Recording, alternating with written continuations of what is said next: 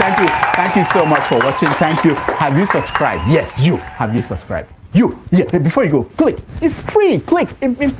Just that's it. Have you subscribed? You're laughing. Have you subscribed? Have you subscribed?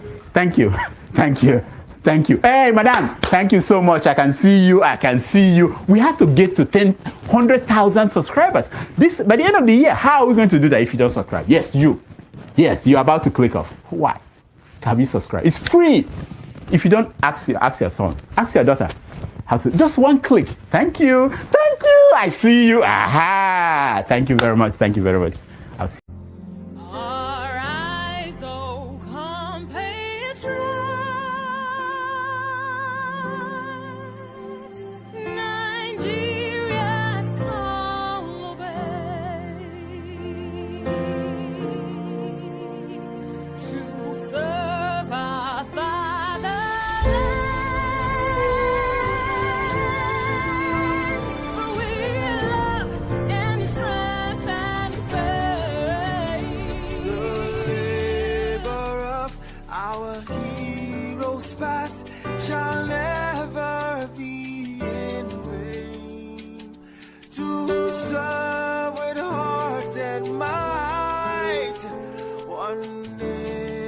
Bound in freedom, peace and unity. Hey, that's so. Yeah. Oh, yeah. Arise, oh compatriots. Nigeria call obey to serve our fatherland. We love and strength and faith. The labor of our heroes past shall never be in vain. To serve with heart and might, one nation bound in freedom, in freedom, in freedom, peace and unity. Arise, my people, arise, my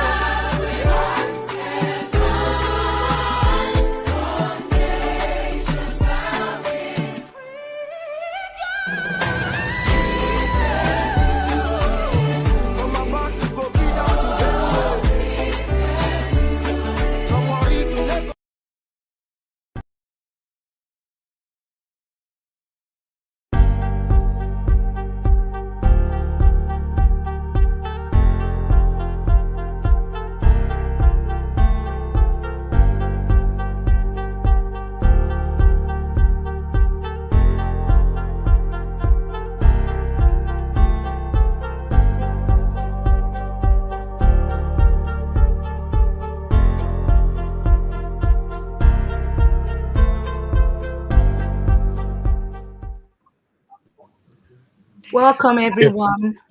Good morning, good afternoon, good evening, wherever you're joining us from.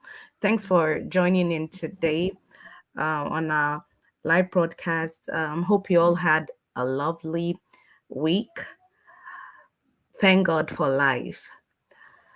Today's going to be an interesting set of conversations.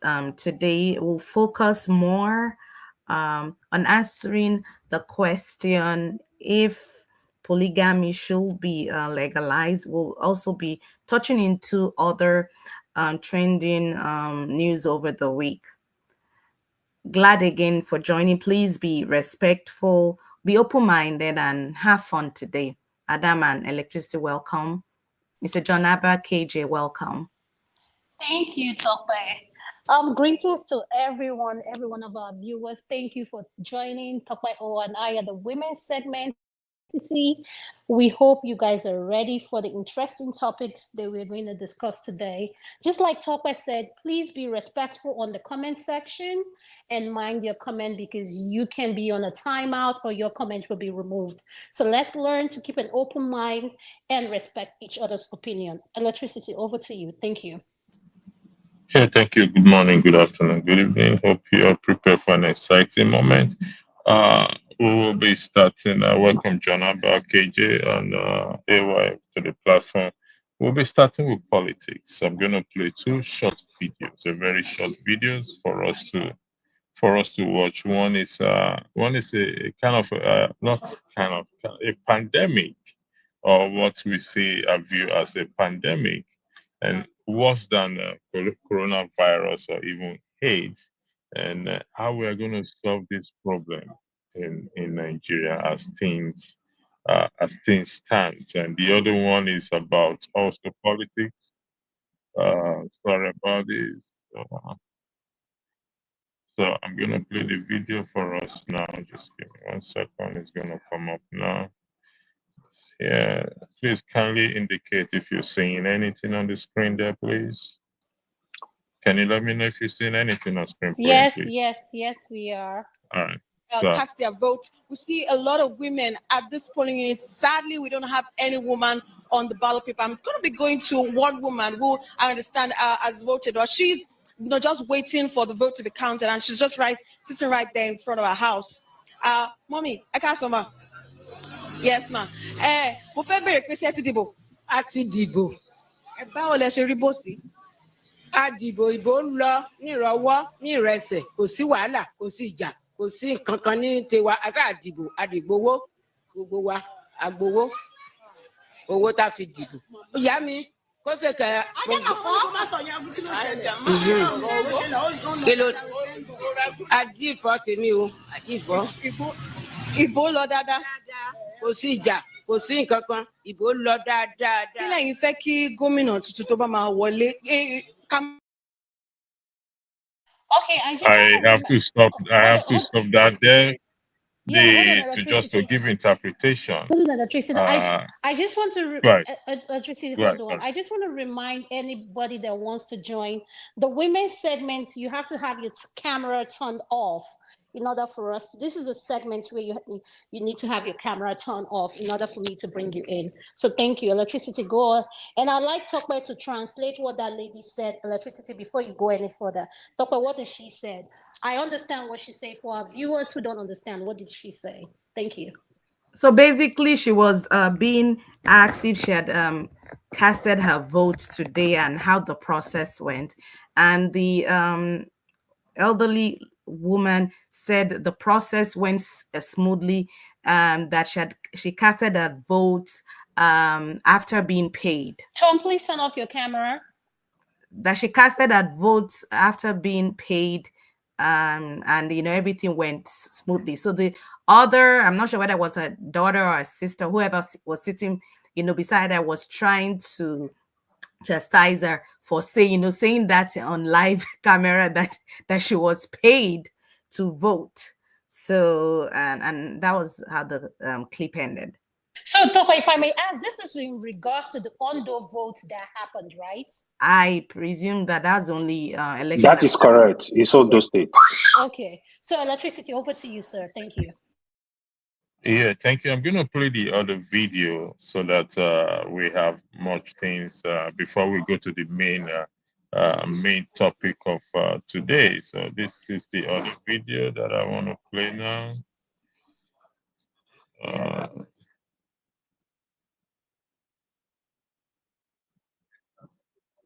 So sorry about this.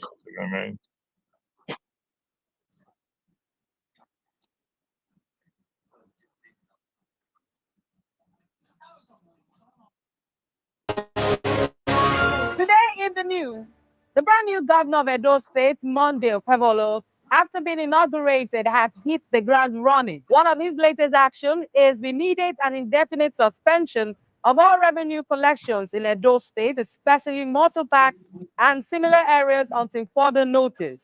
The other is the nomination of Senator Adams Oshomale's son Cyril as Commissioner for Health Designate. One can also guess what the reaction of the public to this will be, even before checking the nominees' qualifications. We'll keep watching events in Edo State. To yet another cherry news, those behind the incessant grid collapse have been exposed. Guess who they are? They are corrupt contractors. This is according to the chairman of the Economic and Financial Crime Commission, Ola Olukoyede. The FCC board revealed that investigations carried out by the agency shows that contractors in the power sector who were awarded projects to supply electrical equipment often opted for substandard materials. He noted that this dubious practice was a major cause of frequent equipment failures, outages, and grid collapse as witnessed recently. But what do we do about corrupt contractors? Maybe the EFCC has an answer. If the crisis in the Labour Party persists, Peter Obi and his obedient movement may have to look for an alternative for 2027. Tanko Yunusa, the national coordinator of the obedient movement worldwide, disclosed this to journalists on Tuesday. Mr. Yunusa says the movement is ready to mobilize and extend its reach after the setbacks of the 2023 general elections. He noted that the movement has expanded beyond the influence of Peter Obi, gaining Okay, could you support stop the video, please? Could you stop it? including the northern region. But which alternative? Okay, could you explain to us? I'm confused. Maybe it's me. What is the second video all about? Come again, please. What is the second video all about? I'm confused. What is it The all second about? video is all about the Labour Party. It appears that Peter Obi is waking up to want to leave the Labour Party with the obedience movement. In that video, also there is this story of Donald Trump nominating Elon Musk to one of his part of his team in the cabinet. So we didn't finish playing that, but it's also included in this video. So that's the aspect of politics we are going to talk about before we I yield the floor to you. Thank you very much. Okay, so before One we minute, start, go Adama. ahead. Go ahead. Electricity, you left out one part that I caught in that clip. It was the appointment of Oshomole's son. No, I didn't leave the part there. It's open for everyone to discuss, to pick No, up. I'm just saying that was the part I also caught in that Caught up. clip. Okay, So yeah. hold on. Oshomole appointed his son as what? No, Monday No. the governor, Monday. I think he Monday. appointed. He's a wise governor. He's a wise governor. So he Yeah, he explained that to elected us. the godfather's son without Wow. checking any qualification from what the anchor lady mentioned, So I All right, guess so that's the payback for the godfather of Edo God for State. that reason that we are talking about, right? So that's his own slot. His son has taken his slot. It has become an inheritance thing now. Wow. Thank you about that. Electricity, I'll start. Uncle KJ, I'll start with you. After electricity, electricity has left. Oh, Uncle KJ, electricity, do you have anything to say in regards to that? Uncle KJ, I'll go to you. Thank you, sir. Okay. Apology, I muted. I said not at the moment. Sorry about that. Okay, go ahead, KJ. The floor is yours. Thank you. Okay, sorry, Dr. Adama. Which one am I intervening in the Oshomole son or the Shomola son? You're talking about the first video where we're still paying for people to vote. So both videos. Thank you, sir. Okay, thank you. The first video, there's nothing to say now. It's our way now. That's what Nigeria has become. I'm even glad the woman collected the money. At least she has not lost anything. So let her get ready for the suffering that will follow. She shouldn't complain because as you make your bed, that's how you sleep on it. As for Shomole, who is surprised? He's only coming to the south now. This is what the North have been doing. You know, Erufai's son is in the National Assembly. So, I can call one or two of them whose children have taken over either in the state or in the national and in the federal. In my state, my former state governor, Teodi Oju, his son was in the assembly. His wife was in the assembly. His son even had a position. They call him, the title they gave him is what? I've forgotten the title they gave him now. When he comes to shop in a supermarket, everybody have to stop and go out. until one day he met his Waterloo when he tried to force an army officer who was not dressed. Why are you shopping? Why I'm shopping? Didn't you see how other people ran out? And the man slapped the guy, and the guys came back from the barrack and gave him a very thorough beating. So what am I trying to say? I'm trying to simply to say that this is this thing that we've been speaking about. We've been calling Nigerians to stand up and confront this situation. If not, it's just going to be changing baton from baton to baton to baton to baton until it can no longer. I don't know when it's going to end. What Oshomole is doing is what have been going on. It's what has been going on in Nigeria. Look at Nyesinweke, is his wife not a judge now? What about Peter Odili? Is his wife not a judge now? Should I go down the road? If you go through all of them, find a way to put their children. Okay, Obasanjo's son is a general in the army. So what are we saying? Is that the kind of country we want to run? Is that the kind of country we want to run? So it's left for the Nigerian people. But I dare to say that it's not new. It's just that now it's catching up around. Most states are adapting that policy, which is so, is bad and leaves a bad taste in the mouth. Thank you, man. Thank you, sir. I really appreciate it. Uncle Jonaba, could you please unmute, sir? Thank you. Welcome to the show. Good evening, Adama, Tokbe, and Electricity, KJ, and Tone, OY, and the rest. Good evening. On the issue of the politics of Edo, it's not just the North, it's all Janaba, over. it's Ondo, not Edo. No. It is Edo, the one that they appointed the son. Okay, all right. Yeah. So the appointment is all over like that. And it's not just a Nigerian thing, it's around the world. The only thing that make ourselves different is that if it is the choice of the people, it's make all the difference. So when people are involved in politics, people are tends to involve. Even if you go to our Christian setting, the so-called GO and all of that, CEO, Baba Gio, all of them put their family in that position. So it's all about interest. And I think we, the African, never understand that and we make it our own thing. When we come to understand that your interest not supposed to be selfish interest, but the interest of your own close is come first. And that is even when it comes to nation building, it become a patriotism that you want to do more for your country because that is your country. It's all the same line.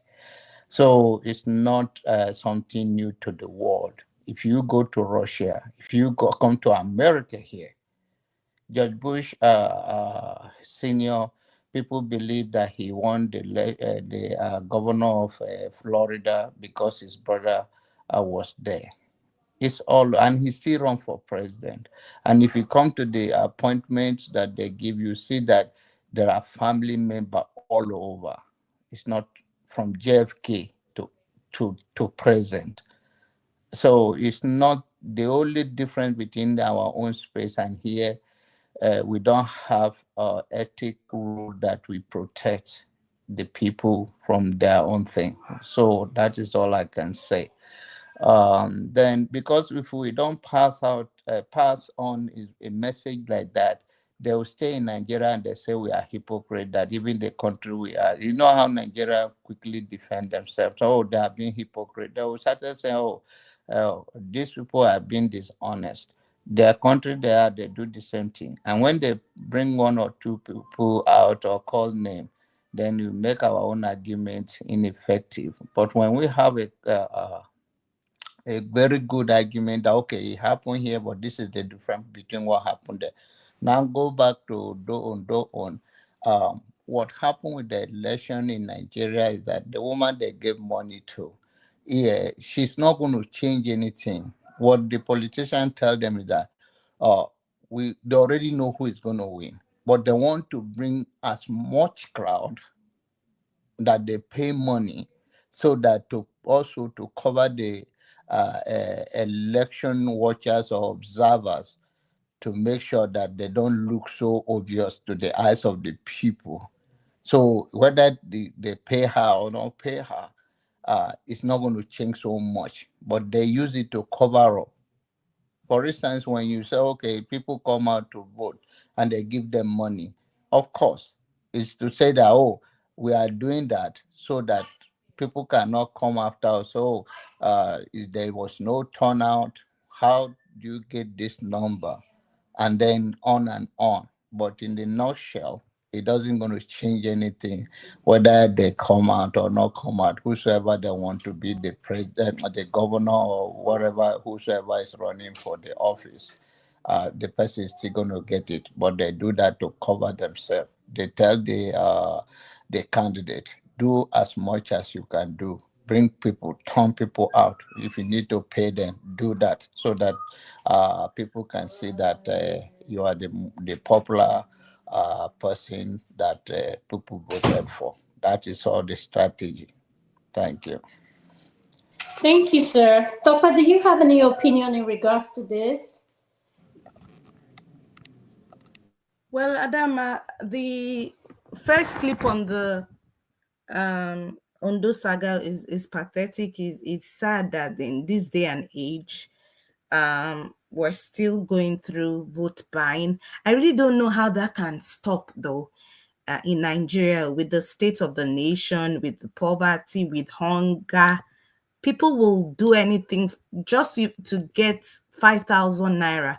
If you convert $5,000 in naira in dollars, what does that amount to? Like maybe $2 or something. But people are hungry. There's hunger in the land, and people would rather take 5,000 naira and know, they can get a meal than, than lose out.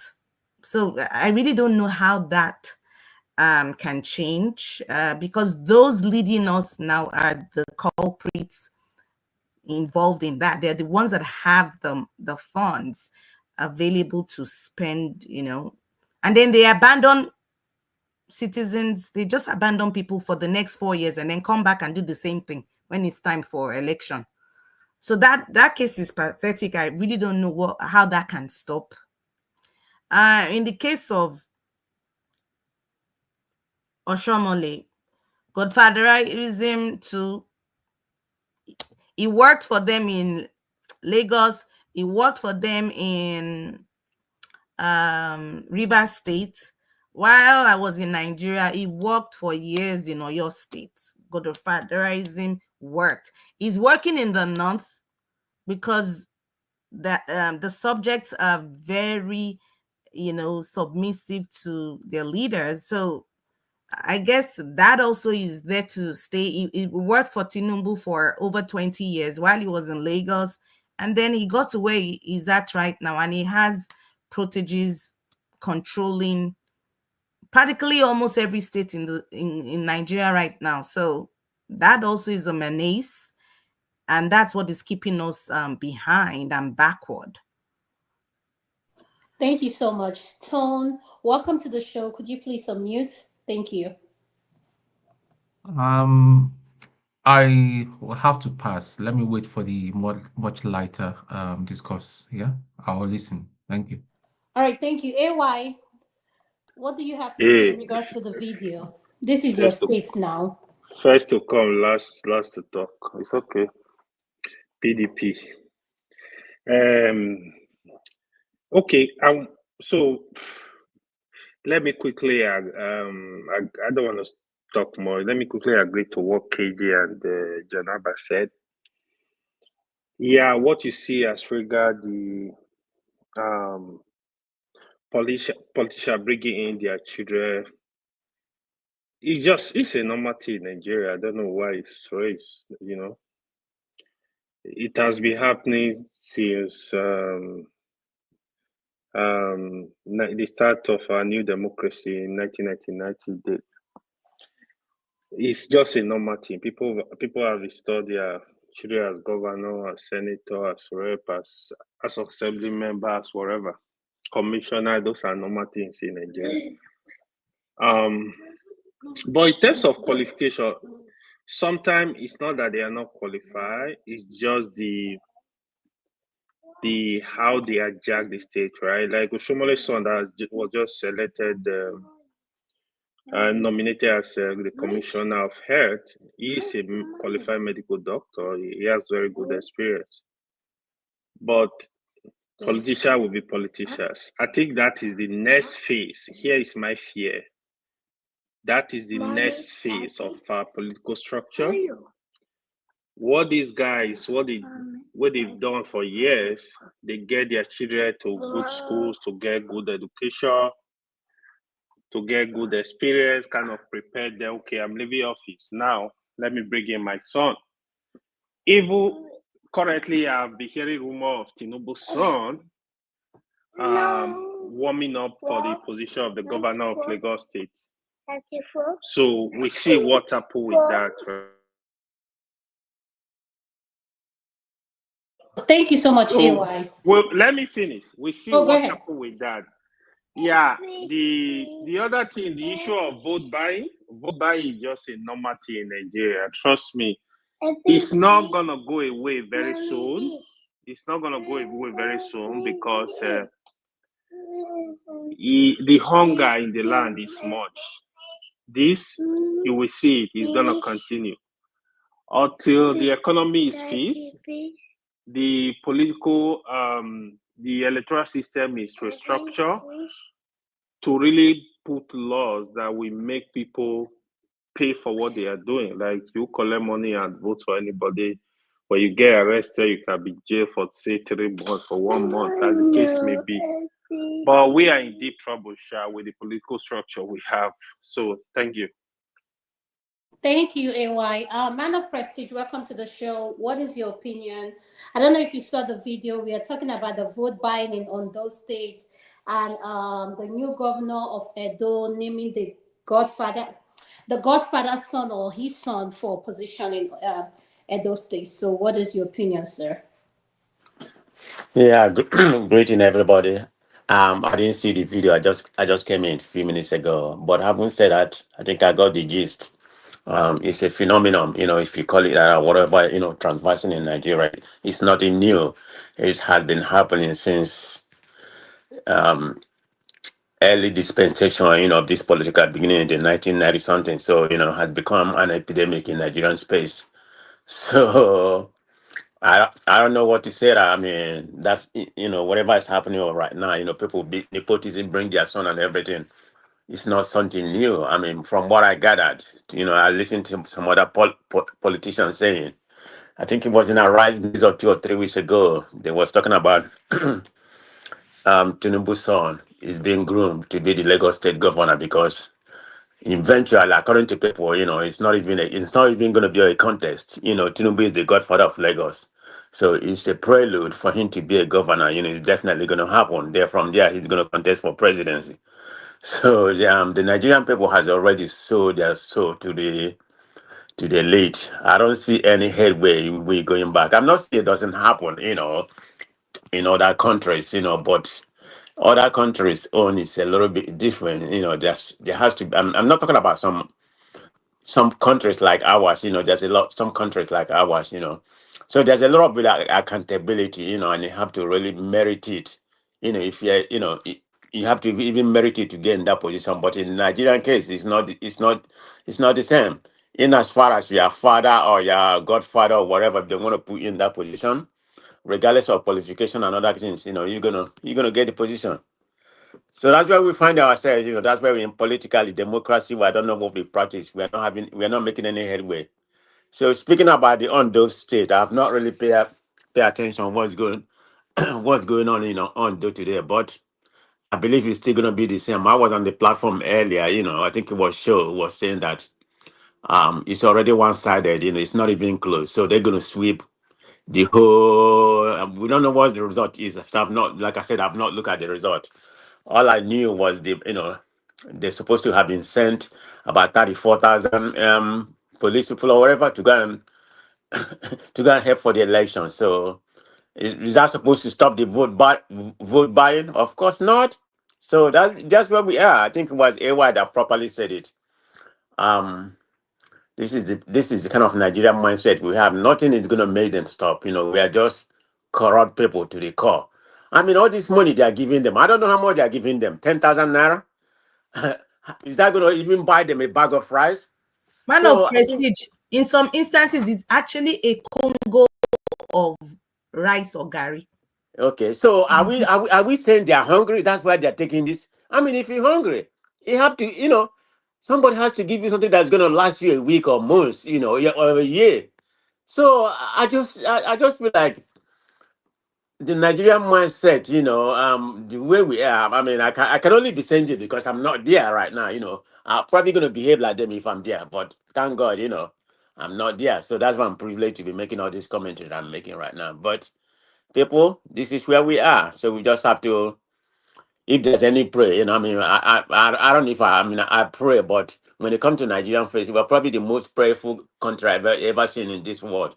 But nothing is happening. So Man of maybe. Prestige, can you stay on that? Because I'm about to ask another question. Then I'll go to, since Uncle Jonaba and Uncle KJ is here. I know, did you hear what the pastor said, that if not his, what is Bishop Adeboye said about, if not for their praying and fasting, $1 will be going for 10,000 naira. So what is this kind of mindset that we have in regards to things? Why should everything be about prayer in Nigeria? Thank you. Oh, you want me to continue on that space? Yes, sir. Yeah, it's a very deplorable comment that he made, because I had some people saying that he's too old. No, he's not too old. You're making an excuse for him, like he's kind of hallucinating, so he doesn't really know what he's talking about. You know what he's talking about. This is the way to cajole the masses, and that's what they've been doing. I'm sorry, I'm not going to say all pastors. I mean, a lot of the pastors in Nigeria are scammers. I mean, I just call it how it is. They are all scammers. Why would you make such utterances? It doesn't even make sense. And the second question: how did he come up with that number, 10,000 naira? I mean, not if you say 2,000, 3,000, or whatever. How did he come up with the 10,000? Somebody say maybe he's a mathematician. That's why you're able to say $1 could have been 10,000 naira. Amen. So prayer is the one that make you to be 1700 today. As of today, 1700, plus. Man of prestige. Yeah. I don't know where I was. I think it was on the platform during the week when I think it was electricity that was actually anchoring the show, Uh-huh. and I think they talked about this. And while I was reading comments, do you know someone actually put it in the comments? And that's when I knew that there was the level of brainwashing, as in I don't think that they were redeemable. Someone actually put in the comments while the clip was going, or while they were discussing it, that that if not for the prayers of Baba Adebayo. Adeboye, that I'm sure that dollar would have hit 10,000. That, so is his prayer that even got us to this Wow. level. You see? That's what exactly what I'm saying.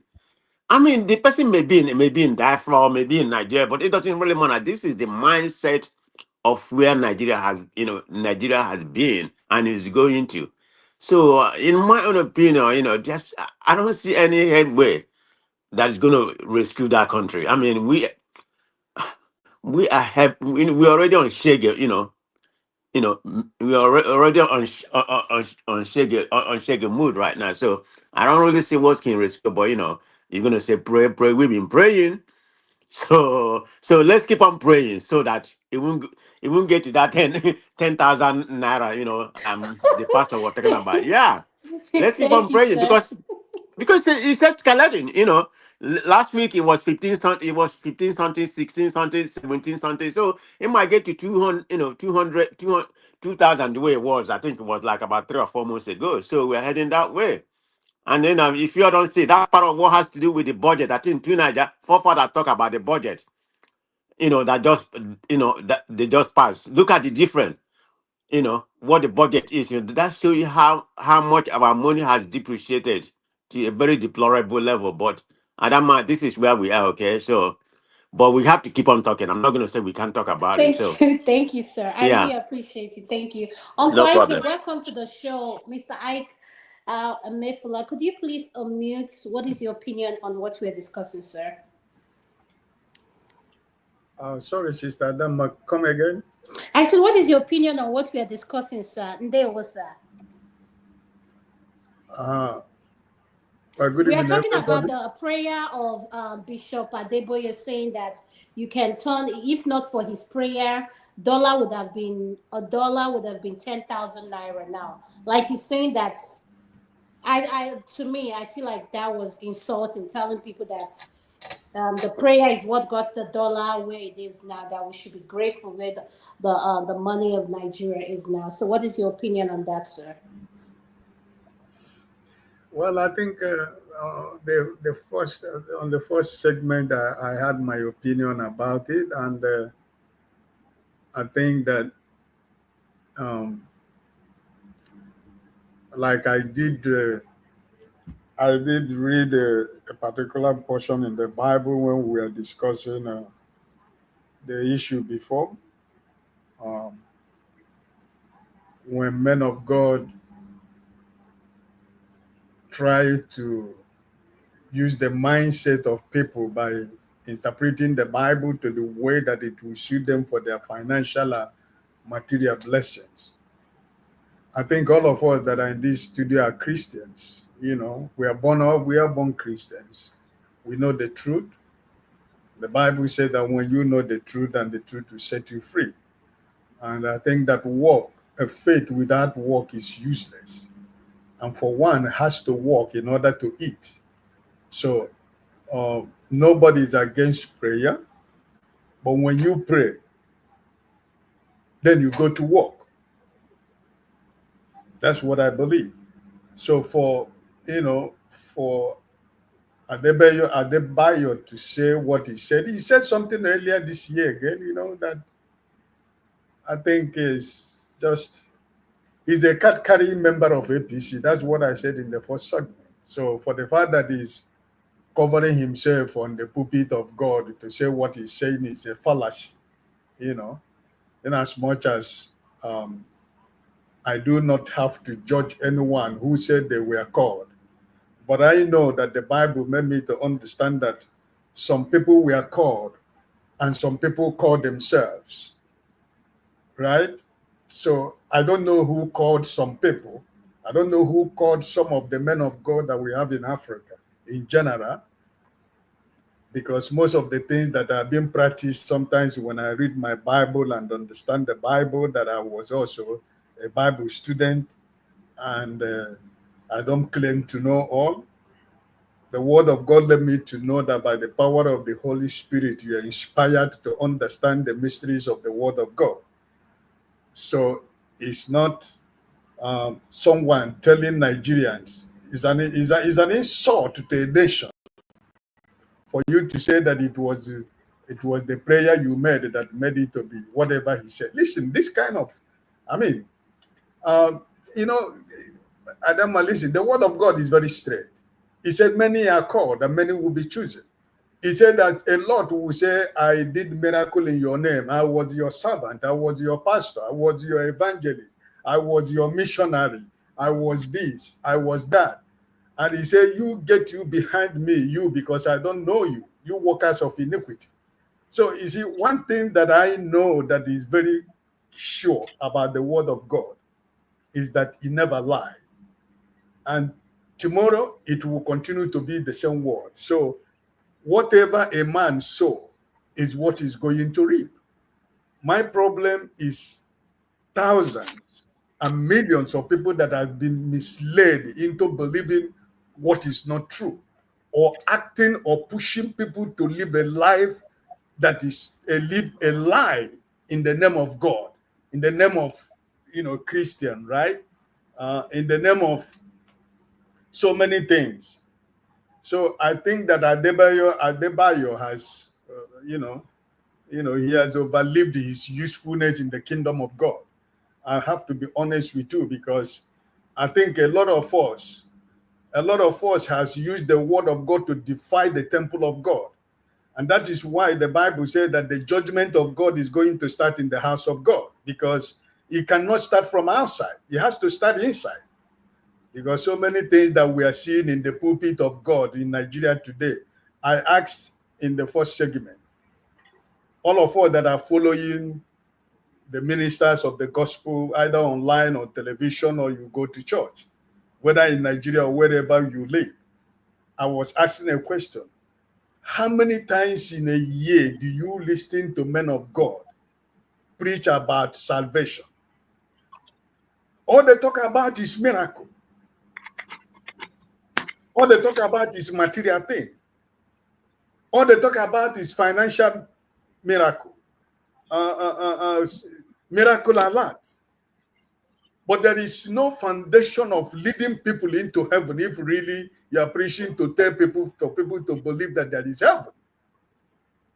The foundation and the principle of the word of God is to teach people the word of God, and which is first of all show them the salvation of their soul. Lead them into living a righteous life, or not to lead them into living a lie. So if you see what is happening around the world today, you don't hear the word of salvation anywhere anymore. It is all about miracle. It is all about signs and wonders. It is all about, those are the things. And those are the things that people, the men of God, see that that's what the world want to hear. And they're taking advantage of a lot of people. And, it is sad. It is sad that for me personally, as a Christian and as a man who stand on the pulpit to preach the true gospel of Jesus Christ, because the last thing every man of God is supposed to do is to lead your congregation into hell, because that is what most of men of God is doing. They are leading a lot of their members into hell, and because it has been placed in a situation that you cannot. Christians has no power to question or to query the man of God or the man of God or the pastor or the evangelist or whatever. They're taking advantage of everything. But I think that the way I grow into the ministry, I give people the opportunity and the privilege to make sure that you do the right thing and you live the right life. So I think that it is sad in Nigeria today that Adeboye has exposed himself, not just today. It has been doing that all together. So I think it is very, very sad for somebody to play on the intelligence of Nigerians through using the word of God or using the Bible, using the name of Christ to play in the minds and the intelligence of Nigerians. So totally, I am disgusted with that statement, and I think it is a shame that we are talking about this, because this is why some people who we claim that they are unbelievers. That's why when they see us act, when they see us live our life, and they begin to ask you, you say you are born again, you're a Christian, but look at your life. That's why we cannot convert anybody. How many Christians today can convert a soul? You can't convert a soul because you yourself is not converted. You are not even a Christian. You are just claiming to be one. So, my sister, listen, the kingdom of God has been, bastardized by a lot of people. And that's why I said that a lot of people call themselves. And there are people that are really called genuinely by God. So I'm not going to paint everybody with the same brush. But Yes, I know sir. that the people like that, people like Adeboye, the respect that people give him in Nigeria and around the world, he should know that what he said is not something that is supposed to come from him. So I am really pained for what he said, and it is disgraceful. After what he said the other time, he came out after some months and began to say they should forgive him for what he said, and now he said another fallacy again. I mean, listen. Yes, sir. Thank you so much, sir. Thank you, sir. I'll go to Forefather. Forefather, what is your opinion on this? Given that the First Lady of the country led a prayer on behalf of Nigerians, so what is your opinion on that? Thank you, sir.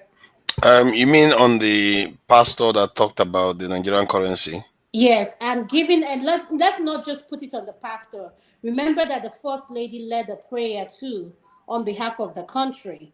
So what is all this prayer thing going on with us? Thank you, sir.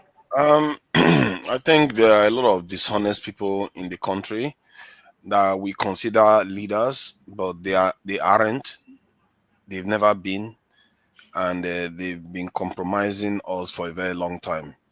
You know how I talked about when we got our independence, the people that took over were their collaborators, were the people that were working with the British against their own people for generations. I think since 1900 something till 1960 something. So generations of them have worked with the British. You know, I used to watch TV programs in Nigeria those days where you have those men with short knicker, they will wear this hat and they will be in court interpreting for the white judge, and then the person will be telling the locals on what the white judge is telling them. So those people are the ones that became elites in Nigeria today when the British left, and they never pushed them. Normally, in a nation that gains independence, those people they get pushed. So what we are seeing right now are manifestations of those people's control of the country.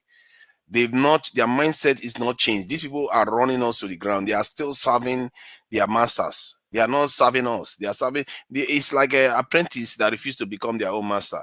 They refuse to grow. They just simply refuse to go. They act like children.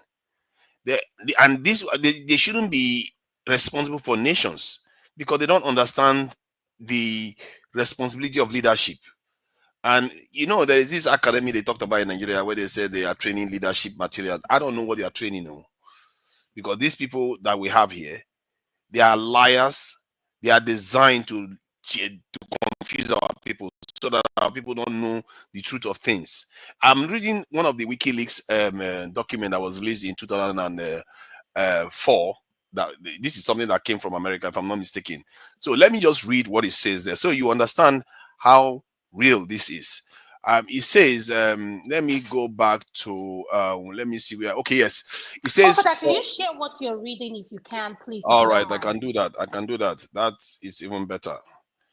So so this is the WikiLeaks page. In short, I'll bring the WikiLeaks page itself so I can share both, because I printed it out in PDF format too, so that I can have record of it.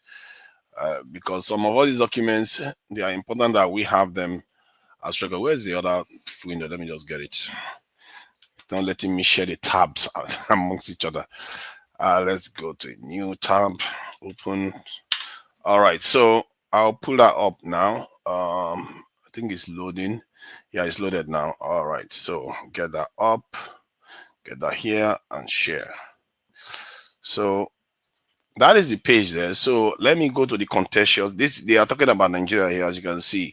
And let me give you a heads up on, it says show header. You see the document? And this is WikiLeaks website, as you can see. Yes, I can see what you're sharing. Okay, good. So I think, let me find where the area I wanted to read, because it's long. I just got the document link just now. Contentious issues between the USG. I don't know what USD mean. I think it's something to do with US something. And Nigeria. We should look to respected intermediaries and messengers who are held in high esteem by Nigerian officials, either distinguished African American leaders or other African officials who enjoy access in Nigeria, regardless of what they hear from the media. Average Nigerians place great stock in the opinions of local religious and traditional leaders, and can be influenced both positively and negatively by such people. In both the North and the South, traditional and religious leaders play an increasingly important role as one moves away from urban centers and as literacy levels decline. So that is it there in black and white. Sometimes you just have to know these things even without seeing these type of documents, but you can see it for yourself. So, and I've even read one from the this in the US Air Force page where they literally said, you know, to influence Africans is very easy. You just give them money. They get the term they use is that they get outsized returns for what they do with Africans. We are so we run our own people down easy. We don't even value our own people. If you give our people $5 million, $10 million, and for them that is nothing. $50 million is nothing to them to maintain control. And because the money where you are going to spend is going to go back to them anyway. Most of the things we buy goes back to them. It doesn't matter. And our people are willing to sell. It doesn't matter. So this is what we are dealing with. And that pastor, what he said is a disgrace, because he knows full well what he's saying is wrong. It's not true. He literally said that these prayers saved the Nigerian currency. This is what he calls saving. The currency is in trouble. The Nigerian government, do you know Nigerian government had to borrow money to even keep the currency like this? So why bother changing it? Because of the move of the currency, inflation has risen, jobs have been lost, instability have been created. People have started running away with money, the money that they have in Nigeria, and taking it overseas, all because you don't want to defend the currency. Are you serious? The consequences of that action, is it not more expensive than the currency you were using, the amount you're using to defend the currency? If you wanted to say you want to reduce, let's say you are using $10 billion to defend the currency annually, and you want to reduce it, you can do a managed depreciation. Let's say you move from 600 to 700 or to 800, not float it for currency speculators to start harvesting wealth from Nigeria. Where do you think all those wealth go? It went into foreign hands, because they can invest and they know when to invest, and they would know when to pull it out. Thanks to these our compromised leaders, they know how to harvest money from our country, and that's why Okay, they're so always for happy that, the with him. question I want to ask you, what part do you think the first lady plays in all this? For her to be the first lady of the country, leading this prayer, do you know, I never knew our first lady was a Christian. I always thought she was a Muslim. I never knew she was a pastor or something. I may be wrong. I never knew that. So what part does she play in leading this prayer for the nation? She's Why just one are of we those so officials. obsessed with prayer? No, Adama, she's actually an ordained pastor at Redeemed Church, just so you know. She is? Yes. Wow. Yeah, she is.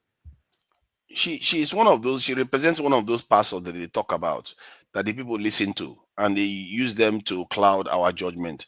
They use them to kind of keep a kind of cloak around Nigerians, so that Nigerians don't see what is going on with them. All we see is them in our face. They don't know the forces that are acting on our people. If our people knew what they were up against, they would be alarmed that their leaders are even stepping out of that country to some of all these countries. They will be extremely alarmed. But how can they know when these our elites are telling them, it's just prayer? Prayer is the one that made the currency stabilize. Go and pray more. Pay your tithe and pay your first harvest, as they call it. This is the nonsense they do to them. They lie to our people. No, it's called first fruits. He said first fruit. I thought it was two Nigerian juju worshiper. You know, good Can I say something? Thank you, Uncle KJ. Could you please go on your next, sir? Thank you tonight. Okay. Yes, I'm speaking as a Bible carrying, tongue speaking, hand laying, church going Christian. Preach it, Pastor. Preach it, Pastor. And I have no apology. Need to tell us all that. In fact, I'm a Christian apologist. So, having said that, I want to say something, put it very true, clearly also. God does not give half bread. When God wanted to give manna to the children of Israel in the desert, He knew the number. He knew the number was about 600 or thereabout. But He gave them far above the number, so that He said, pack as much as you want, but don't keep it overnight. So that every morning the manna was present for them to eat, if you like, and bath in it, whatever. But you cannot keep it overnight. So I believe if I juxtapose what the pastor said against what I've seen God do in the Bible, and when He decided to bless people like Solomon, Abraham, and the rest of them, He didn't give them just enough to keep them. He gave them more than enough. That's why we call Him the more than enough God. So, having said that, I also know that sometimes, no matter how anointed a man is, at the highest point, 99.9 or 100% of your anointing, you are still a normal human being, open to every temptation every human being goes through. So, what does that mean? It simply means that even if Adeboye had been speaking facts all this while, what he says sometimes is still subject to human faults. And so is able to also say something that does not match. Is that in the Bible? Yes. Peter was trying to protect Jesus and said to him, whatever you do, in fact, whatever happened, I will never leave you. I said to him, today, before the cock crows 3 times, you're going to deny me. Okay, and that exactly came to pass. Okay, I'm just putting these things forward so that you know that what Adeboye had done has come not because he's not a man who God had used in the past, but because even at that point, you are still a normal human being. God can give me a message to Adama, but when I want to deliver the message to Adama, I will bring it through my own personal idiosyncrasies, for lack of a better word, through my own faults, through my own personal weaknesses. So, and that message will come out that way. Does it mean I didn't hear from God? I heard from God, but have I delivered the way God wanted? No. So that I don't go too far, there are people like let me deal with Adeboye first before I go to the pastor who is trying to pray. Now, Adeboye's judgment may have been not on a very 100% on that day. It's possible that he prayed, but it's not the only one who also prayed for Nigeria. And if God wanted to answer, like he said, let me not say I'm too sure, but let me say that from what I see God do, he will have brought it to 1 naira equals to $1. It's not difficult for God to do because he can just turn around everything overnight. But that didn't happen. So to have said that in the first place, it's like what I said the last time he said he drank tea with God, or he drank tea with Jesus and all that, and people were castigating him for that. And I said to them, you see, such a thing is not meant for you to speak to people who have no work with God, because those who have worked with God, we know what you're saying, talking about. But those who have never had any work with God, we say you are speaking fallacy, because it is not possible. It's not thinkable. It's beyond the mind of a normal human being walking the street that you can meet and drink tea with a spirit called God. So, okay, let me understand what you're saying. Are you saying that what Adeboye told the Nigerians is please now is a calling from God that we are not capable enough because we are not in the spirit like he is to understand what he said? Is that what you're saying, sir? No, I was painting plenty pictures, but let me break it down. Let me just go straight to the one. I'm saying that what he said didn't align with what God had been doing in the past in the Bible. And it could be just one of those times of weaknesses in a man's spirit. That's one. That's what I'm trying to say. But I just try to, to show that there are other positions in the Bible where this kind of things have happened, but it went beyond what he's saying. Because if God wanted to stop the naira, he would not leave it at what it is. He will bring it to zero. I mean, maybe 1 naira to $1. It's not going to be 1 naira to $1,500 because, I mean, if you also look at that properly, you will say, why didn't he pray that there be food everywhere in the street of Nigeria, that even people will not have the need to even look for money in the first place to buy the food? Everybody will have enough food since that is done. So it's subject to being a bit, not sitting properly with me, Then, but we also know there's political Christianity. The political Christianity is the one you carry money and give to so many people and tell them to go around praying for praying in Nigeria, pray for Nigeria. And then huge sums of money are budgeted for prayer purposes. And those prayer purposes, nobody ever asks them for the result of the prayer. That is what I think the wife of the president wants to do, because in such a way you cannot ask for results. It's not a contract, so you cannot come and say, okay, so when I don't pray, how many hours when I pray? Okay, what did happen through the time when I pray? It's not there. So is that this prayer they're going to pray, is it going to be budgeted for? If it's going to be budgeted for, who is going to pay? Is it coming from government coffers?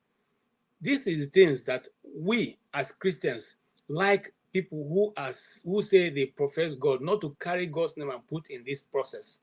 Because when you do that, you are not robbing God of the right way, because you are showing yourself and bringing your personal faults into the judgment of people concerning God. They are using you as a yardstick to judging what God can do which is totally rubbish, because what you are saying and doing is not what God Can I have would 1 have minute? done. Yeah, All right, thank you. leave it Thank at you. that. Thank Thank you, Uncle KJ. AY, you can have 1 minute. And after that, Mr. Okay. Adewale, welcome to the show. You'll be next. Go ahead, AY. Maybe I 1 should minute. just have my time. Okay. Thank you, So madam. I want to quickly comment on what KJ said. To be honest, it's very sad. KJ is speaking at this level. I think I begin to really think our solution is very, very, very far, because when we can't see things and say that the way they are, the country is in danger. I have said it. My position on religion in Nigeria is keep religion in religious centers and in our houses. You are a Muslim, keep religion in your mosque and in your house. You are a Christian, basically remove religion out of public domain. It's the country that have developed scientists, the best engineers. You don't use religion to develop. We have enough to thank God for. The air we breathe is sufficient. When you are a man of God, stop disturbing the public domain, telling people, if not because of you, Naira would have been. This has nothing to do with religion. This is economics. You have to bring in people that know what they are doing to keep our Naira at that level where it's not gonna like fall. You're even saying it's more like you just gaslighted the whole country. American election, during before American election, I heard a lot of pastors. Oh, I saw a woman. Now, let us all stop all this nonsense. When I was in university, usually want to go to school, you enter a bus, they say, oh, let's pray. Oh, I cover this. I said, listen, our problem, it is better for all of us to move to the governor's office and say, listen, fix this road for us. Roads are not good. That is why we kept praying. Still, accidents are happening every day. People are dying every day. Then they call witches.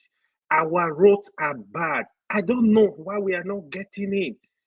I have friends that are Muslim, that are Christian, that live in America, cannot live for years. They will tell you there is no day they go from one city to one city. They are cambashing, they are covering the tire with blood of Jesus or whatever. This is not how to build a nation.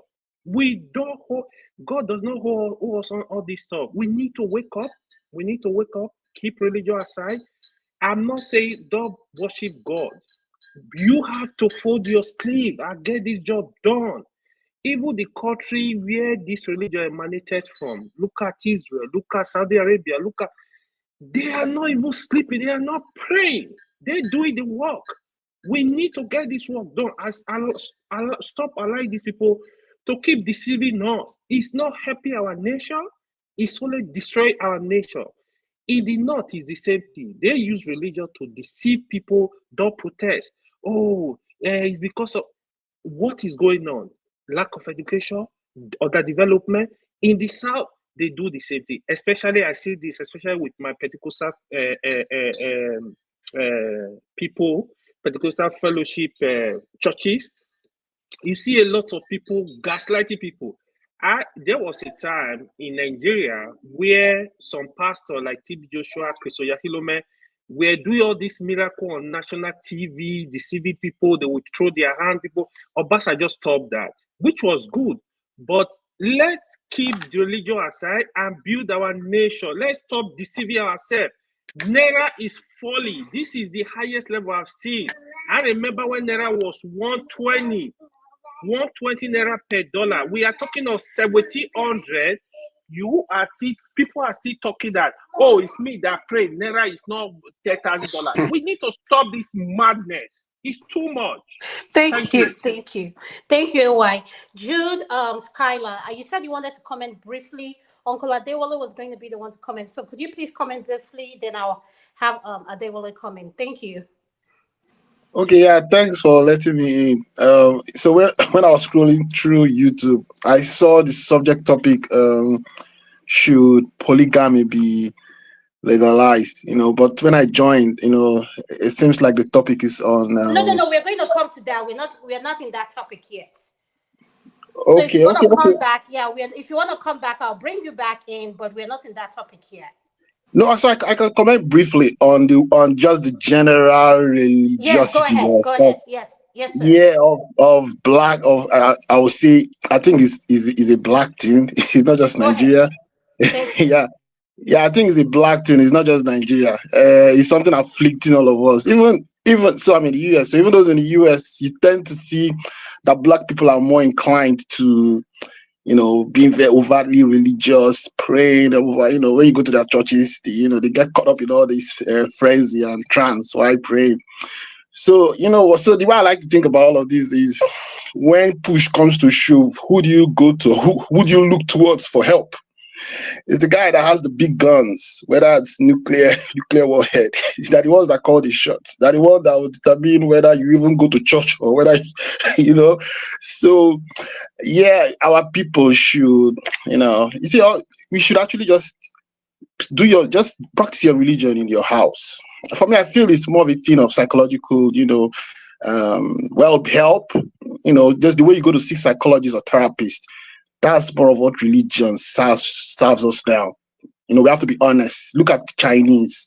Are they really religious? But look at they have the second largest economy in the world. They are in space. That's the type of religion we should be practicing now. Because even the Pope, the Pope is protected by the nuclear arsenal of EU and NATO. The Archbishop of Canterbury, the same thing.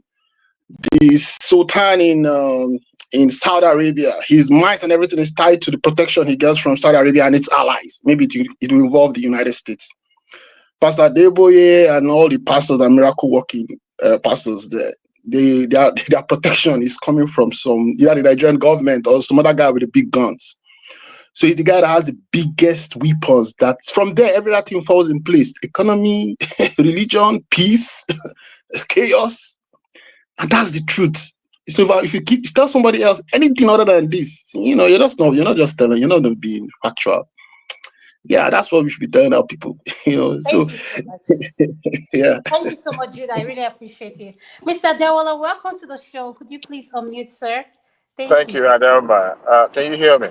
Yes, I can hear you, sir. You know what? Welcome. I must commend you. You brought me back to Dr. Damage's show. I haven't been here in a very, very long time. Thank you, sir. I purposely stay away from the show because of certain characters. Not everybody that comes to the show are of questionable character, but there's some good panelists among those who feature on the show every week. But there are some that I cannot in good faith associate with. But kudos to you. I like your show, and Thank you so much, so sir. I far. really appreciate you. Thank you, Um, sir. Speaking on, I posted something in the comment section briefly.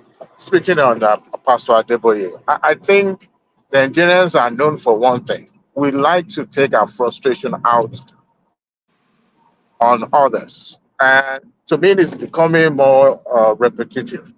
Look, Adeboye wasn't talking to just ordinary people like you and I. He was addressing his congregation.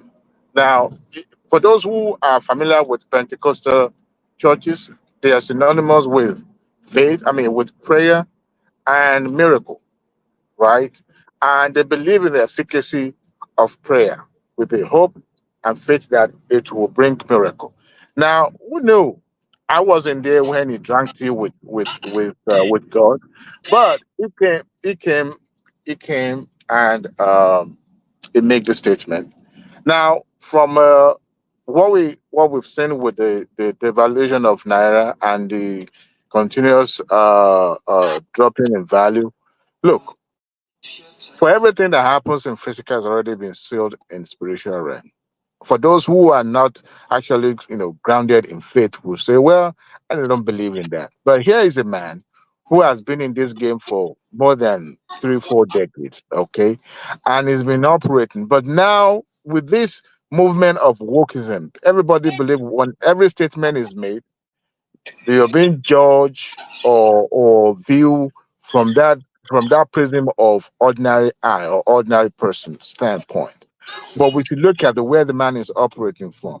You don't have to believe in what he said, because now it seems everybody wants to be generalized. Well, that cannot be possible. Yeah, it is possible.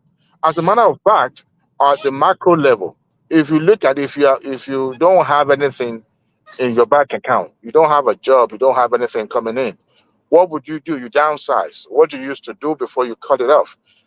Our foreign reserve was, cutting it off. As a matter of fact, reduced to nothing. And then we also have theft of crude. We don't even know how much is being spent on the importation of fuel every day. And at the end of it all, we were broke. We were so much in huge debt. What do you expect the government to do, to continue in that jamboree? And you don't have anything to bank on. It's only those who have no, we choose to be selective or myopic in our thinking. And I think we also have amnesia, because it's a known fact that anybody coming into government, regardless of the platform the person is coming from, is going to inherit a moribund economy. And as a matter of fact, if nothing drastic was done, it's going to remain in that perpetual. Who knew? Maybe the prayer of the country actually helped, the incumbent, or the way Nigeria is today. We don't know, right? I don't operate from that realm, but we should not Adewale, continue to generalize. full We are disclosure, always quick. We are Adewale, always full No, please, quick please, to. disclosure. NY, don't We are. interrupt him. Let Are him you We a are finish. member of always. APC? Please, We Full are, please, we wait. are, disclosure. NY, we don't are interrupt always him, quick to please. generalize. If this person doesn't speak the same language that I speak, that means that person is ignorance of the topic we're talking about. No, we are not at the same level with Adeboye. He may be speaking something that you and I both not, may not discern or understand, but we should not too quick to say, well, this person is speaking validly, or fallacy. I mean, within the scope that is operating from, he has not done anything that you can consider heresy in Christendom. He said what he believed. Now you don't have to accept it. That's what I'll say. Thank you so much, Thank you, Mr. Adam. Adewale. Please wait, Amma, please. can I talk, please? I Yes, know I didn't please. want to talk Yes, I before. know you're Antonio, I'm coming to you, please. Adeba, can I I just talk to you? Yes.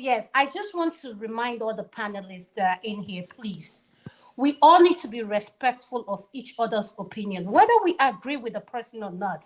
That is their opinion. You don't have to like it.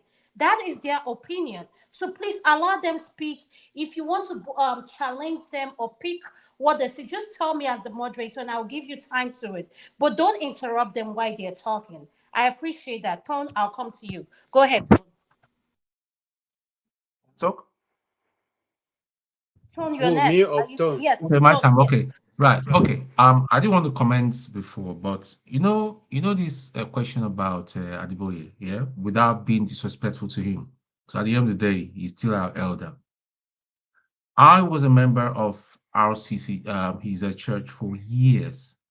See, most people have left. People that now understand what is deception, misinformation, and manipulation, and it will continue until people wake up and start looking to the Bible and study the Bible themselves, understand what the Bible says. These people have been bending the books, manipulating people, telling people if you don't pay your tithe, you don't go to heaven. He came out and apologized for that. But there are so many of catalog of misinformation that he's been misleading people. Now, KJ rightly said that humans, you may have a message from God, but by the time you're delivering it, because you're human, you may miss, the interpretation might be lost in between.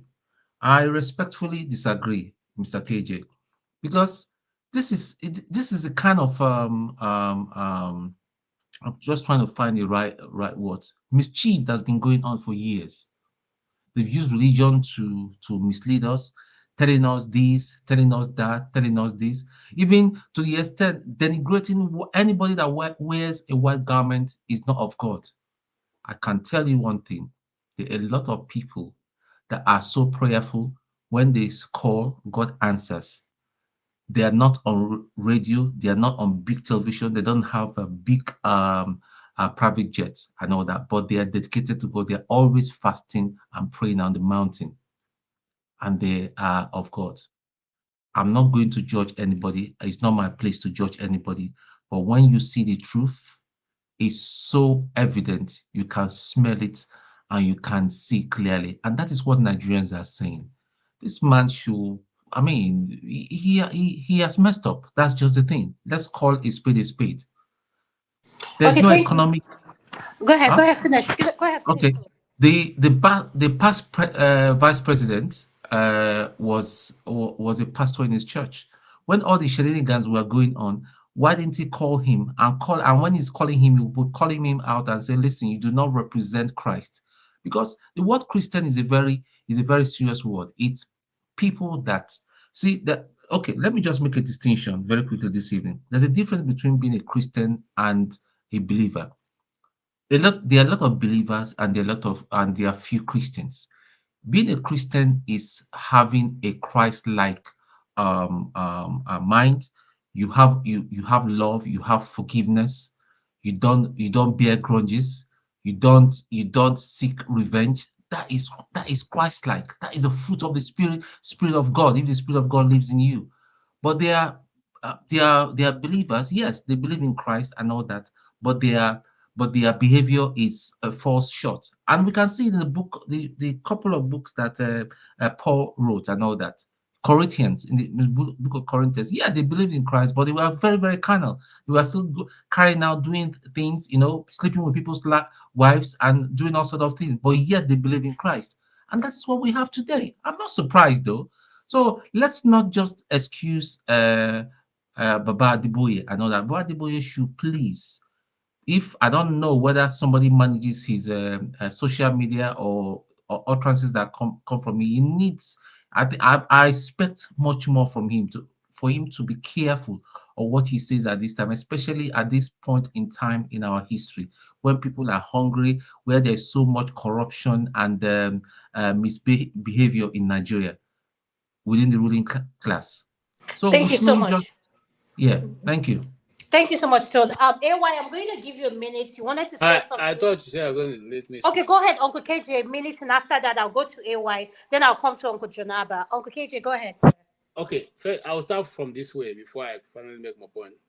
Those people who don't believe in God, but you believe that there's devil shall, Abi, you believe in herbal practice. Uncle KJ, what is your point? Hold on. I'm going to my point. I'm laying my foundation. But you believe there's something like devil. That's something that does evil, Sha. You believe. But you don't believe there's a God. That's one. Put that by the side. Secondly, some of us speaking and condemning Adeboye, we have never even been able to fast for 24 hours one day. We have not. And until you're able to subject your body to a particular realm, you can't even hear anything. Some people who have had conversations, whether you call them whatever, have been able to transcend that realm that you are operating on, and yet you are still being able to condemn them. Adeboye, I know, for instance, fast almost every year, 40 days. So if you want to try whether there is God, go try fast for 3 days and find out whether you hear God or not. But that's a different thing altogether. Okay. You said that there's nowhere in the Bible. I want to take you to a place where people have misinterpreted God when he tells them something. If you go to the Uncle KJ, can you wait? Forefather, I'm going to take you out. And AY, after speaking, I'll take you out. I have people backstage that I need to bring in. And Uncle KJ, after speaking, if you don't mind, I'll just put you backstage because I need you and Forefather backstage, please. Forefather and Uncle KJ, don't go anywhere, please. I just want you backstage so I can bring other people in. So Uncle KJ, after speaking, could you please stay backstage and Forefather so I can bring Forefather? If you can take yourself out. If you need to put me backstage as well, you can put me. Okay, yes, thank you. Bring other people in for me. Thank you so much. Okay, in the book of Exodus chapter 17, verse 6, God was speaking to Moses. The people of Israel were complaining they didn't have water to drink in the desert. And God said to him, okay, you know what? When you get to the mount of Horeb, or otherwise Sinai, point your staff to the rock and water will come from it. But Moses got to that rock. And instead of pointing, he told the people, so you have been angry and you want water. Will water not come out of this rock? And he struck the rock, bam, with his stick. He didn't point. That's totally misinterpretation. And for that reason alone, that was an action that got Moses in trouble. Now, when we say these things, if you don't know the Bible that you are talking about, how do you condemn the man who has been for more than 40 years? That's what he reads day and night. Even if it wasn't true, If the juju people we meet in the corners of the street and all kinds of places are manipulating their system and getting results for us, don't you think the man who sits on it day and night will be able to get results for himself based on what he's reading? You see, we sometimes out of I don't come here to try and sound to be to be right, because I have heard God. You may not have heard it, and I'm not trying to force you to hear it. But I know that Adeboye may have made mistake, but not because he doesn't hear God. It's because that is human nature. We are all prone to it. Thank you. Okay. Thank you, sir. Could you please put yourself backstage? I'm going to give you AY 1 minute, then I'll go to Uncle Janaba, then I'll go to the flagship and the other person. Thank you so much. AY, go ahead. Yeah, Can I get a minute, you please? after speaking, I'll go Yes, to sir. Yes, Vaku. sir. Let me, you see, what Mr. KJ is back again, you see, now it's like we just make it jest of religion in that country, make it jest of God. We need to stop. I have seen where some pastor will say miracle money. Oh, bring out your phone. I'm gonna pray. Money is gonna come into your account. Wait, let's stop all this madness. Me, I'm not seeing this thing as madness. I'm not a Christian. But I'm not seeing this thing as madness. If there is no country in the world that we go asleep, pray to God, and build a nation. No, none. It does not happen. Keep religion in your houses, in your worship places. Stop disturbing the public. Some of them they just disturb the public. We have serious issue to discuss. Looking for. I'm not saying don't believe in God and ask God for help. We should stop deceiving the people. There are a lot of innocent people out there that are supposed to be working hard to get things to do. They need to work hard rather than pray harder. Work hard first. You got to have a plan. You got to work hard. Let's talk. This country, we are in a bad situation right here. And when somebody like Adeboye that have a lot of followers is speaking in this manner, it's not helping the nation. We got issues. What are we not getting right here? We need to understand that people will take all this information and run with this information, and it's not helping them in the end. So we need to stop. It's very annoying. I don't know how to explain this, but it's not helping us as a nation. Take me backstage, Mr. Thank you. Thank you, AY. I really appreciate that. The flagship, welcome to the show. Could you please unmute, sir? Thank you. Welcome, the flagship. Welcome, Wally. Man of Thank you. Thank you so much. Can you hear me? Yes, we can. Are you Oh, gonna thank you. let this guy talk, then I talk, then flagship, or Yeah, please wait, the flagship. Uncle Janaba was supposed to speak. Uncle Janaba, I'm so sorry about that. Go ahead, sir.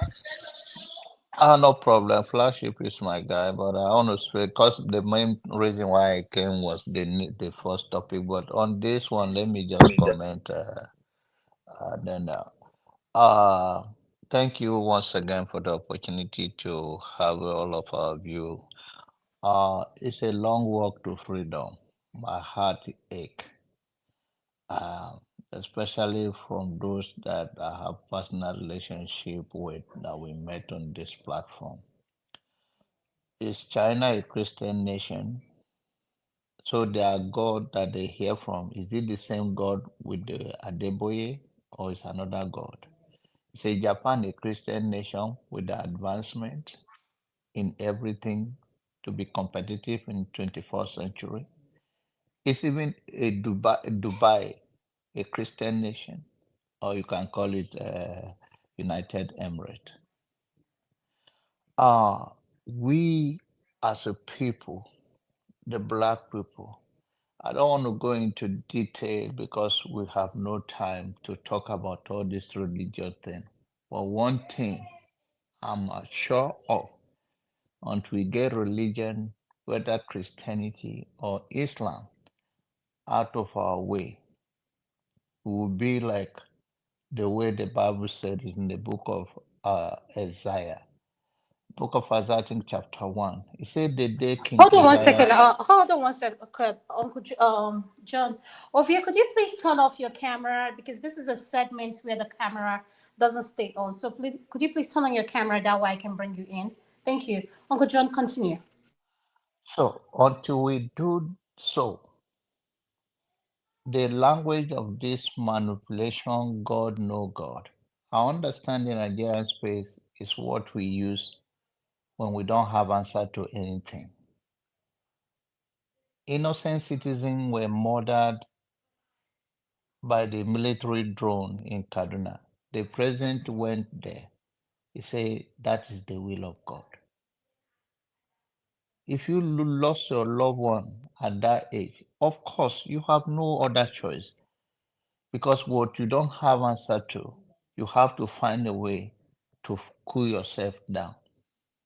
And so many of our people that are talking about fasting, I think by God's grace, some of us have fasted, dry fasting and all of that. Spirituality has nothing to do with your religion. The soul of a human being is more powerful than you can ever imagine. And every book you read, every religious book or a philosophical book that inspires human soul, and you yield to it, you can obtain anything in this world. So it's not a special gift for somebody because you fasted for 40 days or you fasted for 90 days. If anybody subject themselves to seek a deep spiritual answer to their issues, regardless of your religion, you will get an answer. That is how human being is created. So I hope our African brothers and sisters will take this serious so we don't pass this epidemic belief to our children. Because the world will become a joke of the world.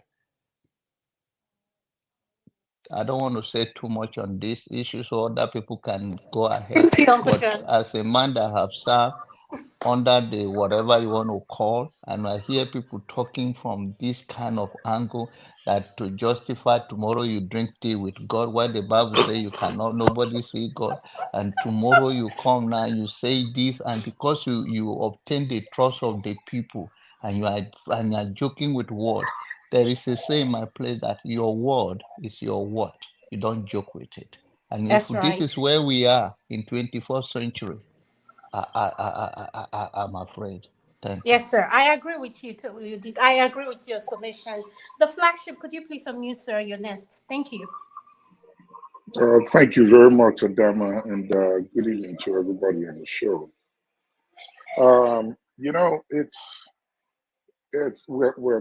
We are actually walking a dangerous path, a very, very dangerous one, with the trajectory that the entire globe is tracking on right now, and Nigeria seems to be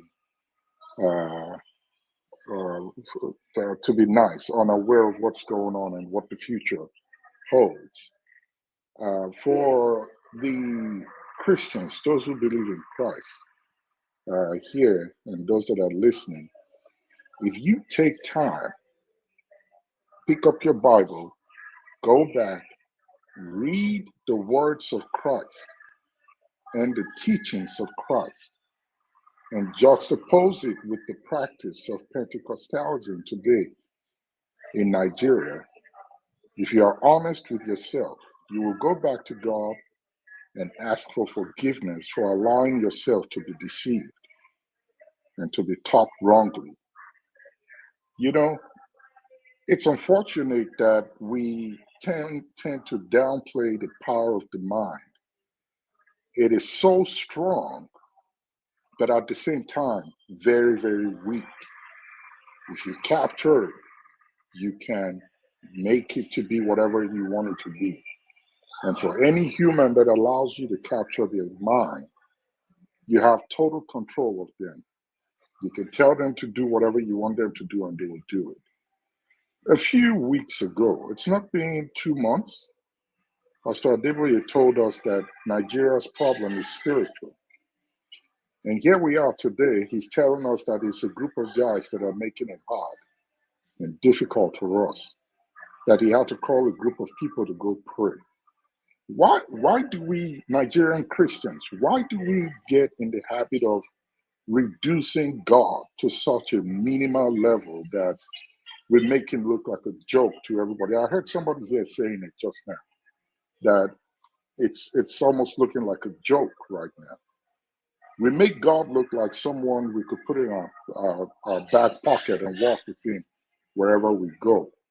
That only one person has access to him and can claim glory in whatever happens. This thing that Pastor Adeboye is doing now is putting the people, most especially his followers, in a very, very dangerous spot, mindset-wise, and position for the next step in global affairs. Nigeria is at the brink of collapsing. I would hate to say it's collapsed, but it's at the brink of collapsing because we have gotten into this habit of leaving our jobs for God to come handle for us. This is what I like to tell my Christian. I'm a believer of the gospel of Christ. Don't get me wrong. I believe in Christ. I believe in God. I believe in prayers. But there's a place for prayer and there's a place for work.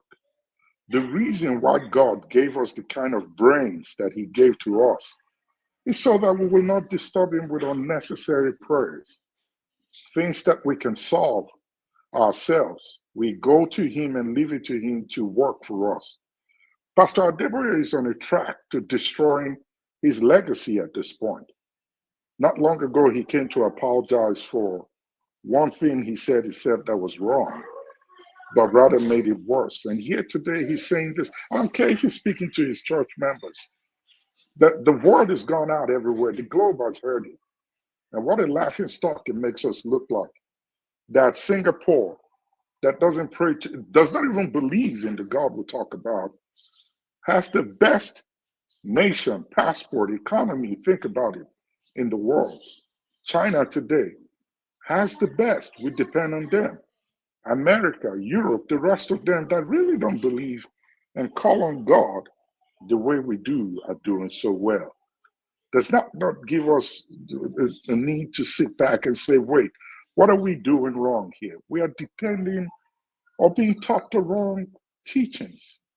I think that at this point, he needs to take the back seat and work from behind and begin to let his people go out to begin to make changes within the society. If not, Nigeria as a nation is gone or will be gone.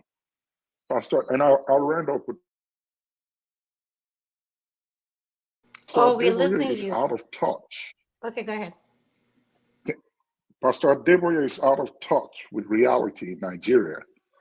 Nobody, he cannot tell me that any one of his church members are happy that subsidy being removed gave them a better life. Can he tell us that his church members are happy that a bag of rice they could afford at 7,000 or maybe, 7,000 because he protested then. They are now paying 120,000 for 3 seeds of tomatoes. They can't even afford it to make a meal. They have reduced them so that the conversation is around boiled egg in many homes today. If you have it on your plate to eat, people can't go to work. They are being paid $70,000, like 70,000 naira, like $35,000 here in America. And you call that God answering prayers? Where was God when the little girl was killed in Sokoto? Where is God when the Christians are being slaughtered in Benue, in the Middle Belt and everywhere? Where is God when Nigeria is being ravished by insecurity today? Why is he not praying? And why is God not answering those prayers? Does he not care about the people that are being killed? So God is concerned about the money aspect of Nigeria only? These are things that should make anyone get upset, and maybe we'll toss the Bible on the side. But it's not helping at all. I think he needs to, if he can, correct this statement and stop speaking. It's high time that we need to stop including religion in state matters. He should separate himself from me. We know the first lady is in his church. We know he has a lot of people from his church that are in government. But please, if you don't have anything beneficial that will change the trajectory for the Nigerian youth today, don't say nothing. They are leaving Nigeria in droves. We are losing a lot. Doctors, nurses, think about it. These are people that provide essential services to the people in Nigeria. If Nigeria goes up in flames today, God forbid, Pastor Adeboye has a helipad in the back of his house.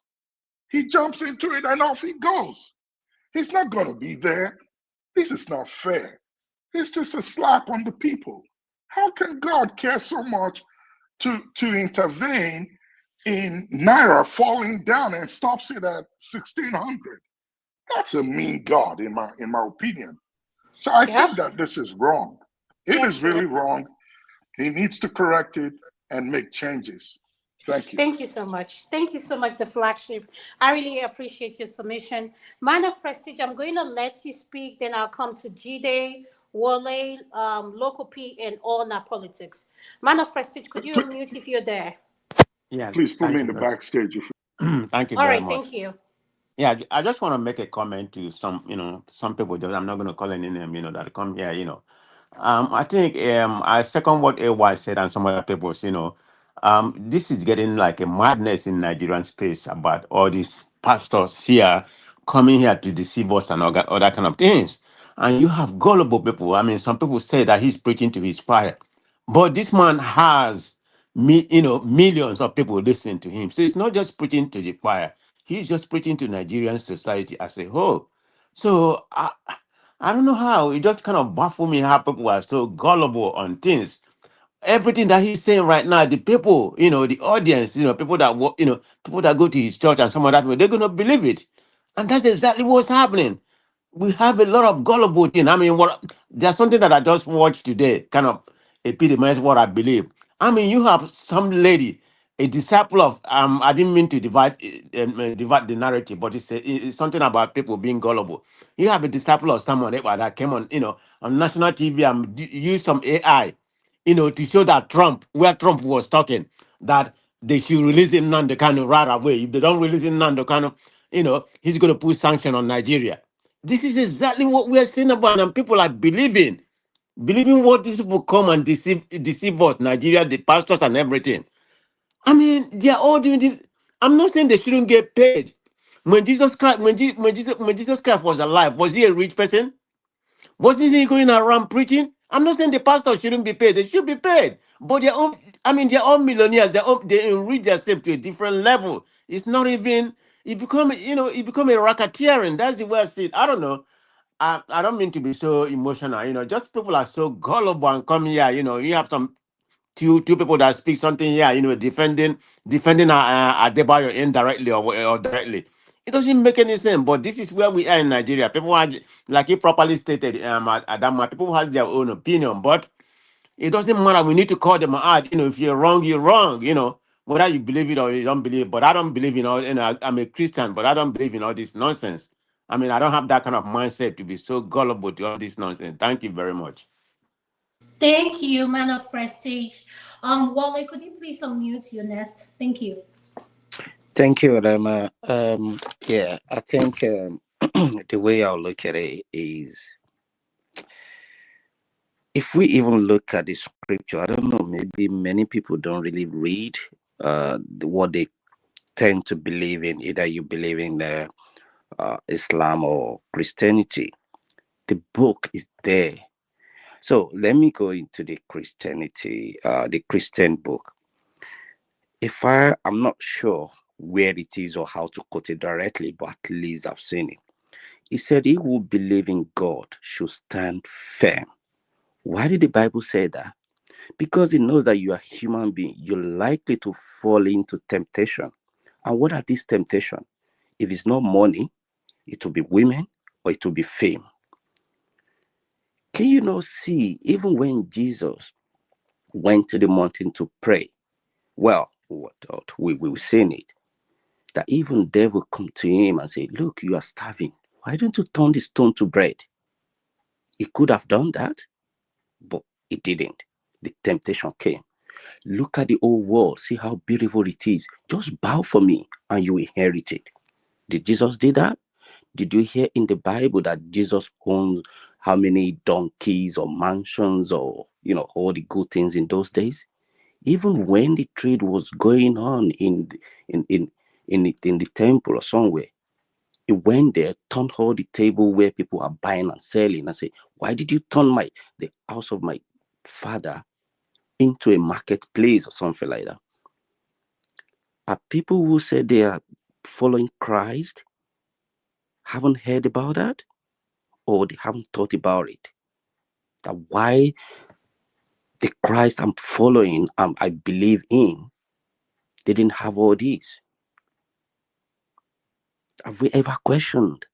Even when the rich man, the tax man said, "Oh, what can I do to get to heaven?" Did he say, "Bring all your money to me"? No. So, which kind of Bible are we reading? Who are we following? If we cannot ask ourselves a critical question and say, which God am I following? And that is even one thing about that. Let's say we even want to worship all the material things in this world. Have we forgotten that one day we're going to go and we're not going to take a pain with us? There's nothing like, "Oh, let me quickly tell my wife, this is my account number. Dad, can you give me 1 second?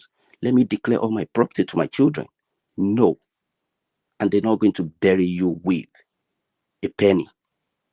If they bury you with the gold, I'm very sure you have to put security guards to be, to be looking after that tomb or something. Otherwise, people who need the gold will come and dig your dead body out and take the gold away. Are we not learning that everything, all is vanity? When we're coming to this world, we come with nothing. What are we going to go with? We're not asking ourselves that question.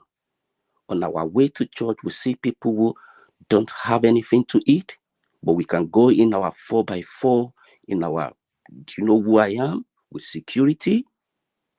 We drove past the road where children cannot even go to school. And when we get into the church, oh, who is ready to sow? We are ready to donate millions. Whereas in our village, there are so many kids that cannot even buy exercise book to go to school. Why are we not doing charity through that way? And those who are Muslims, maybe they forgot that in the Quran that says if you do a good thing with your right hand, the left hand shouldn't know. Why must we go on social media? "Oh, I've donated 10 million for the people who are displaced." Why do we have to do a show off? Is that what God wants? So until we ask ourselves that personal question, if we've been honest with ourselves, we are only deceiving ourselves, not God. We are only doing it just to show off. If anybody is listening, if you're a pastor or imam, ask yourself, if Jesus come tomorrow, or if death knock on your door within the next 10 minutes, who is going to defend you? Your wives, your family, or the show off you've done? So these are the things I expect our religious places to be preaching to people, not the material things. And God is not our mate. God is not man. He will bless even people who don't even worship him. Or simply because they don't worship God, did he stop you from breathing his air? Do you pay for the air you're breathing in? Or because you don't believe in God, rain doesn't fall onto your land? God is not our mate. He's far. He's very close to us and he's far away. He's so close to us that he lives in our heart. He's so small, if you want to put it that way. And he's big, massive, that even this health cannot contain him. Yeah. So who are we thinking God is? Our father, our mate, our president? We need to speak truth to ourselves and stop deceiving Thank you. ourselves with all this religious, "Oh, my religious is better than yours." Why are we even hailing thieves and thinking that, oh, my thief is better than yours, my religious is better than yours? Is that what they're going to ask you when you get to heaven? If you've died before. Good question. So please, let's be honest with ourselves. Let's go to the corridor of our room and ask ourselves that real question between us and God, not in the social media platform or show off form. Thank you so much. Thank you so much, Mr. Wale. Mr. Jude, could you please unmute your nest, sir? Thank you. Thank you so much, Adama. Thank you guys for having me. I have a lot to talk about. I've had everyone talking. I've learned a lot. I've learned some new things and know what's going on in Nigeria and in Africa and all over. So, so I have a lot to talk about briefly, very brief. I heard Jonaba saying something that really hits me to my heart and to my brain. And I think about that thing, but he actually reaffirmed something he said. And I liked what he said. Brother Job Abba said, we have a long way to freedom. In fact, I don't even think we've started. But when he said that, it hit me to the heart and it hit my brain right away and my heart. Like I was pensive for like 30 seconds. So the thing is, we need to understand, because one of the major issues Africans have, why are we Black Africans? Why are we the way we are? Why do we think the way we are? Why do we behave the way we are? Why do we have so much issues? Why are we why do we take the abnormal things as normal? These are critical questions we need to ask ourselves. And we don't ask ourselves enough. And why are we like that? Because we are like that because from a psychological point of view, we have a mental damage called menticide, which every other race do not have. We are the only race that have it. Maybe to some extent Latinos have it, but we have it the most. So what is menticide? Menticide is this is basic stuff. The systematic effort to undermine and destroy a person's values and beliefs. Hold on just a second. Let me just say the definition real quick. Menticide. Just a second. Yeah, the systematic effort to undermine and destroy a person's values and beliefs, as by the use of prolonged interrogations, drugs, torture, education, and to induce radically different ideas. So what are these radically different ideas? We're talking about Abrahamic religions. Abrahamic religions have been in Africa for centuries. Islam came in the Middle Ages, in the 7th century, right? I mean, at the peak of African prosperity. Then Christianity came to Ethiopia. I don't want to digress, but for most parts of Africa, Christianity came through slavery and colonialism. And that was what led to the decline of our civilization and everything. But having said that, we need to understand that the mindset I'm talking about is the destruction of our innate way to even independently think on our own. So if an average Black African is talking, he will be referencing the Bible. The Bible is the most unintellectual book you can ever think of. Like, I'm not talking from an emotional point of view. It's a fact. Scientists have proven it. Philosophers have proven it. Like, if you're talking about the Bible, you can't talk about the Bible without even... If you're a Christian and you just focus on the Bible alone, you're not a complete Christian. You need to look at the historical context of Christianity. If you don't understand the history of Christianity, you're not fully a Christian, because you need to be fully educated to know what being a Christian is, not just from the Bible. Even the Bible, the Bible that we use in Nigeria, the Bible that was introduced to us and everything, we don't even understand the historical context. Who is even King James? Who is King James? King James was a murderer, was a kidnapper, he was a pedophile. King James, the same King James Bible. I don't want to go into King James as an individual. The so-called Bible, do we even know the history of the Bible? Do we know the political context of the Bible?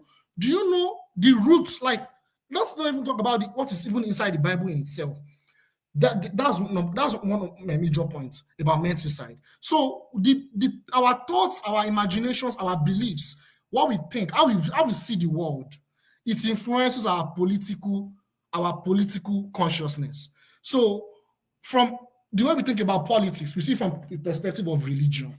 And what religion? It is from the religion of the oppressors. So we are menticidal, we are damaged because of that. That's my point. Another point I want to make real quick is another issue that we have that we don't realize that we have is these religions, they will never make us to be revolutionary conscious. I always see politics from the perspective of we need to liberate ourselves, because where we are at the bottom end of every spectrum. We don't know where we are. We probably don't realize where we are. We're at the bottom end of the spectrum. Like, we're at the bottom. Is it poverty index, unemployment? Is it development? It is black people that are the last. We are the last. But for some reason, we still don't realize that. Or maybe we realize that, but we still don't understand the cause of that issue. So our solution is to actually revolt. It's a revolution. It is not reform or changing situation or anything. We need to revolt against our oppressors. That's the second point I want to make. And these so-called pastors, men of God, all these so-called people that quote the Bible, they are there to control us. Pastor Deboye is doing what he's supposed to do. I don't know how everybody is. Most people are insulting him. He's doing what he's supposed to do. That is exactly what he's supposed to do. He's supposed to come out and continue to keep control of the people, so that the people will continue to lose their consciousness. Because most revolutions in the world, you will see that the people that they attack most are those demagogues, those so-called men of God. Look at the Russian Revolution. Look at the Cuban Revolution. Look at the Korean Revolution. Look at revolutions all over the world. It is the same kind of people that they rebel against first. Go and look at the history. But these are the people that are there to keep us where we are. So he's doing what he's supposed to do. So I don't know if people are disappointed. I'm not surprised. So I think we are, like Jonaba said, I like that thing he said. We have a long way to go to freedom. And I think we don't realize it. We keep quoting the Bible, the Quran, and the point is these religions, they are not African religions. Look at China. Look at what they practice. Is it an imperialist religion? No, it's not. Look at India. India is like us. But what makes India better than us? Why is India not like us? Why are Indians respected more than us? Look at their identity. Look at their culture. You understand? They embed their culture with their religion. And they have a red line with their culture, with development. They have a red line. There's a red line between their cultural practices and national developments. They don't mix it together like sardine, like us. Do you understand? So yeah, so could you wrap up? Thank you. Yeah. Let me round up real quick. So I think one of the major roadblocks to our development, and one of the reasons why we are where we are, is because of these Abrahamic religions. We need to break away from it and draw a red line and think about how we can move forward as a group of people. That's where I'll stop. Thank you. Thank you so much, Chide. Well said. Mr. Loco P, welcome to the show. Could you please unmute, sir? Okay. How you all doing, everybody? We're doing good, sir. And you? I'm doing great. That's good. Yeah. Where do I start from? Okay. I don't know. I don't want to say we are hypocrites, right? Because I don't want to offend anybody's sensibility. But why are we pretending as if we didn't see this Adeboye stuff coming? I mean, he has been doing lots of it way back, and people just refuse to see it because they are afraid of being tagged child of the devil. They don't want to be called you're a blasphemer. You don't want to be given a negative name. You are afraid of public shaming. Then you hide your thoughts and just keep to yourself. Or sometimes you see that you already blackmailed, you understand, by telling you if you speak against man of God, you go to hellfire. Then you'll be scared to say something. You go, God, I bet no one go talk anyhow. Make I no go, make gonna go punish me. I bet I just keep quiet. That kind of self-judgment you give yourself. All this are to trap you. You understand? The brainwashing have started way, way, way back. And remember what the Bible said, like, if you train up a child the way they will grow, when they grow, they will never depart from me. So we've been trained in this way way back, from our grandparents to our parents to us. You understand? Luckily for us, many of us are not awakened. Maybe thanks to the internet, we've done our own research, look for books, hidden books, read many stuff, be able to think for ourselves, ask questions, and now we are where we are. So for the Adeboye thing, right? There was a point where I think, I don't know what program I watched, you understand, where he stood up from a chair and stood somewhere in the altar. Then all his church members stood up, went to the chair and be touching the chair. and be tapping blessing from ordinary carpenter, wood with carpenter knack. People were tapping blessing from just chair. I like, yeah. I like, yeah. The video is there. Check it. The video is on the internet. It's there. They say it's the internet never forget. It's called tapping from the anointing. Exactly. That be wood wake up at a knack. Just wood and nail. Now people tap anointing from. Okay. So they've been doing this way back. But just like we decide to turn the blind eye. That's why I said we're hypocrites. Hence, I don't want to offend anybody's sensibility. We've seen this come a long time ago. But the thing is, what he has succeeded in doing is, because he was younger then, he was still smart enough to manipulate the people. You understand? He had been telling lies all this while. You understand? But he was smart enough to still manipulate the people, make them fear for damnation or condemnation. Not wanting to go to hellfire, so to speak. Right? So he has been doing this, but now that he's kind of much older, he has seen that yes, he has succeeded in blinding the people, brainwashing the people, and there's no need for him to start cracking his brain or how to manipulate the people anymore. So he wants to say whatever he wants to say now. You understand? Because he has no there's no point for me to say this, and I'll also be thinking of how to back it up and by twisting their head. You understand? It takes a lot of effort and genius to do that. So in this case, I've succeeded in condemning their brain. They can't think of themselves anymore. If I say hey, they say hey. If I say low, they say low. So let me just continue to say the lies and stop cracking my brain to brainwash them to believe what I want to believe. He has been saying this back to back for the past, in fact, let me just say since Tinubu's administration. He has been coming up with different kind of stuff, and people have been saying it. Has it stopped? No. He still continues because he has now believed now that he has totally fulfilled his job by brainwashing us, keeping us, you understand, where we are supposed to be. Don't forget where they say like religion is politics. These are politics. These are politicians. They know what they are doing. Like what Jide said, other countries, they any religious leader, they go at them first because they know if they don't go at them, they succeed in capturing the people. And by so doing, the people may not be awoke to maybe development or whatever. You understand? So because I see our people like why? Okay, like recently I went to Nigeria, right? I once somebody said this word, like, look, our problem or black problem or Africans problem, I think our problem is fuck, sex. I think it's our problem. I've been able to say I've seen it, either sex or getting high. Either way, you understand? Because I was in Lagos recently and I was trying to buy granules. You understand? Someone just came and like, it showed me something. I was like, what is that? It showed me say, look, bros, like you something like you will need it. Like for what? What is it for? He said, yeah, he said it's for knacking. I was like, ah. So I just told him, I said, come, bro, come. So in all these things that you think you can help me with in this life, it's just how to knack, drug to knack that you can think you can help me with. I should buy from your hand. Why is it that that's the only thing we can think of? People are thinking of okay, how to create something software. Segment is about this. Please round up. No. Trust me.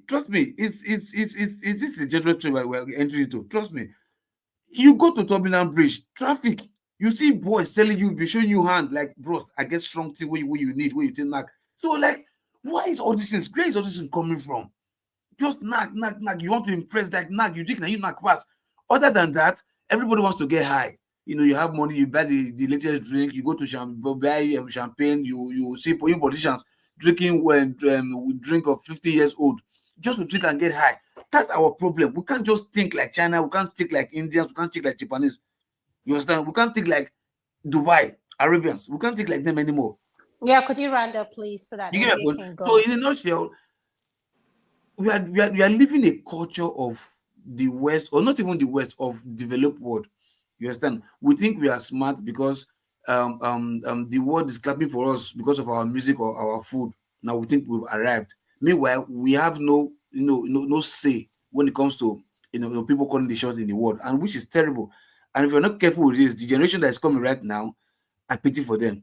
So please, we should all do now that these generations are woke, we try and make sure we give this next generation that's coming after us, you understand, a better sense of reasoning, or else we'll all be doomed. Alema, can I get 1 minute?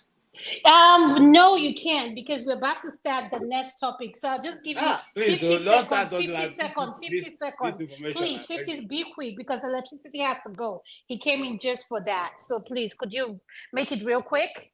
Okay, thank you. I'll just go. One, we go on, help me. Now, one is this: we are mixing a lot of things together. Your religion or your Christianity, which is not a religion, it's a way of life, does not stop you from being very smart, being able to do what you should do. And if you go and check, you find out that, and I just want to respond to Jide a bit. Look, the philosophers and the books that you quoted, where are they coming from? The Yales of this world, the Harvards of this world. Who started them? It was the church that started it. It was the Catholic priests that started them. So let's not get confused. Those books are quoting, where did they all start from? The knowledge we are expanding right now, where did it all come from? It came from the same source. Okay, that is one. Two, it's not stopping. Look, we are just being lazy. Nobody says because you are worshiping God, you should not. You say, oh, prayer without work is what? It's not. It doesn't give any result. So our people have decided to take a backstage and not do what they should do. And people are in the church praying every day. Listen, not all of us that are Pentecostals. Jide, what some of the things you are quoting, we know where it started from. I know that King James was a pedophile, and indeed all that he did. We know the portions of the Bible that he removed. And let me tell you, the Bible you carry around is not the only Bible that we read. Those people Okay, want Uncle to follow. KJ, could you round up? One more Yes. minute. Yeah, I'm running Please. up. The Bible that you see every day is not the only Bible that's available to those who want to really pursue their God and know who He is. If you want more information, let me know. I'll post them to you. Thank you. Thank you so much. Now, this is the segment, this is the topic everybody has been waiting for. Should polygamy be legalized? Or since the LGBTQ have their rights, why can't we legalize polygamy? AYM Forefather, this is the time I need you. Forefather, please come in. AY, I'm bringing you in. So I want to open up the topic, and I'm going to go to Uncle Jonaba. You're next. Should polygamy be legalized? Since the LGBTQ have their rights, so why can't we legalize polygamy? You're next, sir. Before I start, it's people like you that make it illegal because you cannot stand your one man, one wife. I topic to not only a Daibu topic Janaba. For where? Yes, now how the women cause now the jealousy won't kill them. They say they not feel share, they not feel be another woman. Then it's okay. Let's put the law. Okay, Uncle Jadaba, go ahead. We are listening to you. Go ahead, sir. First of all, it's all joint. Our problem is so complicated. In honest speaking to issues, I've said that on this show over and over. I'm from polygamous home. I joined.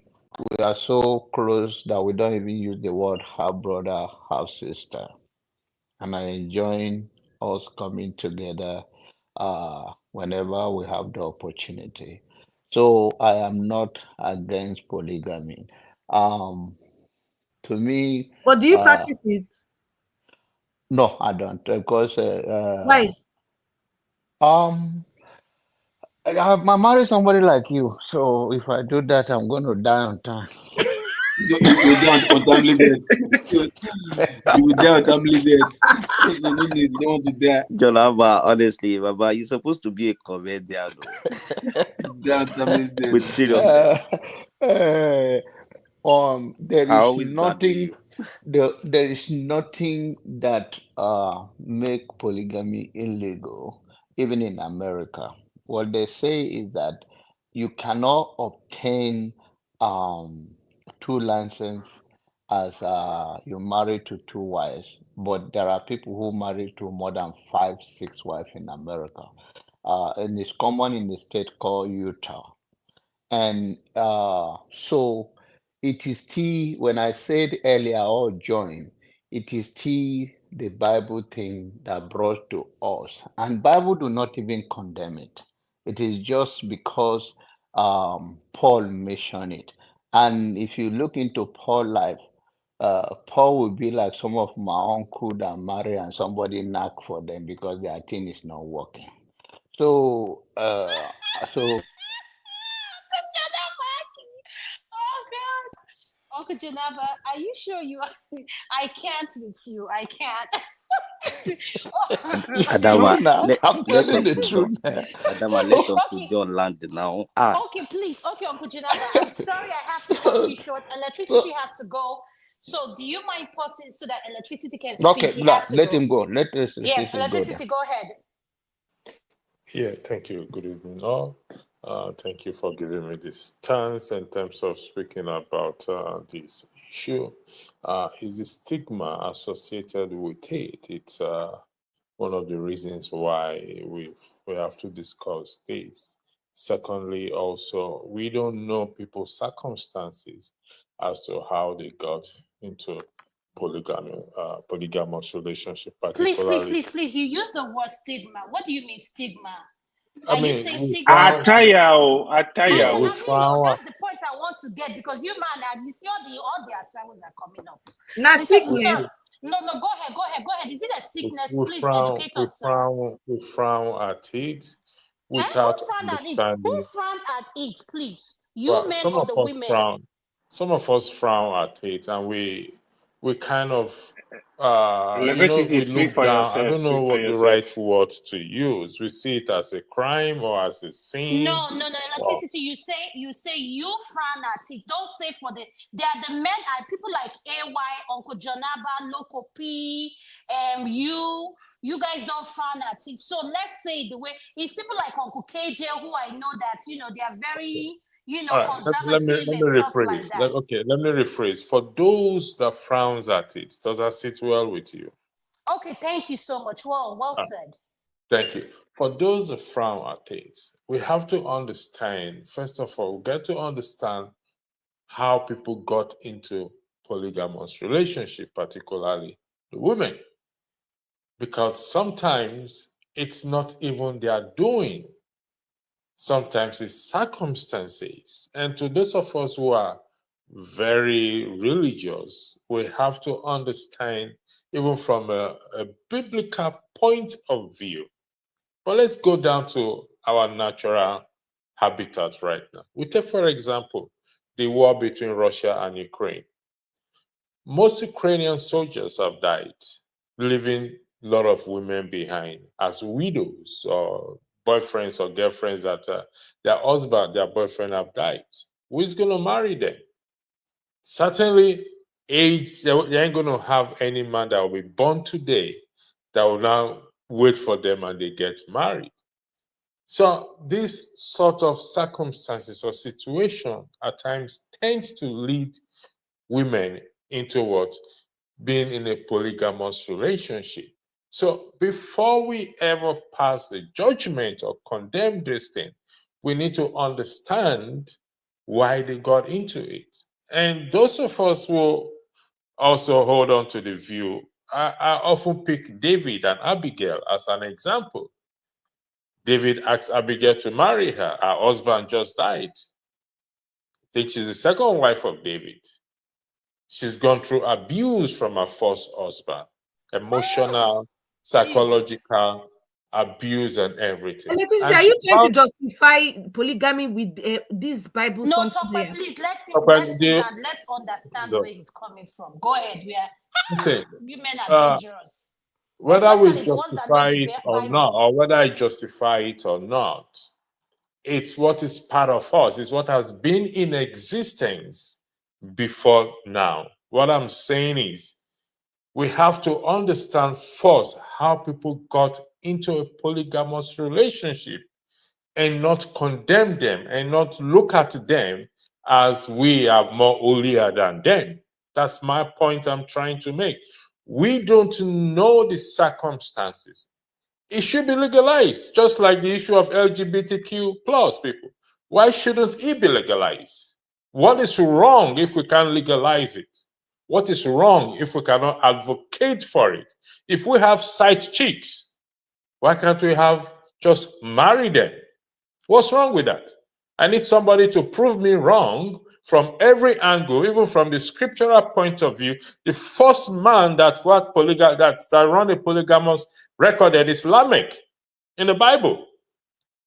Has God ever at any point say to them that what you're doing is against I need somebody to prove me wrong in that. I'm not promoting it, but what I am telling us is this: before we jump the gun and say you're wrong, you're committing adultery because you married he has 3 wives or 7 wives or whatever, we take a step back and ask ourselves question. Because you, Tokwe, can find yourself for challenging me, you, Tokwe, you can find yourself in that situation tomorrow. Will I now come and judge you or condemn you? The answer is no, because I don't know the circumstances that led you into it.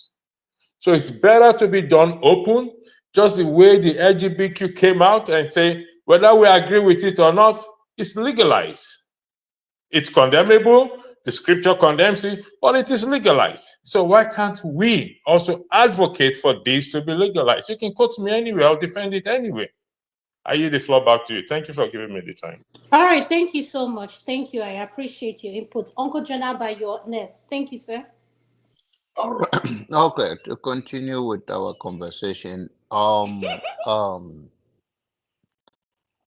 don't see is even if you go by the Bible context, I do not see while it's condemnable, but then what is the point of a man uh, become a friendly friend in his own household? Like me now, I know my wife will not tolerate it.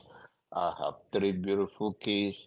I'm not man enough to dare it, so I keep it to where I am. But if I see any man that is practicing it, I have nothing to do with it, because if you even look at it, is the word even, is the number of the men and women are even, the other people, they what are they going to be using? And they're going to make this cucumber more expensive by buying it and using it. So why can't they also find love among other men or women that they can tolerate it? Like you guys pick the topic about LGBT, whatever, LGBTQ, whatever. Um, that is even against nature, but they were able, because it fit their fundamental human right, they were able to say it's okay when it's due time. So I think I will appreciate Sister uh, Dama, Sister Tope, to lead this movement and put themselves out of it. But they should say this is the right thing, even though I can't take it. Just be like me. I know I can't do it, but it's the right thing to do. Lead the movement, take it anywhere. Go to Nigerian churches, and it's more economical. Side chick is expensive sometimes. I think even prostitution is cheaper sometimes. So let people sit together, make their decision, and live their life. This controlling here and there. I mean, if people that are capable of doing it mentally and financially, it's a household. You cannot. I'm okay with 3 kids. If you are doing that with polygamy, you have to have more.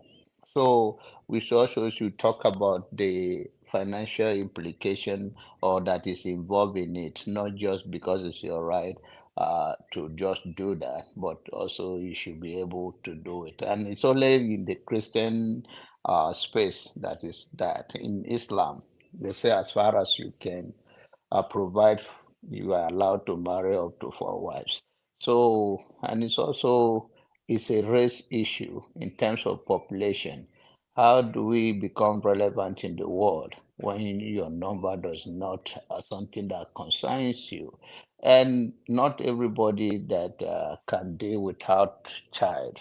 Some people like me, I love children. Even if I don't have anyone of my own, I could have adopted one anyway. I don't care. But then let us make sure that all the sisters are also not left behind. Please, Dr. Dama, please lead this movement. Thank you. Thank you so much, sir. Thank you. Uncle KJ, what is your opinion on the topic, sir? You're next. Could you please unmute? Okay, can you hear me? Yes, sir. All right. I will surprise you with my thoughts. And just like Jonabal said, the Bible does not really, okay, the Bible does not really speak against polygamy.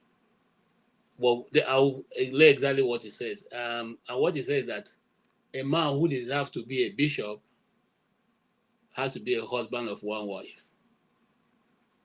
Now, before now, assuming that I, KJ, was not a Christian and I have 5 wives, and now my 5 wives are 65 years old or 60 years old or even late 40s or 50s, and now I go one day, I'm passing out here preaching in Times Square, and I decide to give my life to Christ, and then the preacher said to me, you know, you have 5 wives, and I say, yes, I have 5 lovely wives. So well, now you're giving your life to Christ, you have to divorce 4 of them and have only 1. And then I go home to my wives and I said to them, you know what? Today I'm born again. Consequently, I don't want you, the first one I married, the second one I married, the third one I married, the 4th one I married, I don't want you. But this one now that is born baby and that I just got from Panya, this is the one I want to keep. So the rest of you now have to leave. Those 4 women, will they think that the God that I have decided to embrace right now is a loving God? Will those 4 women also go to God and give their lives? Will they think, would they want to go near that God that just told their husband, who they've known for maybe 50 years or 60 years, to, would they also love that God the way their husband, who have just chased them out of their house because he got born again? The answer is no. Those women, none of them can ever like that God that just made them now to lose their husbands and vis-a-vis lose their livelihood. So consequently, the Bible does not teach, like I said, okay? In fact, divorce, Moses said, is because of the Christ said it's because of the wickedness of the people's heart at that time. They say, what? Instead of you going to do any other thing, if you think you can no longer live with the person, grant the person a certificate of divorce. But from the beginning, it was created male and female, you and your husband. However, like I said, if in this modern time you decide to, for electricity said, we cannot adapt the system that the LGBTQ have gone, because it's not the world that will decide for the church what he wants to do. It's the other way around. We decide, because we are the ecclesia. That's the original word in the Bible, not church. It's called the ecclesia. Ecclesia means a governmental body that educates what happens on earth. That's what it means to be a Christian. It's an ecclesia, a gathering of lawmakers. Now, we decide. So if I, for once, I don't want to serve in the things of God, I don't want to be a pastor, I don't want to do anything that has to do with the word of God. I just want to take care of my family, mind my business, go to church, thank God, come back to my house. Then there's no problem. Because if you go to rural areas, some part of Nigeria, you find out that there are some Catholic people, some other people who got married to 2 wives. They're still in their church. They're still going to their church. And then, I have a distant relation who married 3 wives, and he was a cactus in his village until he died. So the Reverend Father didn't stop him from being a cactus. It didn't stop him from coming to church. But he was no longer, like I said, he cannot be an elder in that church. He cannot be a bishop in that church. He cannot be called to be a pastor preaching other people, because he has chosen to serve the things of the world, which is the things that will satisfy him, at least on this part of earth. So let other people who have time to serve God, who can now take place and take that position. That is what the Bible is saying. But most times people will not go to this extent to explain to you, because it's not also encouraging you to go out and say, okay, thank God, pastor have told me now, and that I don't want to be a pastor, I don't want to be a priest, I don't want to be an elder. Now let me go and look for all the girls. I'm married 10. Okay, no, but simply the Bible did not say that you should not, if you don't want to be a priest, if you don't want to be an elder. In fact, the word is bishop. Bishop simply means elder. Then you can equally go ahead with your 2 wives. So basically, that's what I think it is. I have one of my distant relation is married 2 wives, but that's the only person. I mean, distant uncle, very late distant. My grandfather's brother had 2 wives, but of course, one eventually left, because that's the way it's always like that. People, not everybody. Some manage it well, some don't manage it well. I'm not going to advise on that because I have no capacity to. But that is what the Bible says. Thank you, ma'am. Thank you so much, Uncle KJ. Tapa, you're next. Could you please unmute? What is your opinion on should polygamy be legalized? Whatever is good for the goose is good for the gander. So if you want to legalize it, then polyandry too. We're down with that. Someone was asking me something similar that I would like to take it in the comment section. My answer was, if I'm old and my husband brings the smallie home, as long as she can do all the cooking and do the cleaning, and I'm living my life like I'm in a hotel, bring it on. Which one concern me at that stage in my life?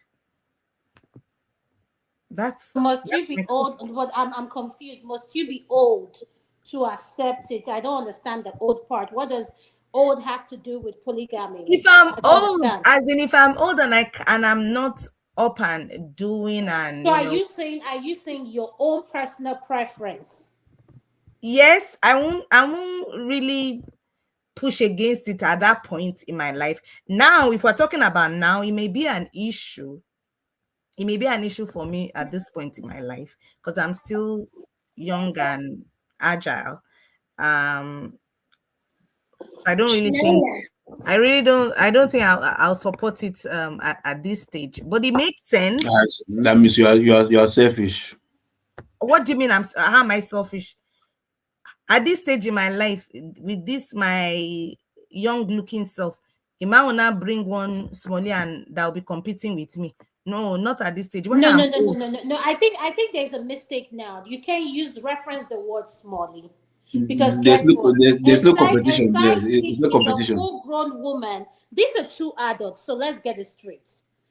So when you use the word smallie, I don't want you to mistake it that we're saying the man is going for a minor. No. No, not a minor. Yes, no, not a minor. When I mean smallie, much younger than me is what I'm saying. Hold on, Tokwe. If they are much younger than you, then you use the word much younger than you. But smallie, at the end of the day, you said something about polyamorous. So could you please dive into that? What does polyamorous mean? Could you explain to us what that? What is good for the goose is good for the gander. If the man can, yes, polyandry. Explain it now. Why are you scared?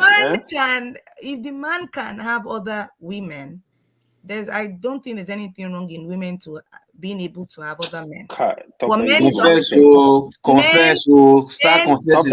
Men cannot take it. Can we allow her to talk, please? Men cannot take it. Educating us.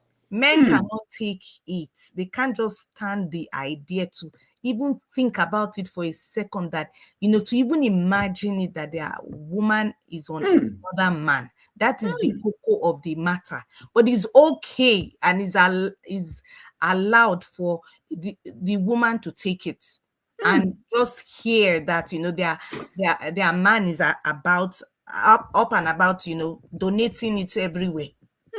If you can do it and you expect me to take it, then you should be able to take it too, for me to be flangering too. That's what I think. But listen, they said polygamy. Wait. I want her to stay on track. They said polygamy, not having side chick. So stay on polygamy track. Yes, please. So are you saying that if we want to legalize polygamy, that we should allow the women to be able to have as much men as they want to as well? Husband, yeah, as many Yes, husband as you want. as many husbands. Absolutely, because when you're doing LGBT, it goes both ways: gay, lesbian, trans. Wow. Africa don't finish. Africa So, is dead. if you are going to legalize it, then do it the proper way. If you're allowing men to have other wives, like in Utah that Jonaba had mentioned, yes, they practice it there. Then you should be able to allow women to be able to have other husbands too, and there shouldn't be any judgment at all. Okay, That's how I see it. Okay, thank you. Uncle KJ, I'm going to put you backstage so I can bring Uncle Ike, please. Thank you. Could you bring him in for me if you can, or I'll take it. I can bring him in. All right. So look, Uncle Local P, I'll go to you. Local P, what is your Who just stayed the stage now? Let me see. Okay. Wale, can I go to you? Your next, please. What's your opinion on this? Okay, thank you. You jump in fast. What are you now? No. You see, the thing changed. Okay, go ahead. Okay. Let Local P go. Say No. Wale, go. Okay, thank you, sir. All right. Thank you, Thanks. sir. Okay. When I look at this case of polygamy and everything, I'll look at it from where I come from. I can't speak for the Oyibo. I'll speak for me as a black man. Now, from history, why our forefathers or our fathers in those days tend to marry more women is for economic purpose. They need people to cultivate their land in order to survive and all those stuff. So, many children in the farmland bring, it shows that the man is capable of this. So, and again, when we look at it from religion perspective, in Islam or in a Muslim doctrine, so you can marry many wives if, remember that, if you can justify or be equal among them. Why do they say you can marry many wives? Is because, okay, in the book that says do not commit adultery or fornication and all those stuff. So instead of you to be flinging it around, why don't you just bring her home, so that at least she can, she's not going to be Asana or Ashewo all over, where this one do, that one do.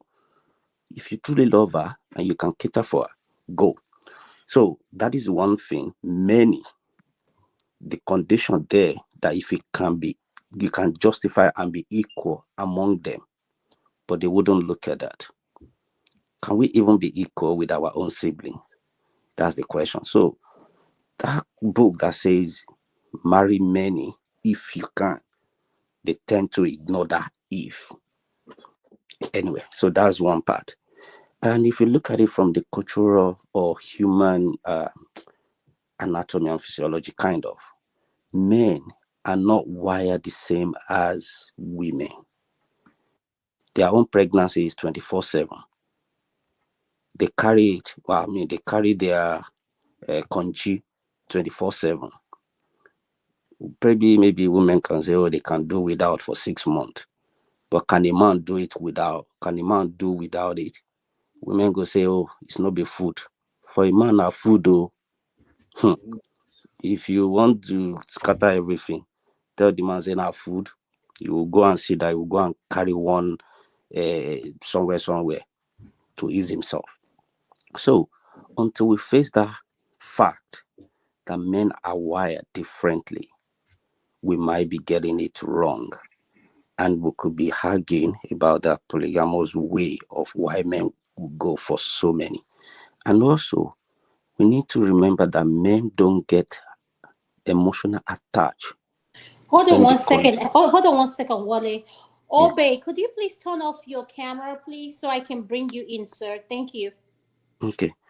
And, okay, like I was saying, when we look at men doing their own business, a man can be, knocking 3, 4, 5 without attaching emotion to it. That's why you could see a man will go to Ashewo house and go and do his own thing, come back, never change, he will still be responsible. So, but because women always attach emotion to wherever they are knocking, so in a way, it makes it difficult when you look at why it's easy for a man to be in a polygamous situation compared to a woman being polyandry or something like that. So men and women are not wired the same. I'm not saying because a man have the opportunity to go and carry many, you should want things that men would like to first of all think of, especially a black man, is respect. No matter how beautiful you are as a woman, if you respect that man, you will go and carry one war person, and people will be looking at why this man they go for this one when he get a beautiful one at home. So looking at it as well, how God even create us, He make man the head to decide. If head is rotting, what else is left? So the man have to think, say, okay, I'm the head, I want respect. If I do this, there's a likelihood that I'll be a laughing stock. I'll be an irresponsible father that just have many children. I can't cater for them. What kind of a respect am I going to command in the society? So why can't I stay my lane? So there are so many factors that could prompt a man to either be polygamous in nature. It could be death of his, it could be the relationship is not working again. It could be anything. But there's something they used to say it in Yoruba. It might be very easy for a man to gather 2, 3, 4, or 5 women, depends on his capacity or whatever he's doing, how blessed is it to germinate or to spread the seed. But it's not the same for a woman. Why? Yoruba always say, as in, if a woman is to pee and a man is to pee, one person will have more water at the back of their heels than the other one. So if a man marries you and he leaves you after you have 2 or 3 children, it might not be as easy for you as a woman to find another man. It takes maybe less than 2 weeks or 3 months for the man to find another woman, impregnate her again.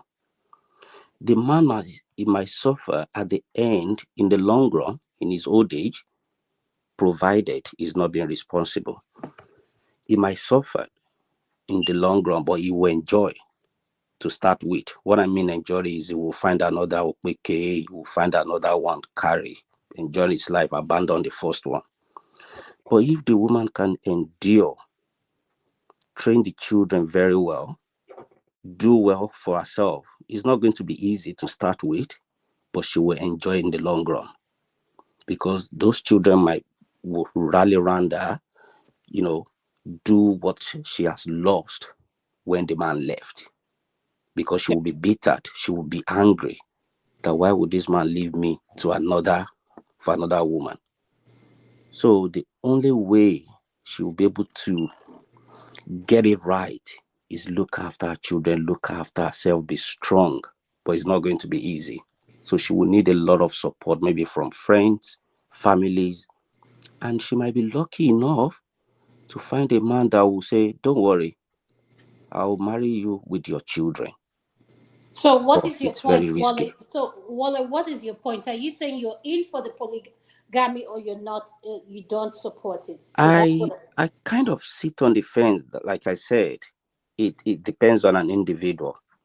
If you are looking at it from religious perspective, maybe as a Muslim, No, I don't. No. I don't think that's the part I don't want us to look at it from, because all these men having this side chick are non-Muslim. So I don't want us to try to make it a religion thing, because we have pastors who have side chick who know what they want. So men are out there who like more than one woman. So what part do you sit in? That's the part I want to. Okay, let me quickly touch on that. When you said, okay, let's leave the religion aspect of it out, there are so many things that could make a man want to be, poly in a way. Maybe he has a lot of money and women follow money. Believe me or not, you have more money, even if you are like a shanku kind of person, you will still find Aki and Popo, you will find a pretty girl. But you don't have money, forget it too. So women follow money. That is one. So when the man have the money, there's a likely what does he want to use the money for? To be throwing it away. Even as Abiola as he was, how many pretty women married him or he married? So money would be one. Fame. Oh, that man is a chief. He's Odogu. He's this. He's that. Women will follow. So there are so many things that will make a man to have so many. But if he thinks to himself and he thinks, oh, the end result is going to be worse than the beginning, he would think twice. Just like my uncle, John Alba. Not that he doesn't want to do it, but he's going with his head rather than his heart. So he knows what he's doing and he weighs the consequence, so he wouldn't go there. Okay. So that is that. All right. Thank you so much. Local P, what is your opinion on this?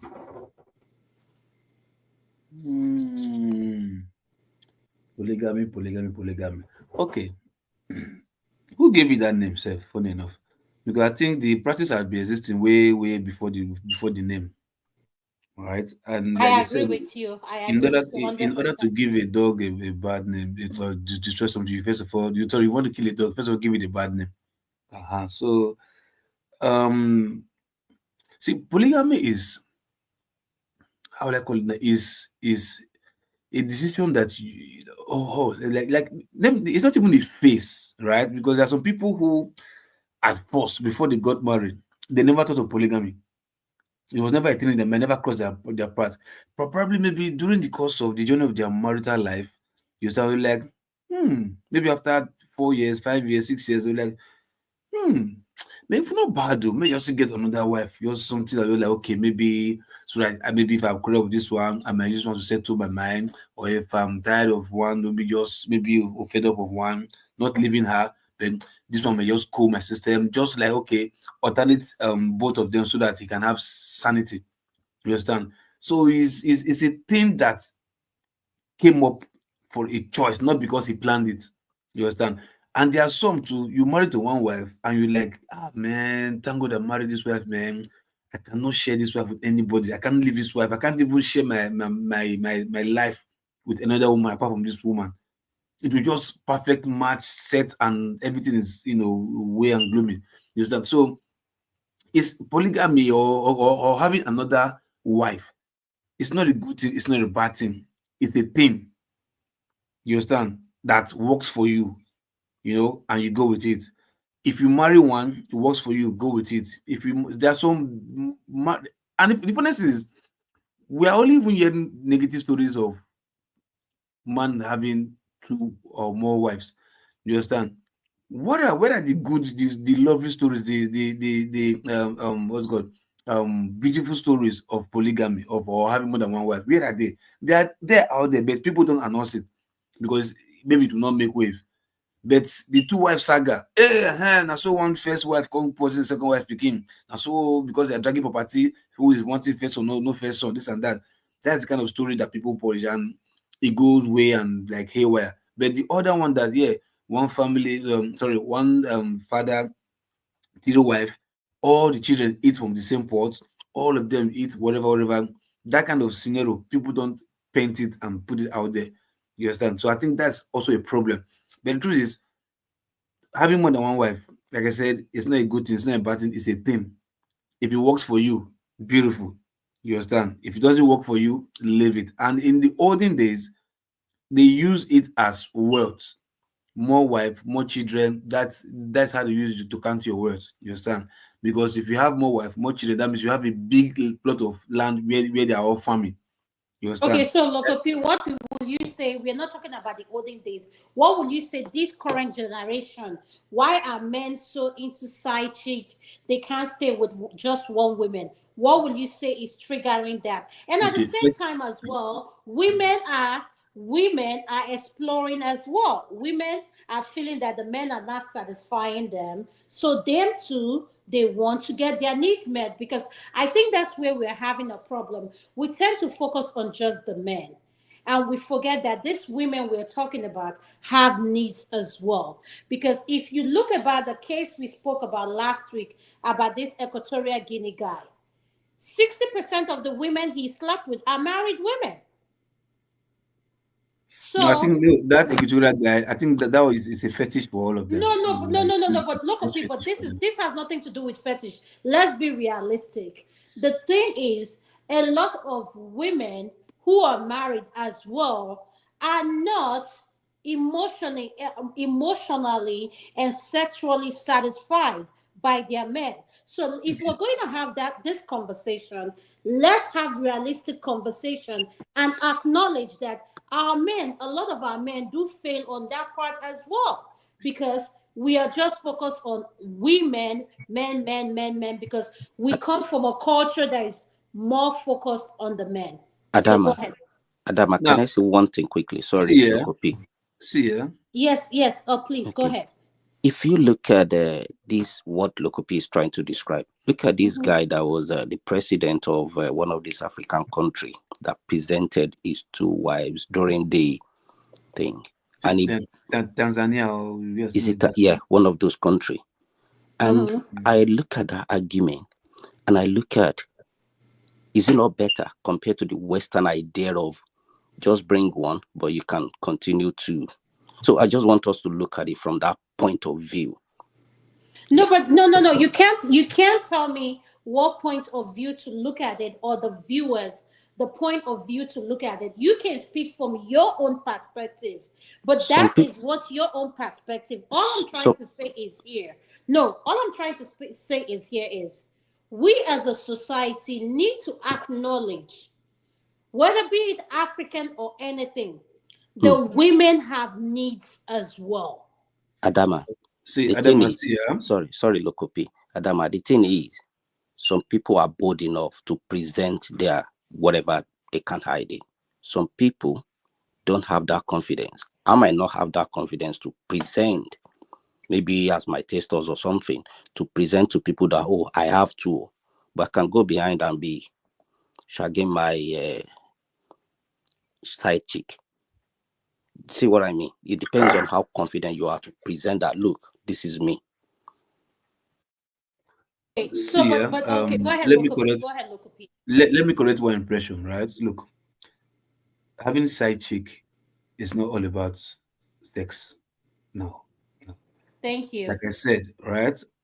Look, Having a is talking from experience. It's okay. you be fool, na idiot, monkey. You have for that, don't you?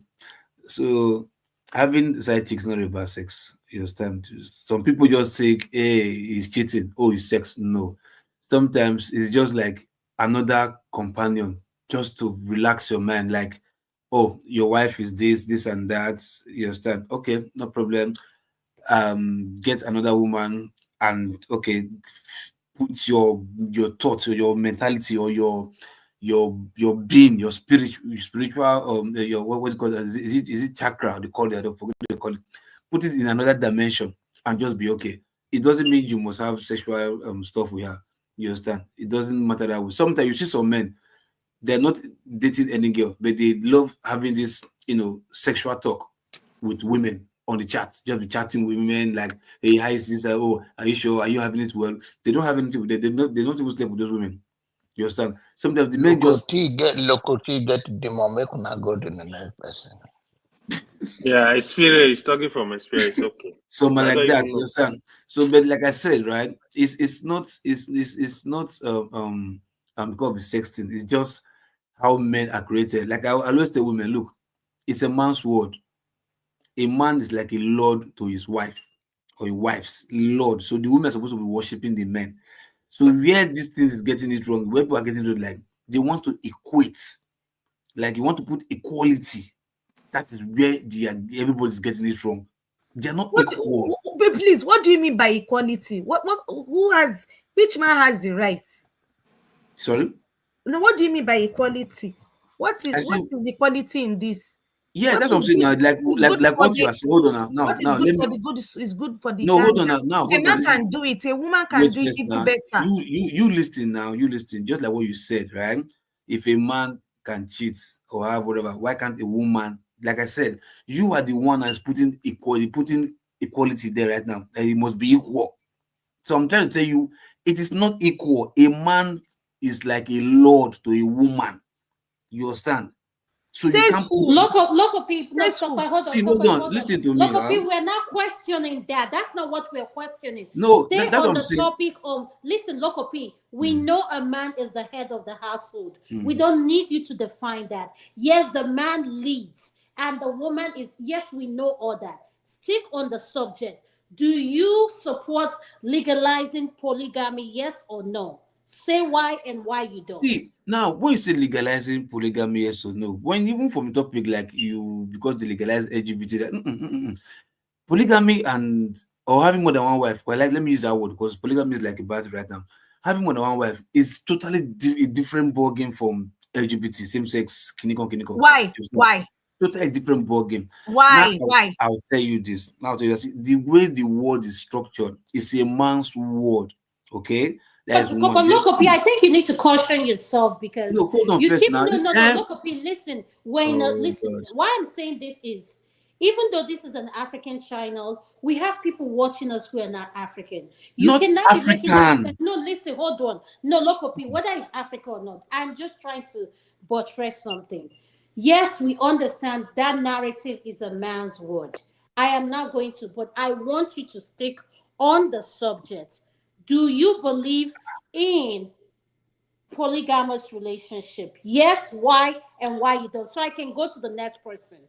That means you really listen to me. I said, look, right? Polygamy is not a bad thing, it's not a good thing, it's a thing. If it works for you, better. Go ahead, thumbs up. If it doesn't work for you, leave it alone. It's not for you, it's not for you.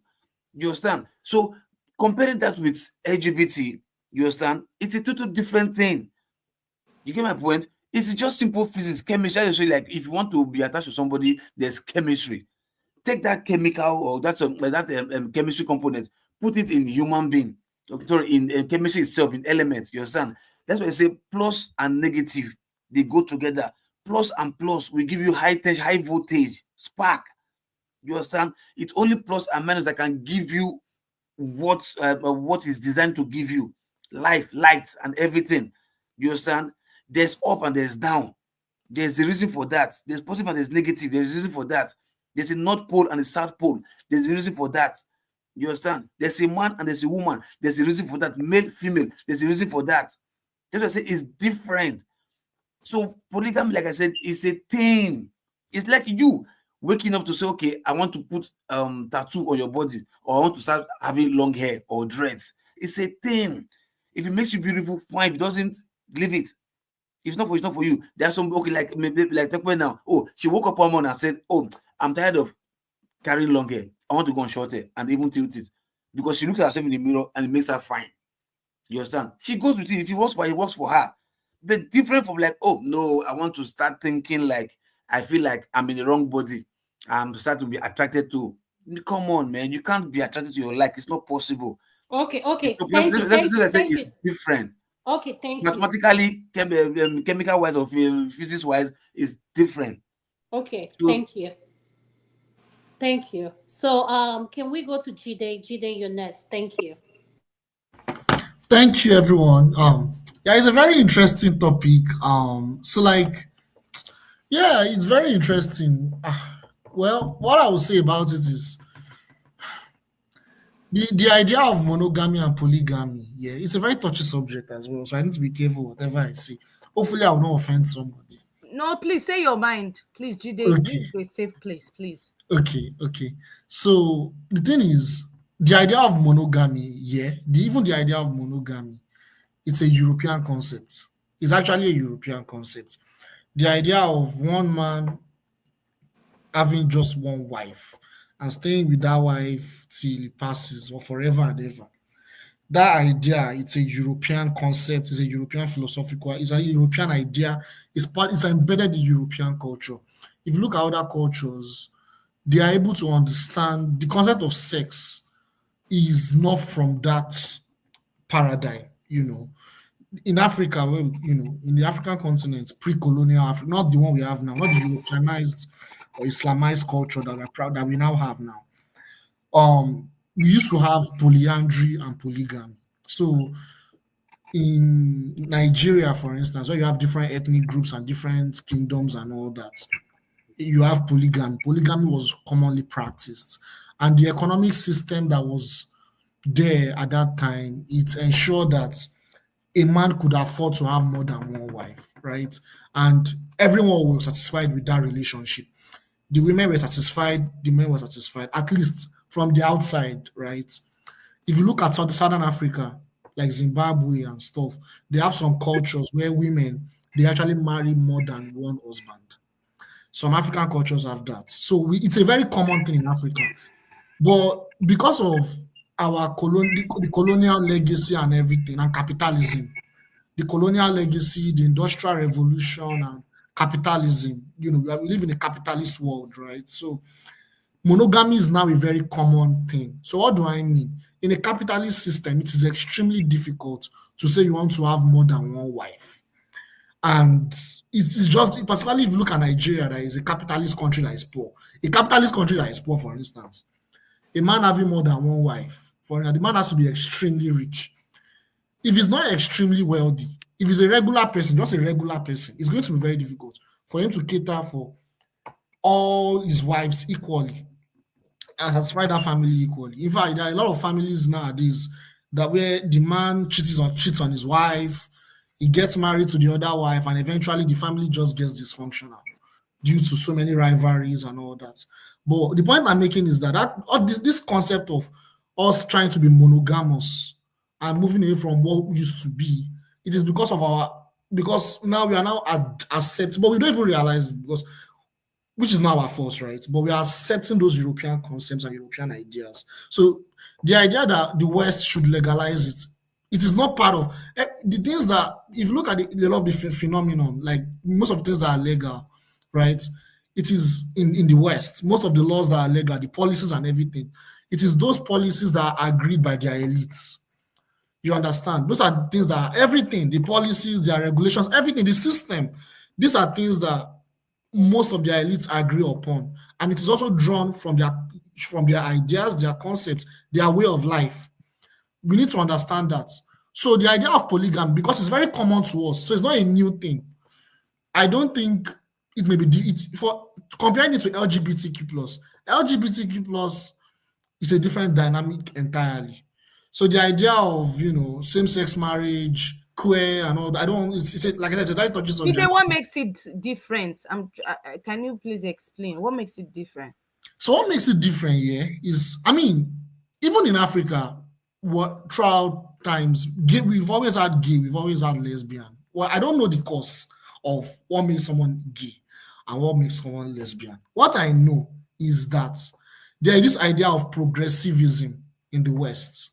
This idea was like keep making progress. So some of the ideas that we have in our culture that is taboo, the liberal, we now live in a liberal, the West has a core value called liberalism.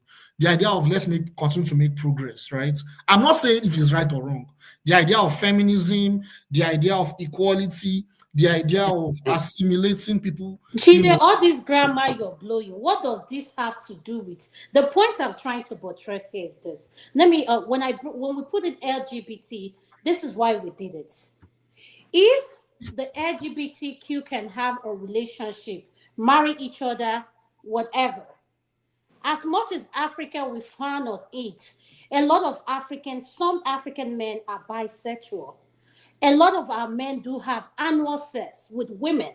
So what are we here talking about blowing all this grammar? Let's say the way it is. Our men like more than one woman. So please stick to that. Yes, we understand. I am well read, so I understand all philosophy, everything you're saying is well said. But stick to the subject. Polygamy, are you in for it, or why shouldn't we promote it or legalize it? Well, yeah, I mean, I support it to be legal. I mean, I'm not against it. I support polygamy to be legal. But the point I'm making is, from the point of view of the West, the elites, their concepts, would they agree to it? Like, all the people in this panel are Africans, right? A lot of us agree, some of us disagree. But from their own concept, would that be a new normal for them? I don't think so. That's what I'm saying. I don't know if you get what I'm saying. Of course, I will encourage it to Yes, be yes, legal. I get what you're saying. Yes. Yeah. But yeah, that's my view, Sha. Thank you so much. Can I go to AY? Hi, Jesus Christ. That's the PhD. I'll do him last. Please. No, Uncle. no, I don't have time. I want to go sleep. I'll be waiting. Okay, AY, you're next. AY, go ahead. You're next. Yeah, so all these men, all these men that have been speaking more. Now what for now, eh? They are falling behind. They just diverted from the topic, a lot of them. I think we missing something. We missing something. What I'm gonna say, right? The idea of polygamy, we need to really like look deep into it, right? Like I said last week or so, I said the idea of polygamy is not men having many wives. It's also every woman having a husband. Trust me. But look into it. If you see in the world today, apart from the number AY, hold of on 1 second. AY, hold on 1 second. Uncle KJ, I'm going to put you backstage so I can bring in Jude, if you don't mind. Thank you, sir. yeah. All right, guys, So, I gotta go. Have a good night, guys. Talk to you guys tomorrow. Okay, Thank you Jide, so much, bye. Jide, for joining. Thank you. So Thank you, Jide. Take care. the number of women outside is way more than men. Like men die way more than women. You see single women, you see widow. Who is gonna marry all these people? And the topic is also very good in the sense that in the West, especially, of course, in Nigeria, polygamy is legalized. But in the West, when you legalize LGBTQ, for example, we are talking of freedom. Then why don't you allow people to choose if they should have multiple wives, rather than kind of like forcing even the single one to go into men and men and women and women? You know, AY, So, you're making a good statement that I like. You're yeah, sticking to the topic because yeah, I know you will this like is your it. area of specialty. So you're speaking to it so well. So you're making it. Thank you so much. Yeah, you just so dumb. So that's the thing, right? So I think it's just like double standard on their side, because you need to think deep what these people are doing. It's more like they are telling you the population of the world is too much. We need to get rid of people. Okay, now men and women marry, men and men marry yourself, women and women marry yourself. We don't have more kids. In Russia, last week, the President Putin is really like encouraging the women to have more children, up to 8. Go and read the news and follow what is going on. They are really like encouraging them, giving them vacation, hotel, money, and all the encouragement for them to have more kids. So in Africa, we need to stick with our, will I say, our culture. The truth is, polygamy is very healthy, but we don't know because we don't really see. If you watch people around us, they are practicing it in the right way. Trust me, it's very, very beneficial. What you normally see, right?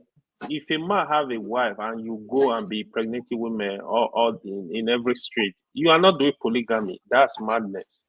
I don't call it polygamy. Polygamy is you have this wife, you are legally married to them. You provide for them, you take care of them, you either put them in your own house or wherever. You are responsible for their upkeep, responsible for them. That is when you really do polygamy. Take care of the children. But the caveat here, I'm not saying people should go have children they can't take care of. If you plan to have 10 children, 20 children, please plan and be thinking of, okay, how can I take care of them? Because the financial aspect, you got to look at it.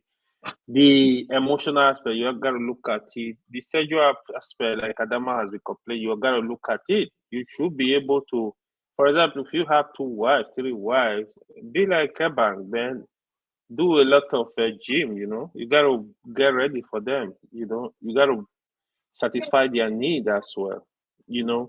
So it is a very, very good thing.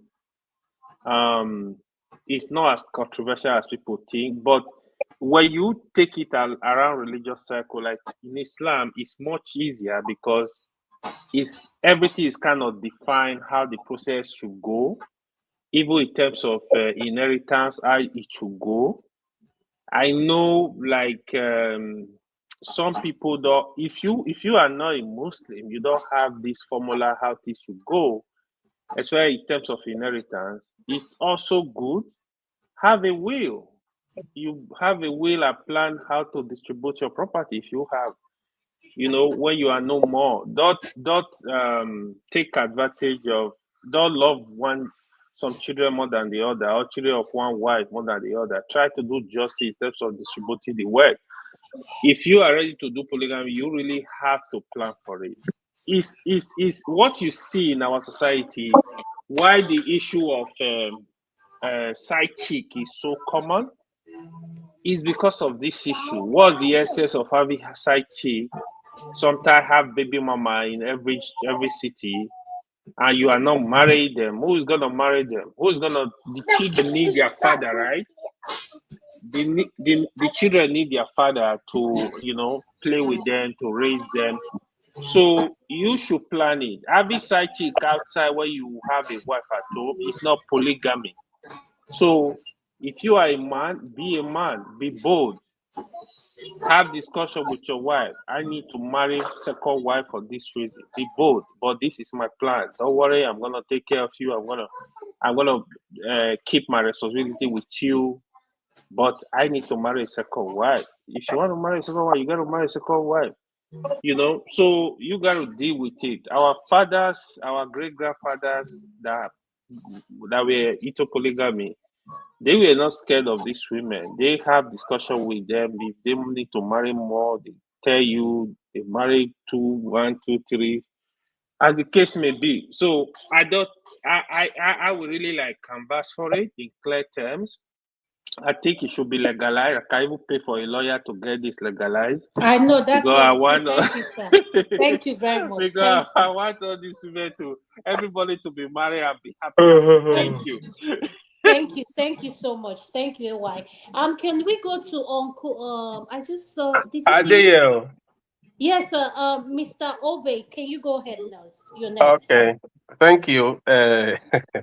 Polygamy is an interesting one anyway. Well, me, I'm a fruit of polygamy, so I know the good and the bad side of it. As a man, if I want to make a child advocate, it's a capital no for me. Yeah, because of my experience. I had a few friends in school who we used to go to their homes, and I saw polygamy there.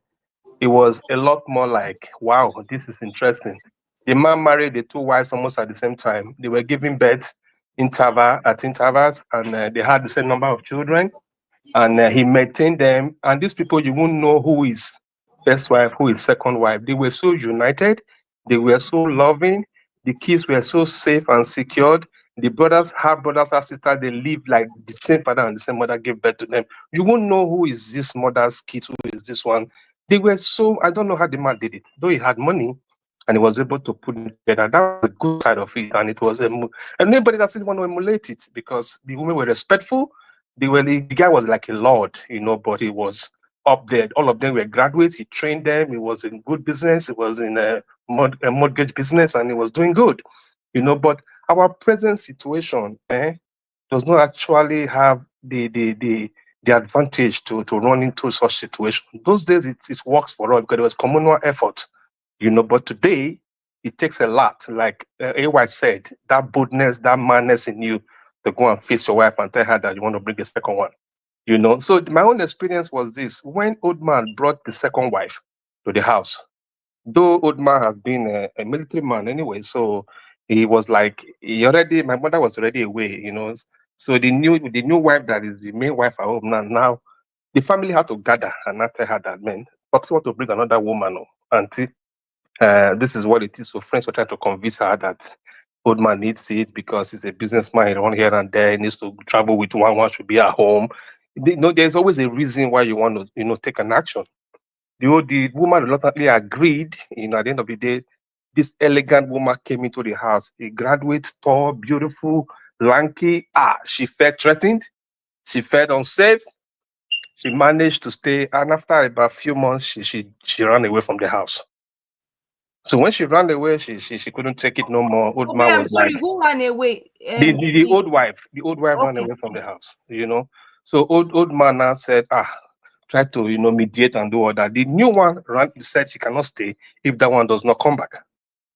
That became a problem. Old man became wifeless at that time. So that that was what happened to old man. So at the end of the day, after some time, the old wife came back, and then the new wife. That was the end of that second marriage. Old man stayed with her alone. By the end of the day, she still ran away towards old man's old age anyway. So same problem. That is what is the advantage of marrying two wives, anyways. So that was my own experience. It was bad. Why? Because the reason for the marriage at first of all was because old man felt he had made money. Those days, big man of those days now. He thought maybe there was money and there was a need to have a concubine, and respectfully bring her back home to want to make it an organized home. But he didn't build a bigger house to put the wife, anyways. Or did he arrange situations to make the other woman know that she's safe? So it didn't work out. So as far as I'm concerned, if you look at the population of men to women, I just Google it now. It's saying every 1,000, there's a 504 men to 494 women. So the discrepancy is not much for you to be looking for a second wife. It's not as if people are saying that women are too many. It's a lie. In Nigeria, the population is 110 million over 108 million. Men is 110, women is 108. I don't know where you get statistics from that women are all over the place. It's a lie. Just that if we want to marry ourselves, only about 2-3% is remaining that will be left out. But because people are not marrying these days because of the condition, because of situation, because of the economic downturn, and that is why we're having these issues. There's always a man to a woman. Number one, it is not longer popular because the economic situation is difficult to train. If you want to marry two wives, you must be ready for multiple children now.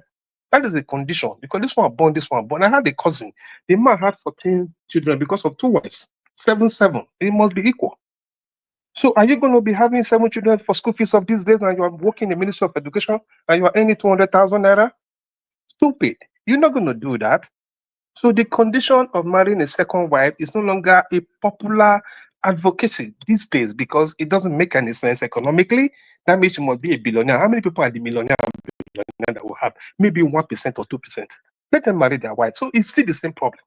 So advocating it as a law, you're going to create more problem and more issues.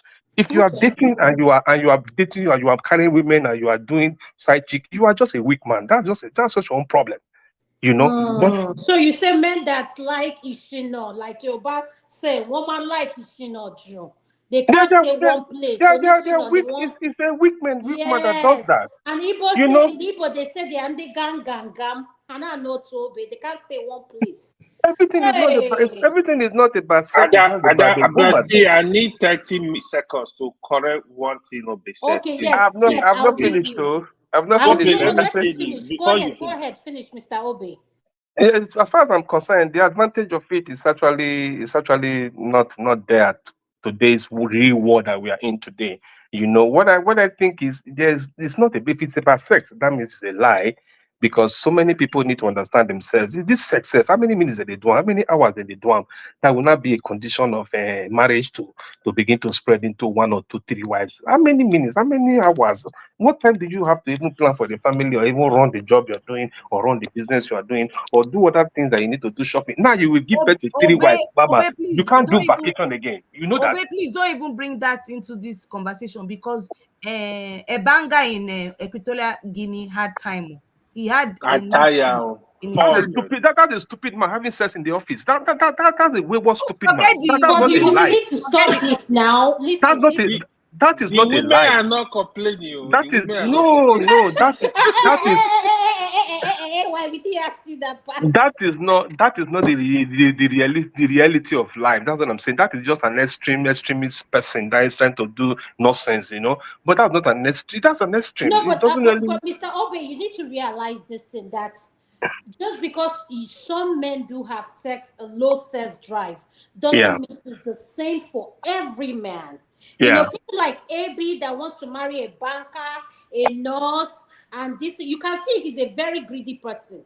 And yeah, that one, you can tell he can't stay one place. People like AY, they have 4 wives, they can maintain it. They have the strength. People mm, like Forefather, they have 5 wives, they have the strength, they can maintain it. yeah, Electricity has 5 wives, he can maintain it, even though he's a pastor, he wants to legalize it because the Bible, so they know themselves. So yeah. for you who doesn't like that stress, you're speaking on behalf of men like you that are low maintenance, they don't want Yeah, stress. lazy man.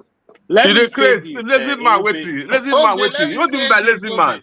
Lazy man Okay, waiting. there is something you said there. You said this statement that women are more than men. Let me tell you this. I The just go active, it oh.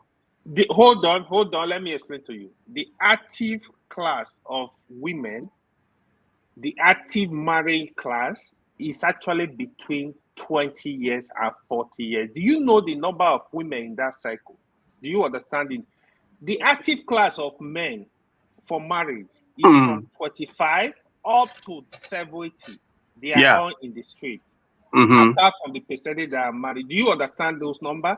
What, Is what, what's when the they what's tell the meaning you, of hold active on, women hold marrying? on, What's the meaning of that? You mean the one that will give birth, as in that is married class. before? Yes, in terms Okay, of birth, right? That is okay, okay. that is where the men that want to marry pick from. More 90% of the time, that is Yeah, where they look into. We yes. need to understand this number, and don't forget Please, Mr. Obe, the don't you mortality see if you're rate. listening to AY, you're Hold on, listening to Adama. him at your The own pace. mortality rate of men is way Yeah. higher than women. Uh-uh. Men die faster than women. So the women that are widow, how many men have you seen? Oh, they are wife. That you see more women. Oh, she lost her husband. She lost her husband. These women, they are there. They need to get married again. They're not gonna stay single. So the number is high up there. We need to help these women. Let every woman have a AY, husband. thank you. We know you want to help the women. Thank Help you her. very much. Thank you. Help her. Yes, thank you. Can we go to Jude? I Jude, said not tire for me. Jude, could you please unmute? Thank you. Okay, yeah. Thank you for adding me. Okay, so yeah, my submission is that in time of stability, when when everything's are kind of under control, the economy is under control. You can make predictions. There's a lot of organization. Then the Eurocentric monogamy, will be like the in thing, because for me it's more of like trying to just put order and organization. But if you want to revert to our primal state as primal creatures, the way we've been for thousands of years, then polygamy is just that's who we are. I don't. So my great grandfather was polygamous. So it was my grandfather who was the first person who was monogamous, because he became a Christian. Like some of the speakers have said, in times of war, so apart from men just having higher mortality, when you have like massive wide scale war, something like World War II, World War One, they kill off so many men. The proportion of men to women significantly downsizes. Now, will you come there and say, oh, so you can't get a ratio of one man to one woman? It doesn't work. And a society that wants to ensure continuity, it would be okay for the surviving males to to father children with the women.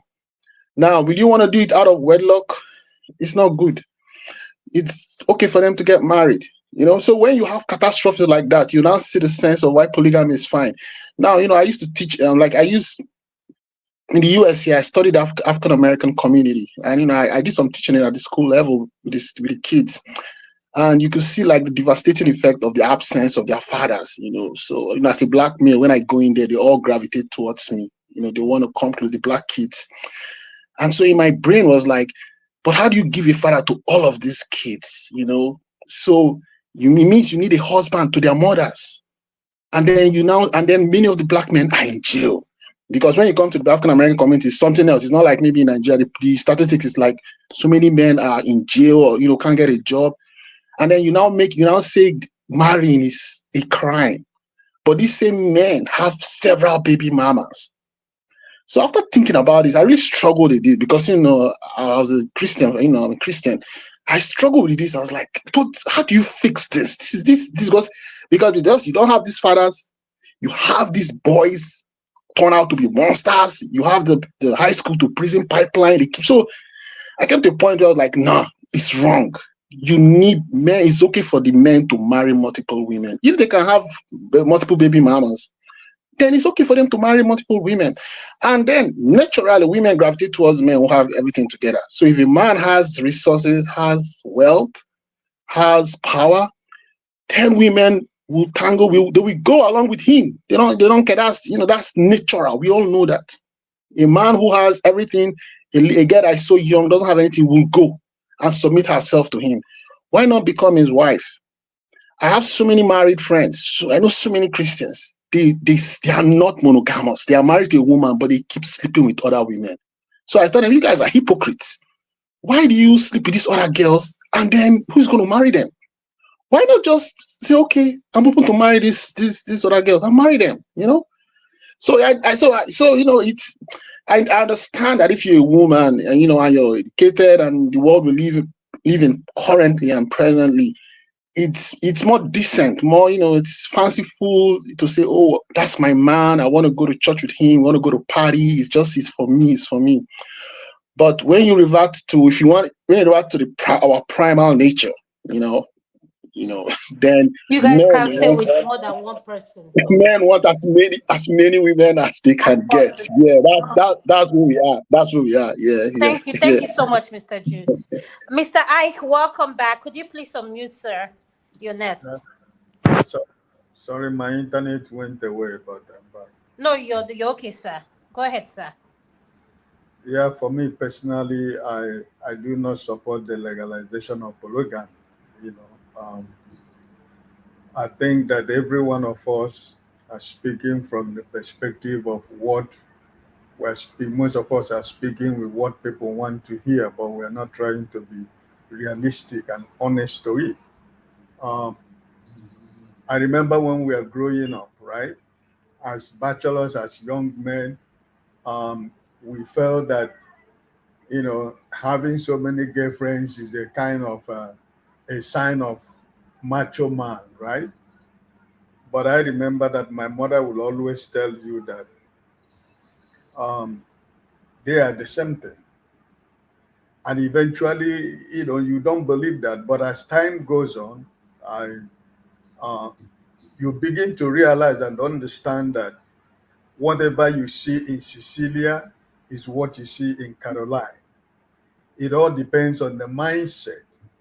It all depends on your quest for what you want. It all depends on your idea of being contented with what you have. Like what we're talking about is like riches of this world. There are people that are not satisfied with what they have. They want to have more, even though you want to have more. But you first of all have to appreciate what you have first. Then you can work to have more. But you see, the world we live today is not like that. So I think that any responsible man who lived a bachelorhood life should know that one man, one wife is the best marital life that you can have. We all come from Africa, from Igbos and Yorubas. We have seen so many families that are polygamous in nature. We have seen so many things that happen in those families, as what we ourselves can experience among us. Even the so-called, somebody was giving an example of Moshood Abiola. You can see the family of Abiola, they in peace? No, there are crises in the family. The family is not one. They are killing themselves with the properties of their father. So I don't see what joy do you drive in it.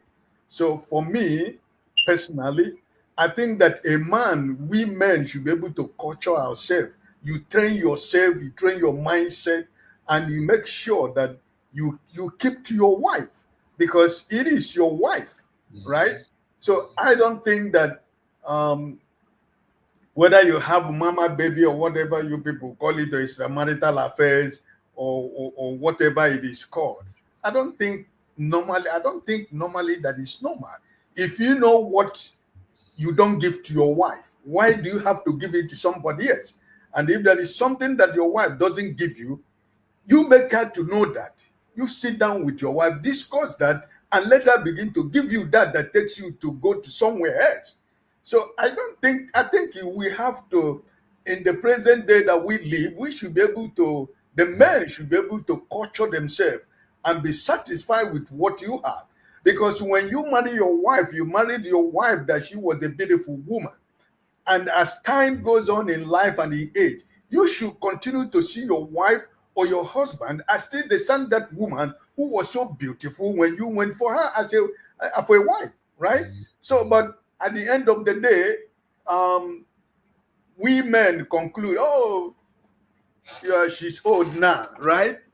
But I think that if it is for, like my brother was talking, the last two speaker before I started, no, the second last speaker before I spoke, he was asking, is it not sex? Is it not how many hours do you do how many hours do you have sex? I mean, is it a competition? It's your wife. You need it, and you need it anytime she's available for you. But also, you have to create the environment of, you have to create that environment for your wife to be in a position to give it to you at any time you want it. Because you have to value your wife also. She has to know that she's loved. She has to know that she's not a sex toy. She needs to know that she's part of this relationship, that the relationship is not about sex, right? And so I think that this idea of our forefathers and our cultures and traditions, yeah, I'm not gonna go fight anybody who want to have more than one wife, but for me personally, I don't support the legalization of polygamy. Look at what is happening in Nigeria. Look at so many young boys and girls in the street. You know, look at the boys that are fatherless and motherless in the street. Even where we live in this Western world, it's the same thing. I live in a very small, beautiful island, but you see a lot of children on the street growing without their father. Their mother has growing with a single mother who probably can't afford to, take care of the kids, and she end up, sleeping with one man to another. At the end of the day, that is that joy that she is looking for, she cannot get it. That security she is looking for, she doesn't have it. So I think that it is something of the mind. A man should be able to culture you. A man who is married, when you are married, you should be able to culture yourself. Because for me personally, when I was a bachelor growing up in school, we were thinking we were enjoying ourselves. That's what we look at it. How many girlfriends you have, and we think we were trying to be, macho. We're trying to be a man. But my mother told me, listen, when you go to marry a wife, you open your two eyes. But when you officially get married, you close one of your eyes. And I believe that. And I believe in that principle. And that I tell you, that what has kept me and my family and my marriage together. Because every one of us has our own weaknesses. But men do not want to recognize their weaknesses for the fact that God has given us as the head of the family, right?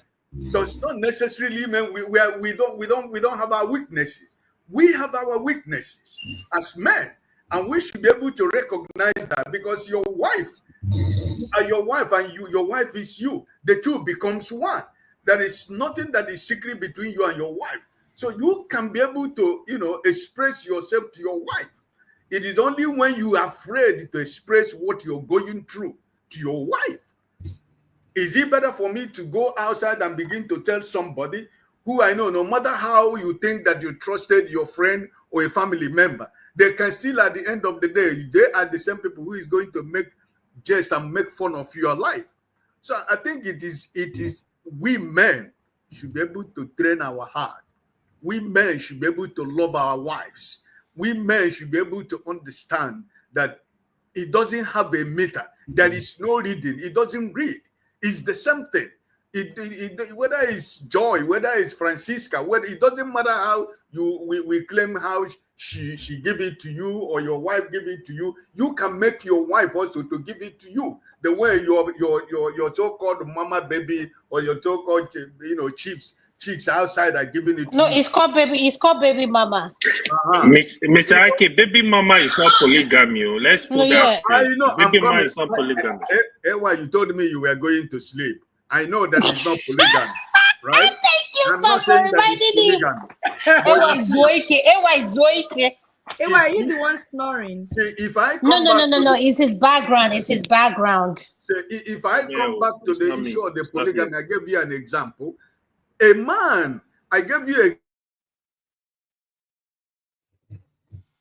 I think his internet dropped. His internet dropped. Yeah, I wanted to tell him that. So I don't know what people miss. Yes, I can hear him. He can hear. We can hear him. Okay. Go ahead, sir. Finish up, sir. Thank you. So, Round up. I'm not speaking what I'm speaking based on the baby mama, but I am speaking on the base of the polygamy because I have to. We have to be honest. Do we really understand what family is all about? God started the creation of this world with family. So God put a lot of emphasis on the family. And if you think that God who made it that we should be able to have a family, a nucleus of a family that is united, how many of those polygamous family that you think that are united the way a family is supposed to be? Because somebody gave an example. There are people in those polygamous family you see, he loves Mama Chid more than the way he loves Mama Emeka. If Mama Emeka happens to have a new rapper, if Mama Emeka happens to have a new rapper, Mama Chid will begin to get angry with the husband. You bought a new rapper for Mama Chid, what of my own? So there are so many, and the children, if you don't have a good family, if you don't have a good father, if those women are not good mothers, they poison the minds of their children against their children. The same blood that is running in the vein of everybody.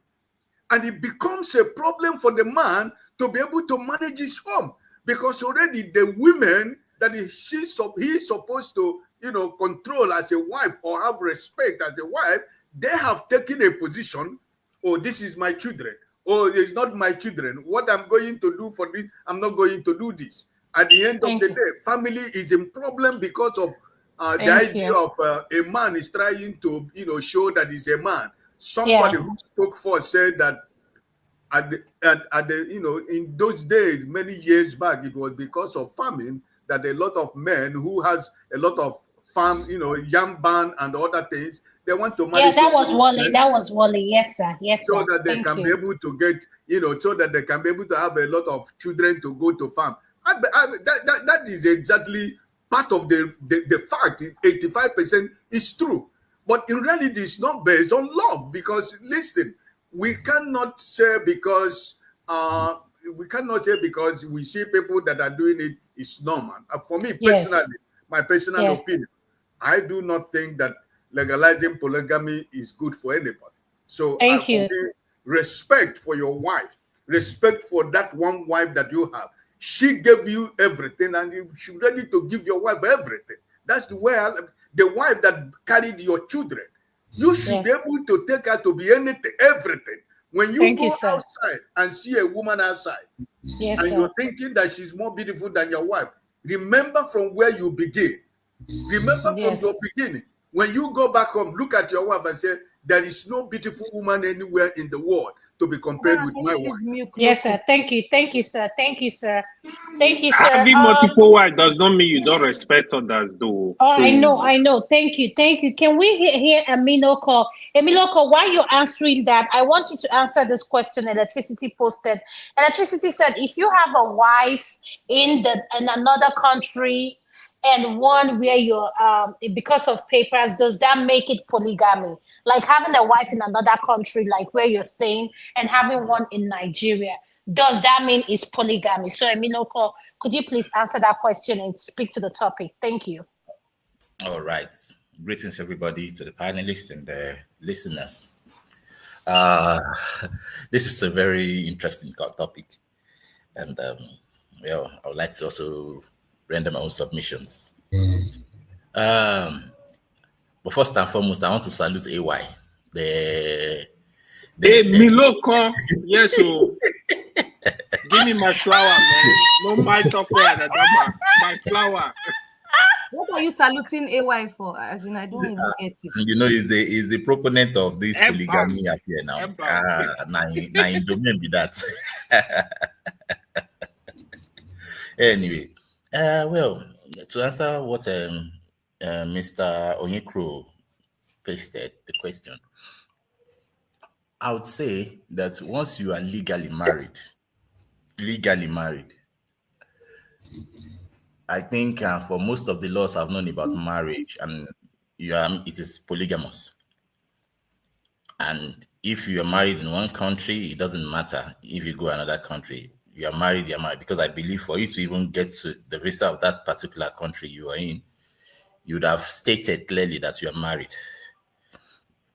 And you have to follow the law of that country. So I don't think that I think that is against the law. That is something that can be penalized for.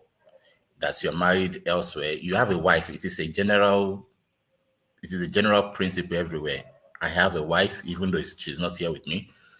You can't be married somewhere else against another person. So I think that's it. Except if in that country it is legal to have more than one wife. That's fine. So I think that is the dynamics of that. But for what I've seen so far, I think marriages are usually monogamous. So it would be wrong to go to somewhere else and marry. Usually, I know in some places they try to divorce their wives first and then go to other countries and marry again. At least officially, there's no record that this person is married any longer. Then fine, maybe from there they know how to work their way back around it. At least they are dancing around the gray areas of the law, which is fine. So, but to just have a wife at home and say you are not married and go marry elsewhere and doing the proper wedding and all doing the legal requirements, wow, that one will be big trouble. Okay, so that's it. So on the topic itself, if polygamy should be legalized, I will say that I think I'm in the middle. And my take which one is in the middle? Which one is middle? Yes, meaning that I am not for or against it, actually. I don't know how the society really weaves around it. Reason being that I have argument for both sides. And that's why I am in the middle about it. Looking at the present world we are in, the number of marriageable women to marriageable men, that ratio, I think is quite, I don't know, maybe, but I feel like it's quite huge. And if that is the case, I think we have capable men who can really have principles and can hold more than one wife, that everybody will be happy. I think we have men like that who can be fair in their judgments. And those kind of men, why they might not be in a lot of them, but you have them. And they can hold their polygamous homes respectfully, that every woman respects each other, every children loves themselves, and you can't really find where there is division among them. It happens. But how many are they? So for those people, I wouldn't want us to restrict their capabilities in that regard. So I feel, why not? But usually with men, there is always this sense of one is more prioritized than the other. And if that is the case, then what will be the outcome of that family? Especially if you are now the man that's looking at it normally, you can't provide more than your one family. You can't provide more. I mean, if you get what I'm trying to say, that you don't have the capacity like that to provide for more than what you already have, then there's no need to just go and now divide that resources again and begin to share amongst people, whereas the resource is not even sufficient to train what you already have. So in that regard, you realize that it doesn't make any sense. So I would rather say, okay, let me say maybe if I lean towards legalizing polygamy, then I would say that maybe we should have strong laws that ensures that if you are going to have more than one wife, you should show proof that you can take care of them. And if you can show proof that you can take care of them, that's fine. And that proof must come from maybe your tax remittances, your revenue generation, all those things that show that, okay, at least at this level, this man says he can do this, and we have seen it, and that is what is going to happen. That is only the time that you can really give in and say, okay, let's go with that. So if that can be done, fine. For those who have look at the Okoyas, look at the you want to tell them that these people can't handle women and handle them well, you see, they will be happy. So for those set of people, I believe that you shouldn't limit them, actually, in my opinion, to have more than one wife, so far that they can take care of them well. But for many guys that they only have the conga tool and nothing else, there's no need to go get more than one wife, because you should be responsible enough to take care of your family first. And if that is what you can do, then that's fine. Take care of your family. You should not be given the chance to marry more than one. So on that would be my submission. If there's any Thank you so much. Thank you so much, Amy. Gerard, can you please unmute? Welcome to the show. You're next. Hello, can you hear me? Yes, you're next. Could you please speak? Thank you. Welcome to the show. Gerard, you're next. Can you hear me? Can you hear me?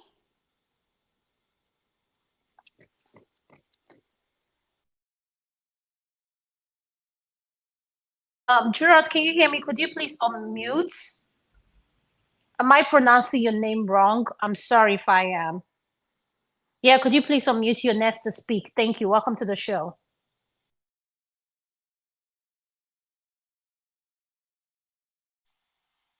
What do you have to say? Maybe his network is not good. It's like he's coming, he's trying to unmute and it's going against or something is happening. Okay, let's have our final submission. Uncle Janaba, what is your final submission before we end this segment? So what is your final submission on the whole topic of what we discussed today? Thank you. Thank you, my sister. Final submission is a lot that goes into this polygamy of a thing. So if you have too much of stuff, money, one can knock better than the other, then compensation of the one that doesn't knock well. In outside language, they say, Bami Berimbuga. Those Berimbuga one, what do you do? So it's a lot of things that goes on there, because you can, and it's also sometimes can be a good healthy competition in polygamous home. And if you raise them well, they also become a standard that people can reference to.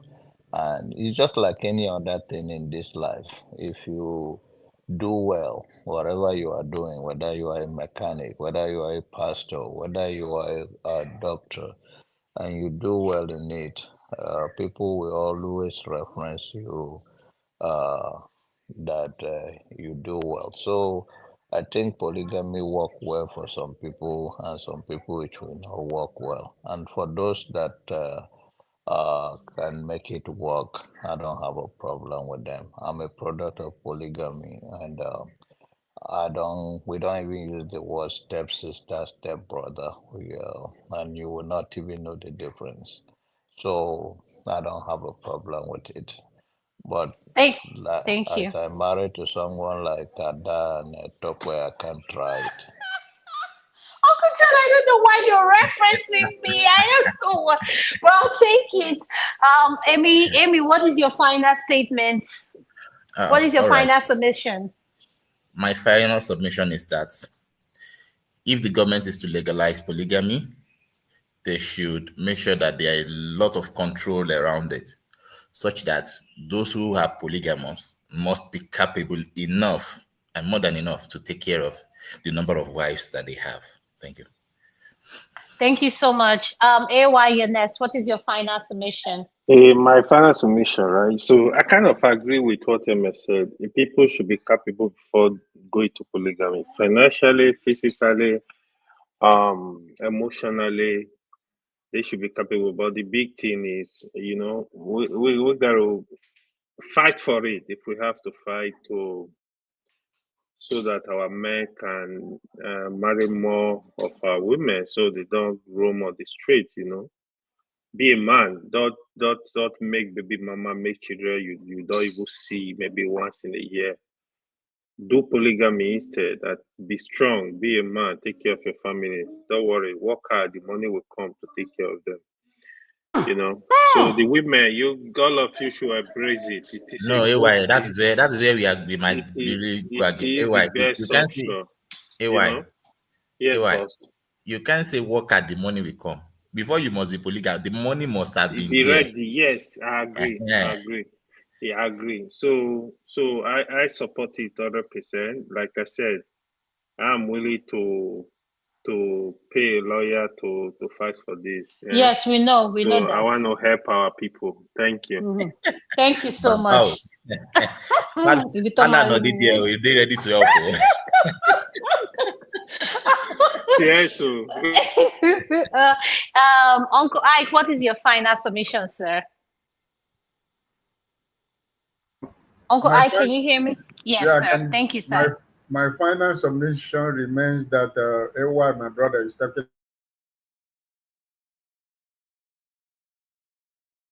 Oh, I think his network, right? Hey, his network. Oh, Uncle Ike, are you back? Yes, I think he's back. Go ahead.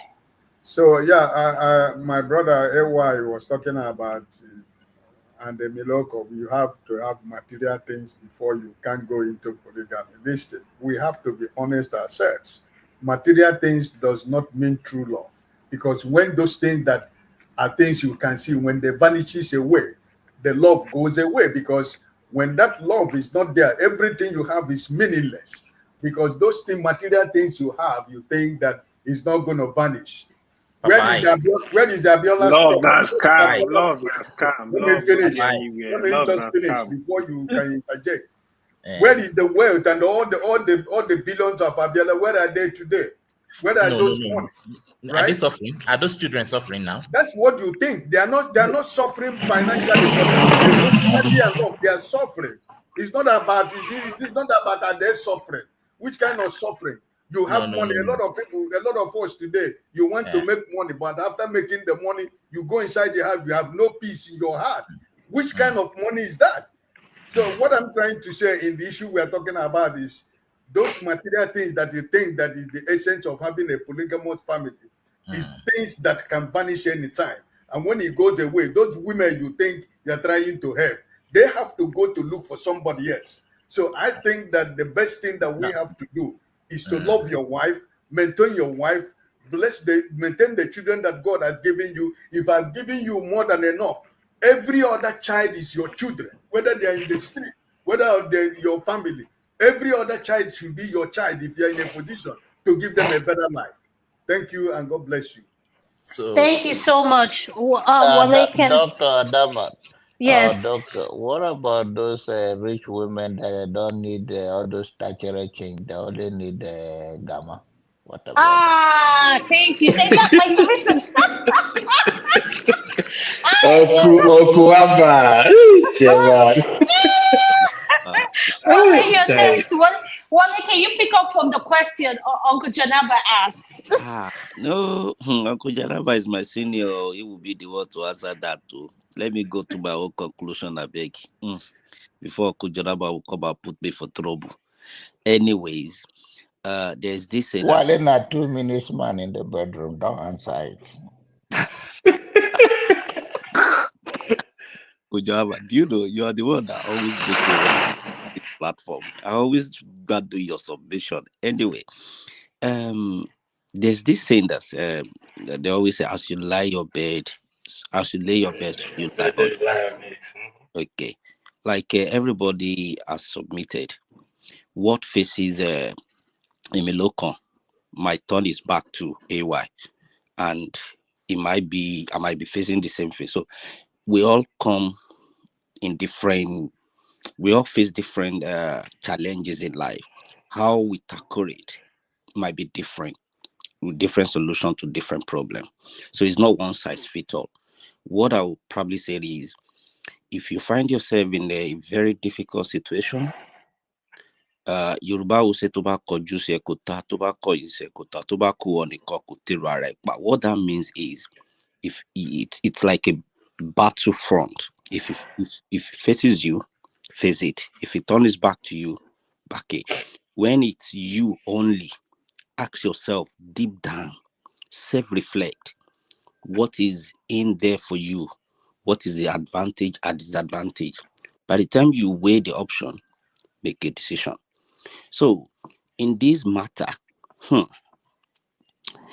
street is not smiling. No, all my uncles that are talking about how it used to be good behavior. You see those girls out there these days, and those boys. The way they are destroying yesterday, today, and tomorrow, you'll be shocked. So, for those who have children, try your best, train them all, and when they bring someone home, check and verify properly. Don't get carried away, otherwise, kasala go burst. And when it bursts, it's not going to be only them. It will affect the father and the grandfather and the children unborn as well. So let's do our own part to make our family better. Otherwise, now the person will get the wahala, go carry am. Good night. Thank you Before I for forget, your final. Yeah, if we go ahead. say, before we say it's not my business, let's look at our society today. Those kids that they have no father or mother, they are roaming about the street. They will come and impregnate our own trained children. So let's do our own part to make sure that at least the society is safe. Because one day, it might bite us as well. Because this scam they call love. Especially girls falling in love with the boys that before you know it, they will become a big baby father. Thank you so much, Wale. Mr. Obe, your final submission, sir. Yeah, thank you.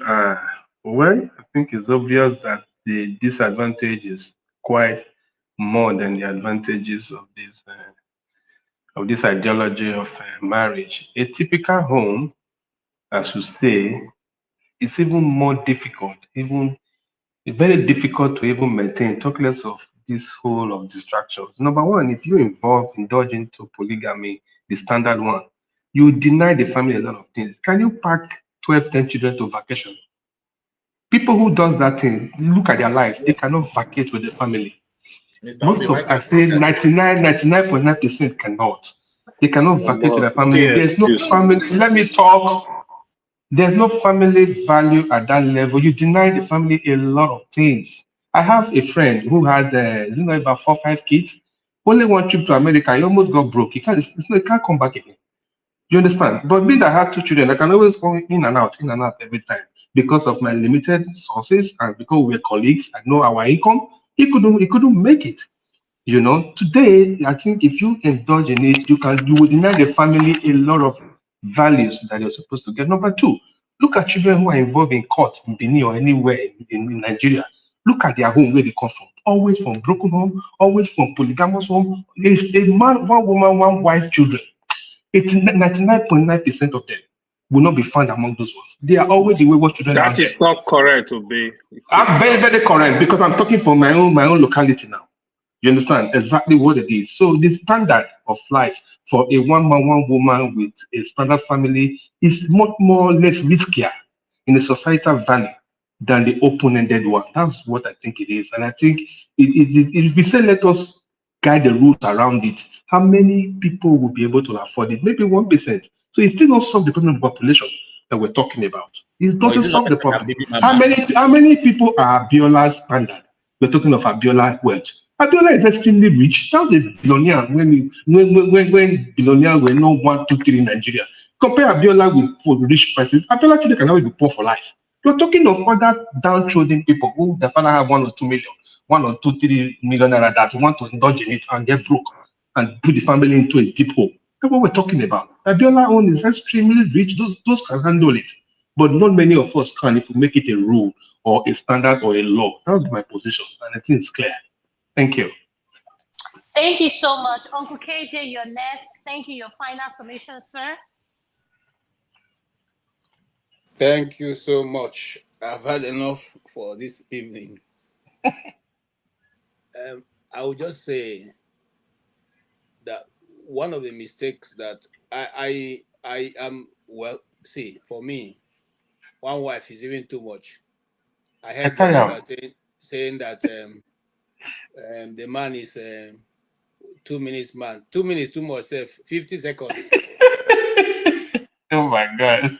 Look, I not come this world to spend the whole of my time inside inside I tell something like you. this. And it's I okay. and I Jesus, have I mean. the truth is this. Since I was dating till I got married, I never had a that I didn't, you see, as you see me, so I no like wahala at all. So I didn't get to the point of having girlfriends all around. And my late father used to be, he used to tell me that you don't use 5 girlfriends, 10 girlfriends to take title in the village. So people just do that and waste their time. So I took that in very early. And so I'm content. However, I do not begrudge anybody who decides to have more than one.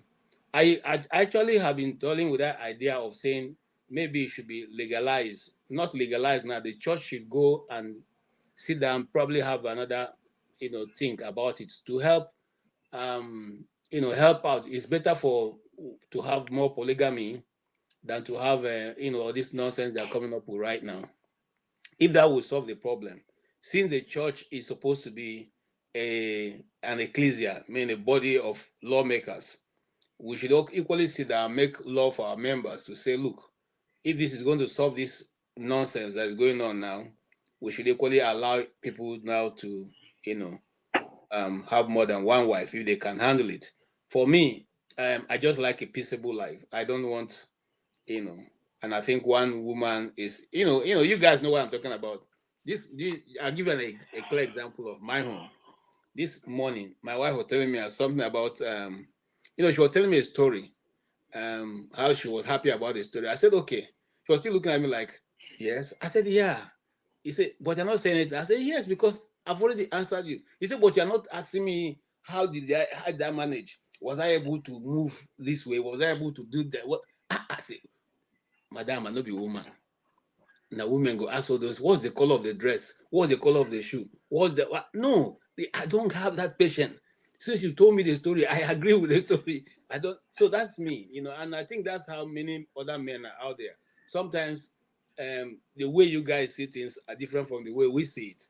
And so for me, one person is even too much. It's too much of a handle for me than to even think of another. However, I believe society should be better off if people are allowed to not help, but be able to accommodate more, in a normal marriage situation, instead of having women and men and men, or whatever. You can see that the craziness of the world is going to a point. I don't know what a man would admire in that man. I mean, for me, it's what are you going to admire, by the way? Anyway. KJ, thank you, Joe. Thank you. That's Thank you so it. much. Thank you so much, Uncle KJ, KJ.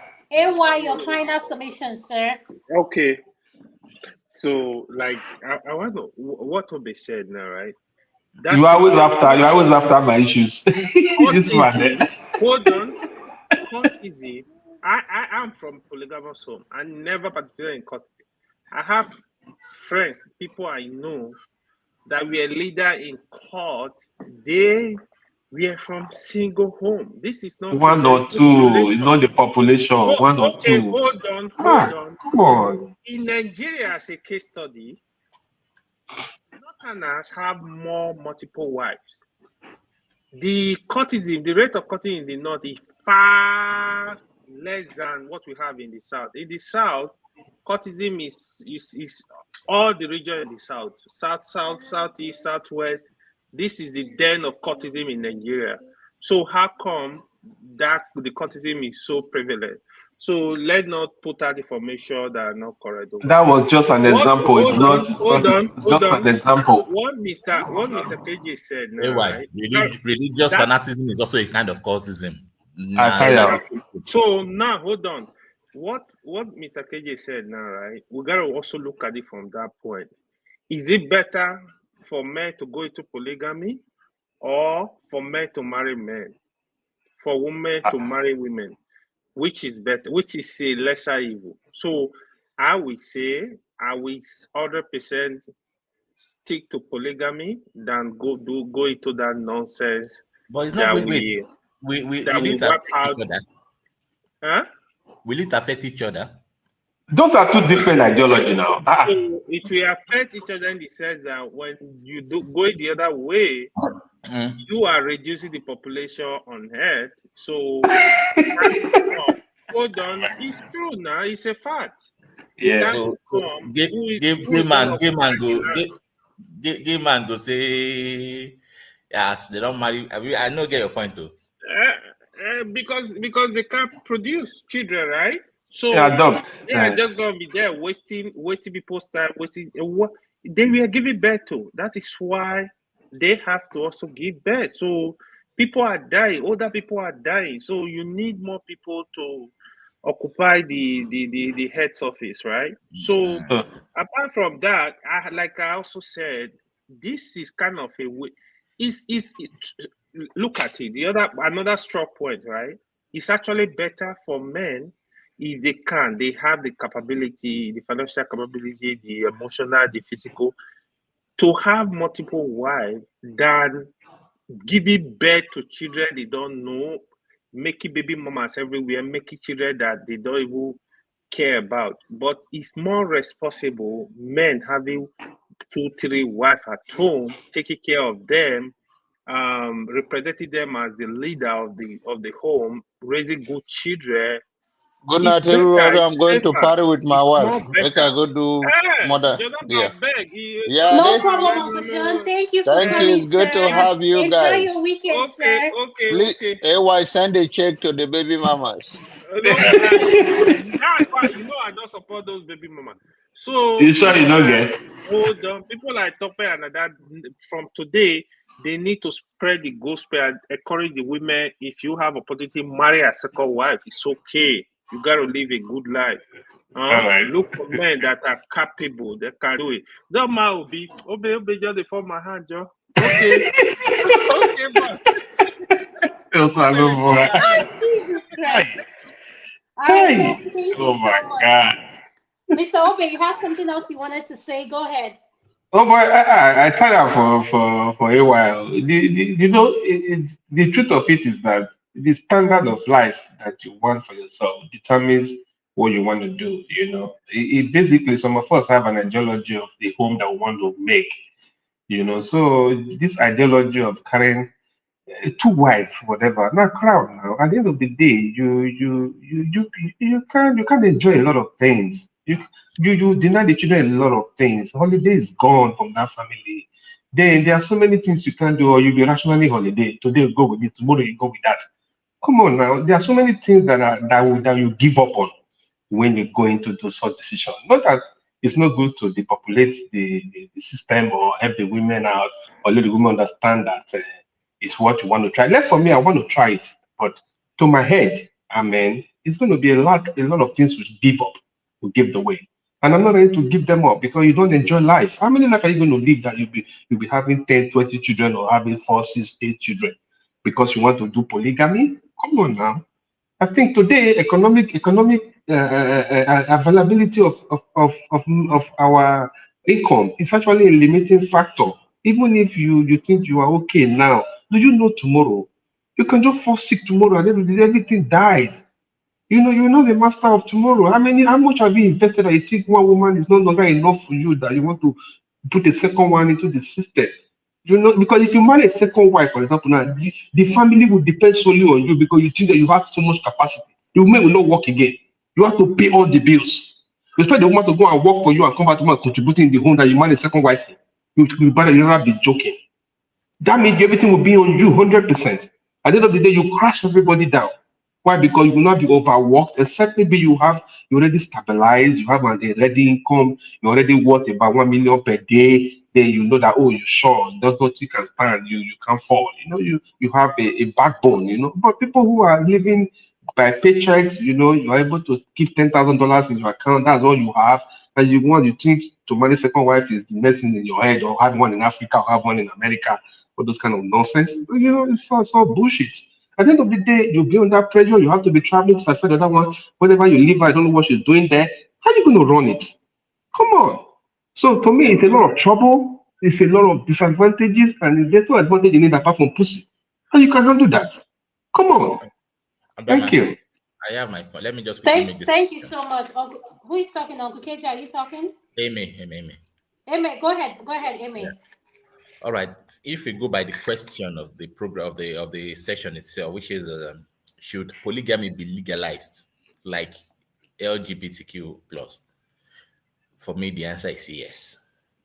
It should be, but there should be a lot of control, a lot of legal framework within that will ensure that if you want to be polygamous, you should have the capacity to do that. That's it. So if you don't want to be, then it is left for you to be your monogamous, to be your monogamous self. How do you define capacity?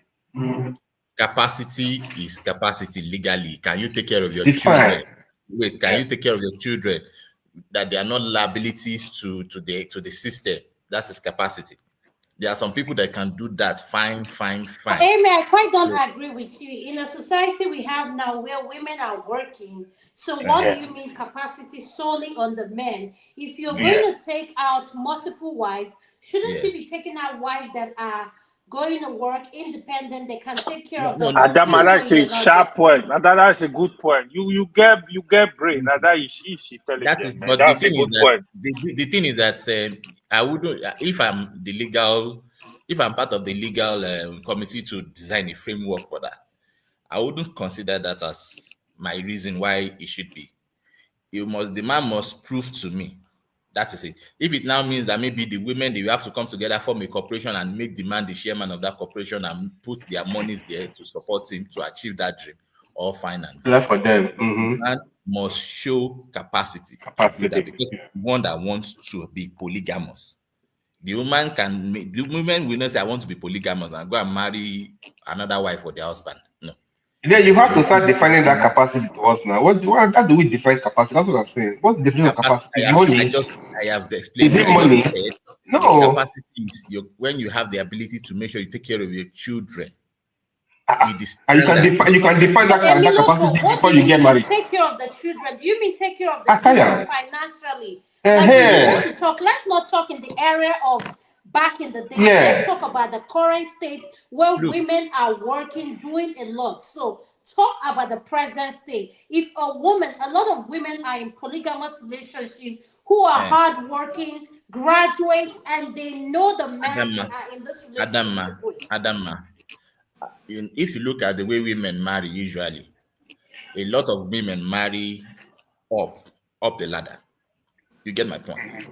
So looking at that, that is like the baseline for me. Of course, we have quite a number of exceptions where you have the people you are talking about that they are capable of handling themselves, and those kind of people. Do you think they want to be polygamous? The only reason they want to be polygamous is that maybe there's something they want to gain from that marriage, which is to marry up. For example, now if you're a medical doctor and you see a kind of Okoya Tomo, or you see a kind of Dangote, you're already married, but you want to marry them. It's not. You get the point. There's a reason for doing that now. So you are putting, so in that regard, no big deal. But No, once no, no. if I quite don't agree with you, because you know why I say that, and I want to okay. define myself. What I mean is we are all in different stages. I asked when I was in my 20s compared to the way I'm not. I can't hear you. What are you saying? I'm not. I She can't hear you. went What off. are you saying? She went off. Yeah, she went Okay. off. She'll come back. She went off. So, Yeah, she went off. Obe, She'll as you come back. asked me, say, what is that definition? The definition is that the man must show capacity financially to marry. Please, if you are not speaking, please mute your mic, please. Okay. successful women want men they want to do a lot of things with. It's not necessarily money. Someone they wanted to keep company, they can be able to do a lot of things with. So that's what the aspect I want you to speak on. And yeah, you see that aspect, Adama, is not stopping this. They are totally different in my opinion, sincerely speaking. They are kind of mutually exclusive. You look, this world, we have a lot of people. So there's no way you cage everybody into one box. Some women are, look at Madame Luke, for example. She doesn't want a polygamy, whatever. She wants to be on her own. If you are going to come and meet her as a man, and from there move on. You can see those kind of people, and there are a lot of them like that. Do you want to box them into the box? Do you want to box them into polygamy or monogamy? No, you can't do that. But for some people, there are a lot of people that will thrive in the polygamy system. But Emiloko, that's exactly what I'm saying. Those men that are coming to meet her, they come at her place of comfort, and you go. She's a woman that is established. That's what I'm trying to speak. A lot of these women are established, are in the comfort of their home. So what do you say to women like that? I'm not stopping those women from designing their own way of life, from having it the way they feel to have it. So far that it is within the ambient of the law. I don't think there's any law that says a woman can't stay on her own and have a man, and then depending on the way she wants to live her life, there's no law that is breaking that. You get the point. But what we are talking about is for people who want to utilize polygamy system. That is what this topic is all about. It's not maybe we have polygamy, we are putting down others. No. Others will also thrive in their own way, the way they want it. But some people that will enter into this particular polygamy system, they want it that way. We should have a law for them as well, so that they can do things the right way, that we can have a good society. That is the vision here. And if that is the case, then we must make sure that what are the measures for a polygamy system to thrive. It's not that you can just say, oh, because I'm a man, I want to be polygamous. No, you don't say that. That is the problem we have in Nigeria. That's why we have a lot of poverty all around. Because a lot of people are like, hey, I be man, so I can give anybody belly, and so from there. No. For you to be polygamous, you must show signs that you are capable. And you must, by law, be capable. The moment you are deciding that, it will be something incriminating if you don't do your duty. You get the point? You must not put your problem on the society. You must be able to take care of your family. And there must be standard for it. You say my point. There must be standard. Okay, Emiloko, hold on. I understand. Emiloko, hold on. I share your concern. So there's a question that was asked. How do you define those that can afford polygamy in African space? Now, this is how you define those that can afford polygamy in Africa. You must have shown from previous years how much taxes you have been paying. And from that tax bracket, we show if truly you are capable, in my opinion. You get the point? It's not maybe you are just, everybody assumes that hey, a rich man. No. You must show it to law that you are truly wealthy. And the only way the law knows that you are wealthy is from the tax you pay, is from the business you do. Those things will make it up. So, okay, yes, this person can sustain that. Even if it doesn't work in the next 5, 6, 10 years, this person has something that can sustain. There's a way you design it, I'm telling you. You see, by that definition, by that measure, it received a lot of men out of that category. Or that the man that we enter itself, everybody say, oh, very good. Now, this kind of people say they be polygamous, true. You get the point? It's not just that any blind, that any maybe just I want to be polygamous, and no. Then we can never get it done. Hey, we can never get it you done. yeah, obey. Look at it. The thing is that you won't say you can never get it done.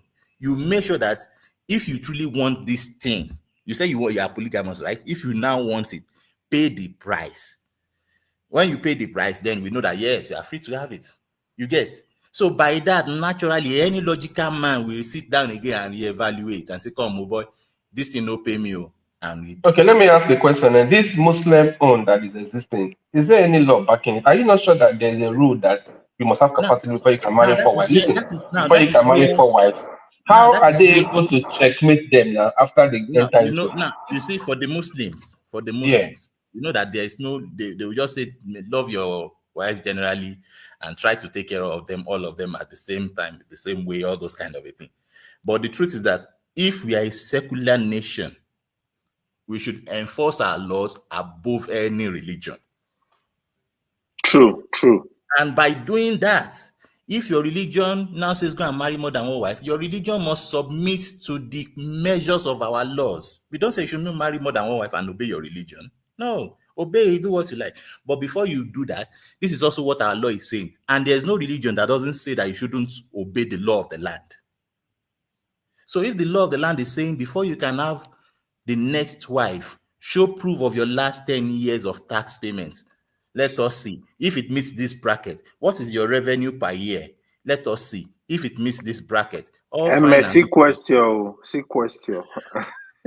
Okay, can I say Now, something look so I at this can go and question. sleep? Look at this question. Does LGBTQ run polygamy? Are they the same? They are not the Okay, same hold thing. on. Amen. Let Uncle KJ speak, then you can come in next. All Thank right. you Then I so want much. Jefferson. Jefferson, welcome. Hang in there. Thank Go you ahead, so Uncle much. KJ. My advice to those men or women who want to be in a polygamous is to please go to Equatorial Guinea first after meeting with Thank you. After meeting with Baba. and tell them whether I'm still ready for it. Why are you like this, Uncle KJ? Why are you Mr. doing this to KJ, me? Mr. KJ, That guy is a legend. you'll be surprised that a lot of women That will guy is want a to be in legend. that relationship with that man. Of course, now that's what I'm telling you. And they will not even mind. They will not even mind to be Amen, you are polygamous. so less. Amen, you are so right on the money. Have you not seen the traffic Exactly. to Equatorial Guinea? That is why I said that. So what I'm trying to conclude here. Okay, sorry, Mr. KJ. The Igbos who went to Panya and came back will tell you the story of trying to be in a polygamous family, because all of them came back and they are walking like something hit them on the waist. Waist don't finish. So basically, what I'm trying to say is this: I for one, I would not like it to be a legislation coming outside of the church, because that will give government more and more control into the religious activity.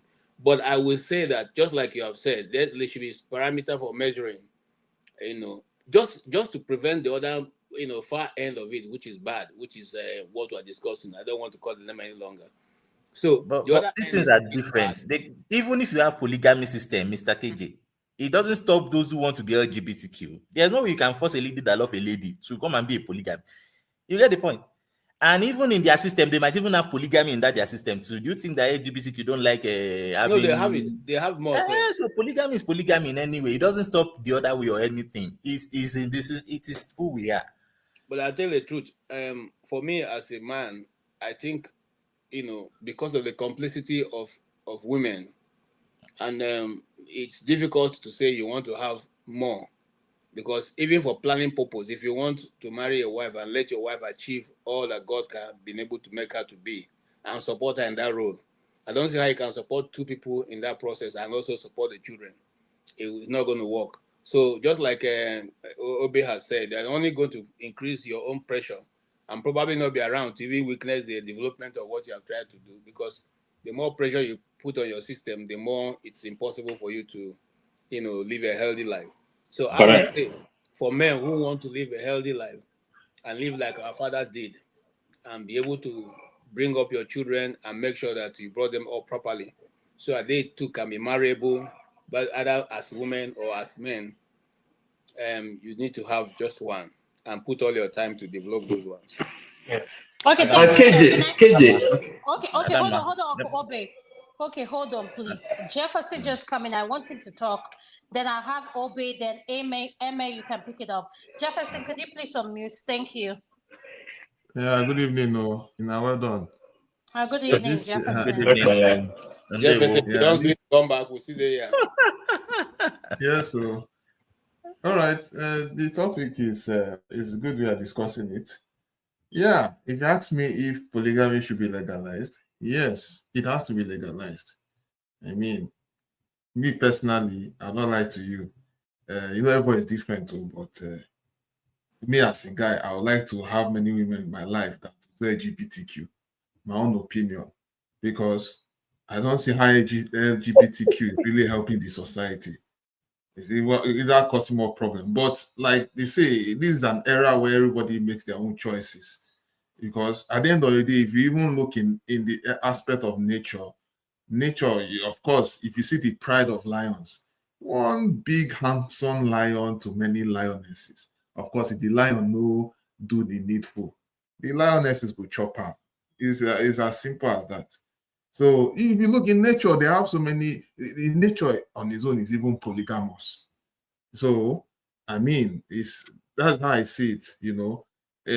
Should they legalize it? Yes, it should not be demonized, because at the end of the day, I just feel that we're just being hypocritical about so many things. Yeah, one man, one wife. One man, one wife is good, yes, if you concentrate on the woman. But sometimes, will not lie, see some women, when they give man headache, the man might look elsewhere, So these are the factors, and no, and they say body no be firewood. So sorry, that's how I see it. I mean, I know crucify me, Sha. I just wanted to share my own little perspectives on this. I'll just let you know that Jefferson, we are human beings. The last time I checked, we're not a pack of lions, so we should have a different behavior with the lions. Since we are made the image of God and we're supposed to control those things, we're not supposed to start imitating what they do. Because those lions, I'm coming, sir. Those animals sleep with their sisters and their mothers. Should we also do the same thing? Because we're watching the animals.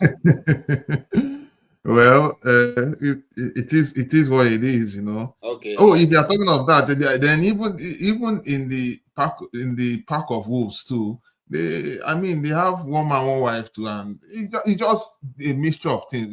If you study nature, you will see how. That's what I wanted to let you know, that wolves don't sleep with Okay, so Jefferson, have you made your points? Because I want to go to Mr. Obe if you've made your point. So okay, no, go ahead. Hold on, Mr. Obe. Jefferson has not finished. Jefferson okay, so no, sorry. In summary, so what I'm saying is that it can be considered, it's not. It's not about their shower. Adama, this was their shower. No, I'm just saying. I'm just making comments. I'm just speaking. I'm reading what the email I got, and it happens to be what we. I don't know why I just match what we're saying. That's all I'm saying. Jefferson, leave me alone. Okay, it's in their shower. You remember that day, Babi? You know how we're time managing that, so how am I got their time? So even their chairman has always been here saving women. Jefferson, let's legalize it. We will legalize it because no problem. At least we will have more population in the world. Truth be told. No problem. Jefferson, God bless you, Joe, my brother. What my these people, Joe? Yeah, of course, it's good to be loyal to one, because the one that you love, if she loves you, at least it's good to love that one. But just in case anything goes wrong, now you just have to have a backup plan. You know what I mean? All right. Okay, no problem. So Jefferson, okay, Mr. Obe, what is your destiny? Then I'll give it to Emiloko and Uncle KJ. Yeah, on Emilokon's submission, he was trying to define capacity and legislation, how it will work. I think those issues that are so dicey, that are not stone on the dice, if you legislate them, the consistency of those ideologies, how do you define that in the future? The fact that the person is paying a lot of tax today, and he's broke tomorrow. So what happens? He disengage the wives. So those are not. Is it that the person has a constant an income that will never change? Those things are very. They are things that are not standard. They change with time. Anything can happen. So when you legislate such things, you'll be hitting the economy or your society into a very great danger. You know, at that point, you can't define somebody's income based on his tax he has paid prior year. Come on now. How about the future? Have you any come for him in the future that are telling him to raise a family, to go and marry a new wife, to go and born more children and cause problems for society? So those are relative ideologies that are not a standard for you to legislate on. It's very difficult at that level.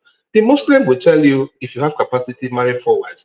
All of them that are married four wives right now, do they have capacity to marry four wives? All their marriage, who born them? Those are the issues. You can't standardize or you can't legislate a future of your capacity. Those things are not defined. You can be sick today now, all your income will die. As soon as Bros died, as in Abiola, well, his income stop at that level. It's only asset that will not be generating income for him and all that. So those are very relative items that are not basis to legislate on, and it's difficult to hold such an ideology into a set on a certain situation of our lives. That is why the standard of life becomes so dicey. Those days, our parents give birth to a lot of children because they put them on the pickup and they're going to the farm every weekend. They were communal effort those days. It was for a reason. Today, they're even going to advise you don't try it. My father will tell you, don't try it. I have 10 children. If you can do two, it's okay. If you can do three, it's okay. He will advise you because he know that I'm the one training the children that he gave birth at this old age. I'm the one training them today. Probably because I'm in the US. I have to pay school fees. I have to do other things. If I do it now, it's in my children that are here that will be paying school fees of those that are now born at my later age. So those things are no longer in vogue again because society has changed. We have metamorphosed, we have transformed. So if you're going to do that today, are you going to start creating, especially for your children that are already grown, that don't even know, that don't even see daddy, see mommy whenever they like, you know? So the difference is clear that we must know where we are at the moment. This is Gen Z generation, this is AI generation. Everything is online, everything you see. The How part that you would did for your parents doesn't mean that the children that you are giving them to will make for you and you will stay for the future. It's very impossible or very, very uncertain to have that at the back of your mind to say, I'm going to create a big family because I'm going to enjoy. Enjoyment? How do you define your enjoyment now? How do you define your sexual urge? Come on. Those are very lean basis to how is legislate the on. moral That's my level? point. How is Huh? the moral levels in those days Moral. Moral was in place. It was very high. compared to now? So now it's dead. There's no morals now. There's no morals. Exactly. So That's we it. to People dogs. like obeying and that get side chick. They suspect her. Oh my God. Well, Hmm? I see, think. Only side chick. Obi. Ma, The thing is ma, this. pa. The thing is this. I agree to everything you said. Personally, I love the monogamy system because I have seen how polygamy can be destructive, sincerely speaking. But even at that, I can also say I've seen where it had worked beautifully. I'm telling you, I have a picture of a particular man who stayed in an area that this man married two wives.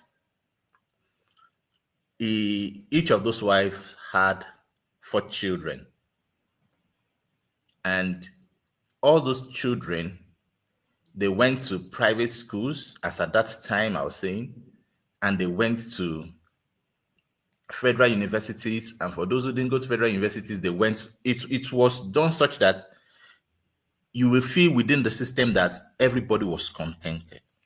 And not that maybe it is hiding because I am very close to a lot of them on both sides. They were in the same roof. Each one in the same roof had their own flats. The children went to abroad for schooling. Those who didn't go, some went to private universities, and That one a rich man now. That one a rich man. That one came money. That one is okay. Obe. Sorry, That's what sorry. they There are call people that Odogu. can afford Odogu. Obe, exactly. Jefferson. Now the Odogu people, I say make we make this law for. There are a lot of odogus like that who are capable. So we shouldn't now hinder them from expressing themselves in that way. But before you Okay. wait, sir. Let me finish. Before you qualify as an odogu, you Mm. must show proof. Say truly you be odogu. That is what I'm trying to say. So if we have laws, if you have system in place, before you pass, it's just like you want to get visa to go to the United States. You must paste your document. You must prove that Yeah. yes, you are who you are. You get capacity. You get the point? Yeah. So that once they give you that visa, you know that yes, I don't. Now the thing we have to talk about that. Let us make laws that will make sure that it's not, we are not asking you to buy the champagne from the US or from Italy, all those places. You must Yeah. pay the due, the custom dues to use them here. Mm-hmm. You get the point? That is it. So if you make those laws available so that nobody will say it is not available. No, you say it is available, it's over there. Go and access it, so you are free. Nobody's stopping you. But if now you will want chop the fruit now, travel the journey, pay the price. If you can do that, all fine and good. That is what I'm saying. Are you getting it? And that is where I said, show proof, show that you are capable. So, and one of you said, okay, how do you know? One of the things that just came to my head was, okay, show proof of resources of revenue and tax payments in the past years. Because I think that's just one of the very correlative factor that you can use. But there are a lot of things that one can use. Let those people who will be in that committee now go and sit down and brainstorm. Let it be there. Let anybody that is willing to access it go and access it. But it shouldn't just be that because a lot of people we are going to know. So that those people that are doing this rubbish, so that they can be penalized properly. Because we must now start to penalize people who will just give birth and not take care of their children. May I jump in here and ask a question based on your argument, please? Yes, you can, sir. That is just my submission. Okay. Monogamy, which is one man, one woman, and people having children and abandoning their children, what penalty has been used on them, please? Do you mind to clarify that for me, please? Well, maybe we should also ensure that is done. But based on the argument we've been having, of course, we know that can happen. In fact, that's also happened a lot of time. But if you look at it, does that not come to you as discriminatory? Because what will be your threshold in terms of financial capability you want to use, or you are suggesting or proposing to use to sanction or to approve somebody to have more than one wife, please, if you don't mind? Okay, let me just give an analogy. If you want to use a Bentley in Nigeria, for example, maybe the cost is around 400 million. You'll be told to pay a duty of close to that amount normally, because they are quite they're exclusive they're exclusive commodities, and you must pay that high premium for them. We should have high premium. I don't know how high that can be, but we must make it extremely high so that a lot of people, like 99% of people, should naturally fall below that level. That is my opinion. But it should be there. It should be a target so that people can see that, hey, it is there, but achieve it. Let it be high enough. So I don't know how high enough. It is not just that maybe. Thank you, sir. Sorry for interjecting you. They said nothing is permanent. Circumstances change. So let's say you put it at 100,000 in my account. I have a good job, and I have two wives, and circumstances change. I lost my job. I couldn't have. So what do? You're gonna annul it? No, that is, look. You see, there's. I don't know how I'm going to say it more than that. It is not 100,000. It is no. It must be something. It must be something weighty. Sincerely speaking, I believe it can work, and I think that is how it should be. If we truly want to deter the minds of men are logical beings, really. They will sit down and calculate their cost and say, "Oh boy, I know if you do this thing," and go and sit down and sit down with their wives and enjoy their families monogamously. But when the fruits are low hanging, then you make it accessible to hook liners, to Tom, Dick, and Harry.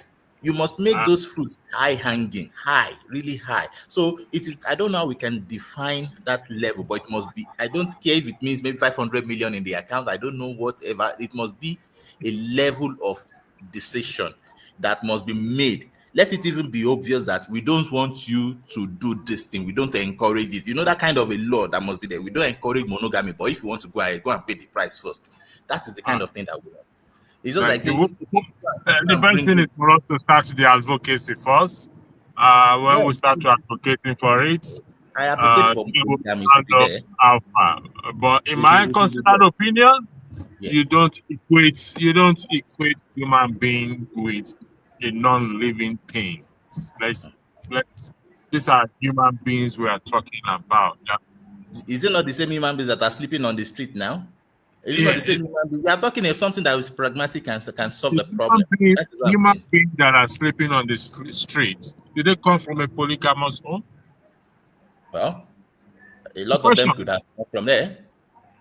Question. In Europe, the human beings that are sleeping on the street, do they come from polygamous home? Well, they are kind of correlative one way or the other, I believe. This is a power question. Based on your statistics, the human beings that are sleeping on the street, do they come from polygamous home? I've answered you. That I believe that one way or the other, if you trace it, you will see a sense of that in it. But the thing is that yes, I'm not. You can't say that is it certainly. Of course, I understand where you're going. I'm not disputing all your facts. Maybe I might be sounding like that. I agree to everything that has been said. But my point is that based on this topic, if we are going to be free-minded and just look at it on the surface level, that should it be legalized? I think it should be. Let people who are capable. I am not capable of a polygamy. Okay. So no, but I think the problem you're having is define what that capable is in African setting. Given that you live back home, define that capability. No, that's capability. If it means that we should make Dangote or Femi Otedola kind a yardstick, I don't mind. No, we can't. No, we can't. No. Listen to me, Mama Dama. Listen to me. Do you know why I'm saying this? Look. Okay. I made an analogy the other time. I said if you want to drive a Porsche car in Nigeria or a Bentley, if you import it, you pay a premium for that.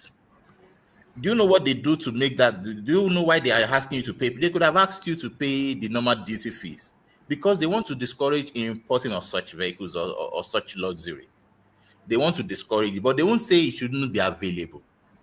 In order to discourage it, just put the measures in place that will make people think twice and let those who are capable. How many people are thinking twice because they become polygamous in Nigeria? No, it is virtually anybody can become polygamous by just taking one thing and doing another. You get my point? But if you make it a law so that, yes. In other words, a deterrent factor, that's what you're saying. A deterrent. Exactly, yes. Let it be there so that anybody that goes into it, we know that no, you know that there's something to pass through before you get there. Rather than it is just free hanging all around and from there littering all the places with unnecessary beings who could have been doing something different in their own worlds. So that is just my advocacy that should it be legalized? Yes. But the measures in place to make sure that you achieve it must be premium valued so that it is just not anybody that can achieve it. As I say, if it means a Dangote level, in order to discourage maybe 99.9% of the people, let us make it that way. That is how it should be done. It should be open to anybody, but can you achieve it and pay the law? Fine and good, go ahead. If it means you are going to work your life and do that. So, Sister Adama, if you can allow me. Yes, go ahead. Go ahead, Uncle I, if you can. Electricity asks a question. The people that live in the street in Europe, are they coming from polygamous family? Sir, not everybody will come from polygamy. We live on the street. I'm coming now. I want to answer electricity because that was the question he asked you. You gave your own opinion. I just want to give my opinion on that. All right. Respect. Electricity, you know the fact and you know the truth. You are just trying to pull our legs here. Majority of the people who you find in the street in America and Europe or anywhere is because two things. One is because the law in where we live is that when you are divorced, your wife kicks you out of the house. You don't have a home. Two, most of the people that they live in the street are people who are, some of them are drug addicts, right? So they lost their home because they use their money to buy drugs and they lose their homes.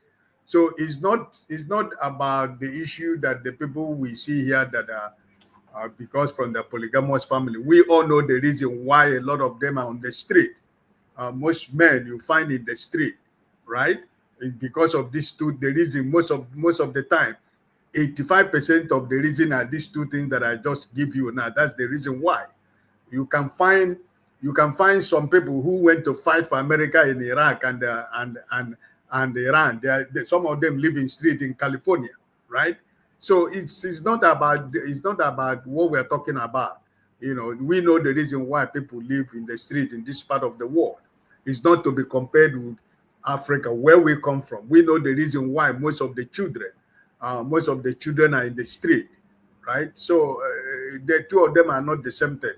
That's the only point I just want to make here based on the question electricity asked. Okay, thank you, sir.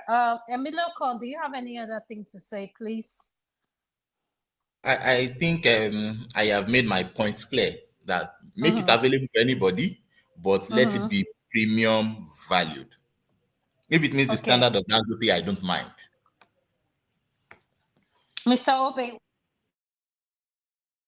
That means nobody will practice the polygamy. When you are making love for only 0.0001% of the 100%. population. The law is for everybody, but But the it's state. not tenable. That's what I mean. So that such will not be that popular. And when from your analogy, it's obvious now that when you go to vote, that there's no way such law will pass based on such limitations. You understand what I mean? Because it will be just an extreme end of the society, and No, no, laws no. are not popular Mr. laws are only what pass through. Mr. You Obe. know, that's what I'm saying now. What I'm saying, and that's not what you said. What you said is that if you put so much student measures on it, it only means Yeah. that so many 0.01 will not be qualified for it. Such laws Yeah. does not have any effect on the ideology behind legislation. Exactly what I mean. So on that ground, it now means that this is not a popular say. If left for the topic of today, that comparing it with LGBT, how about people who are bisexual? Can they now, I can have a wife in the house and marry another man to come and join us? Those kind of things. It will not rob into so many complexity, and that begins to damage the society as it were. You know, those are the little issues why a monogamy becomes the ideal life, the ideal situation. That's No, just when what you I say think it is. ideal, that is already subjective. When you say Yeah. ideal, Okay, it is so subject to your can we experience. hear from electricity so that we can know where he stands? Electricity, are you there? Yeah, I'm here. Thank you. Can you hear me? Yes, we Yeah. can hear you. Okay, I just need to mute some echoing back. Am I still echoing? Oh, hold on one second. I know where it's coming from. Sorry about that. Coming from my hand. Apologies. Is that okay now? Why is this? Why am I still echoing? So, did anybody have It's their? okay now, Mr. Electricity. Okay, thank you very much. It's Uh, better now. okay, yeah, Mr. Ike, thank you very much for that. Why I said that was in response to what Emmy said that using those who are sleeping on the street. I stand to be corrected. Probably come from a polygamous home in Western part of Europe here. Yes, you're correct. Most of those who are sleeping on the streets, that drug, bad, bad management of their funds, broken marriage, and everything. And that is why some of them are on the street, not as a result of polygamy. I'm not disputing the fact that we don't have certain hills in polygamous relationship. No, I'm not disputing that fact. It's always there. At the same time, uh, one man and one wife, a man and a husband, equally also, they have relationship. Most broke, some homes are broke, they broken. What my argument is this: what is good for the goose is good for the what? For the gander. Polygamy has been practiced over the years. over the years, and the stigmatization of it. Sorry, I need to mute Adama. Sorry about that. The stigmatization of hate is what we should kick against. Because why, like I said in my opening argument on this, we don't know the circumstances. Electricity, I just want to buttress. Is this your final submission? I believe so. If not, if people have to speak, yeah, No, this no, is my no, final no. submission. Yeah, can you make this your final submission so we can close, please? Okay, Thank all you. right. Has everybody spoken then? Adama, has everybody spoken? Yes, everybody has spoken except Jefferson and Tokwe and I. That's it.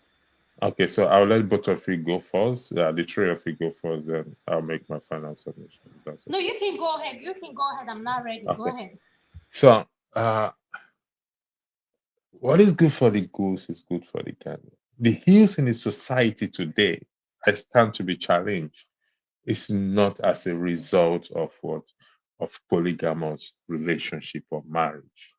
The ills we're seeing in society today doesn't come from polygamous relationship. Only, in fact, most of it doesn't come from it. I protect women in these circumstances because they happen to be in it and suffer the stigmatization that us men. So fair is fair. I'll give an example. We're all men here, okay? And we meet someone beside the wife we've married. We fall in love with them or they fall in love with us. We go ahead, they have children, we marry them, etc. and etc. So why can't we give them that same fairness of protection when people come out to speak against this polygamous relationship? You see, I'm not promoting it, but I'm saying it happens. And from having to study books, including the Bible over the years, there are certain individuals that were excluded from going into a polygamous relationship in the Bible. God Himself, outrightly, He has never said, "You're wrong." My sister, our sisters can be found in these circumstances that when you ask them, "Oh, what happened?" they will tell you, "Listen, I love him. Do you know he has a wife before?" "Yes, I do." "Are you prepared to be a second wife?" "Yes, I do." So are we going to judge them and condemn them because of what? And for the fact that we're saying we have to put a threshold, like a threshold of how much a man should have in his account before he can now be sanctioned or approved to run a polygamous one, it's ridiculous. It's absolutely ridiculous. Then you have to apply the same to single guys or single person like you and I to say, okay, before you can marry Janet, you must have a 10 million in your account or have 50 million in your account. I mean, that is discriminatory on its own. If the women choose to, they are happy with it. They want to go. You see, at the end of the day, it's the choice of the women at the end of the day to say, you know what, I want to do it. I don't want to do it. But the thing is, you don't know. We don't know the circumstances that made these women to be in this polygamous relationship. And even when we come to know, we shouldn't pass judgment. I yield the floor. Okay. Thank you. Thank you so much. Tokwe, are you ready for your final submission? Yeah, it's gonna be brief. I just want to use this time and opportunity to thank every single person that joined us today. We really appreciate your support. Please keep the conversation going. If you have any topics you'd like us to discuss, please email us on the email address in the comment section that we sent earlier on. I'll send it again before we end the show. My last 2 cents. Electricity said it all. Whatever is good for the goose is good for the gander. I stand on, legalizing polygamy, but not just polygamy, polyandry. I think we left out that part in the question. If you're legalizing polygamy, we should also legalize polyandry. Thank you. Thank you so much. I just want to say to our panelists, Uncle KJ, huh? No, I'm Jefferson, go ahead. Jefferson, oh, sorry, your final submission. Sorry. Hear me? Go ahead, Jefferson. Can you hear me? MS gave his final submission. Jefferson, go ahead. Jefferson, are you there? I don't think. No, he's not here. I don't think he's there. Okay, Emma has spoken. Emma has spoken, and everybody. I think it's you left. Yeah, I think it's you I'm left. the only one left. I think this is my final submission. My final submission is thank you all for joining us on this wonderful segment. I want to thank the whole panelists. Electricity, thank you for all you do. Tokwe, thank you. And our panelists, I have, who is this one? Jefferson, Emilio Con, and who is the I? I can't. Uncle Ike, Uncle KJ, Man of Prestige, AY, Tone, and who else? AY Tone, Forefather, and Local P. Who else spoke? I can't remember everybody does. But I just want to tell all our panelists that Uncle John Abba, thank you, that came and contributed. Man of Prestige. Thank you all for coming to contribute to this segment. We appreciate you all. My final submission is this. Listen, if we have to legalize polygamy, please legalize it. Let them marry as much wife as they want to. But my only condition is let me have my own space. Let her have her own space. Me and her cannot share the same space. That is my only conditions. So I think that will do it for us. Y'all have a good weekend, and we'll see you guys next week, Saturday. Thank you, everyone. Thank you once again. Thank those of you who give super chats. I've highlighted earlier before. I will highlight it again. Tima Jack and Dr. Tima Jack again. Another Tima Jack. Thank you. Tima Jack again. Thank you. One man went to more. Thank you very much. A wife for real. Thank you. Tima Jack again. So I want to thank those of you in the comment section who have joined. Like I said, next week is going to be another banger. There's a dress code, even though we don't use camera. It's called PJ. That means put on your pajamas, even though you're behind camera. So it's going to be another banger. Thank you once again, and have a lovely weekend and stay out of trouble. God bless. Bye, all. Bye.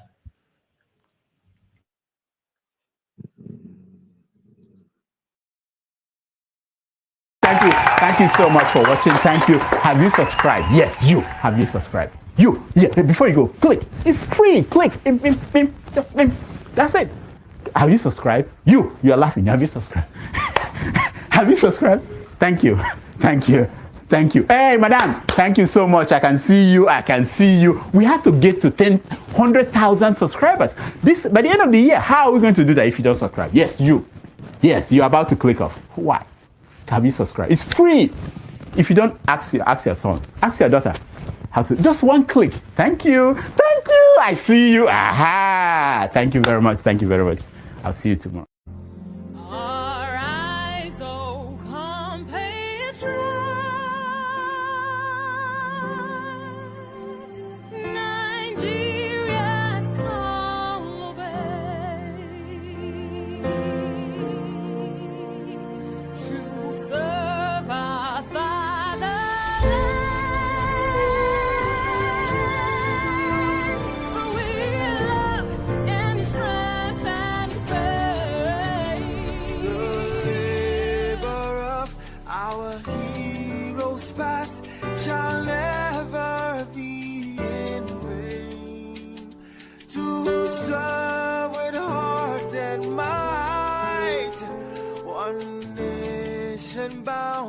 Freedom, peace and unity.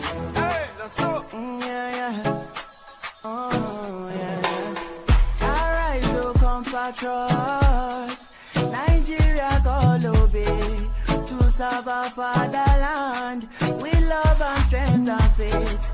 The labor of our heroes past shall never be in vain. To serve with heart and might, one nation bound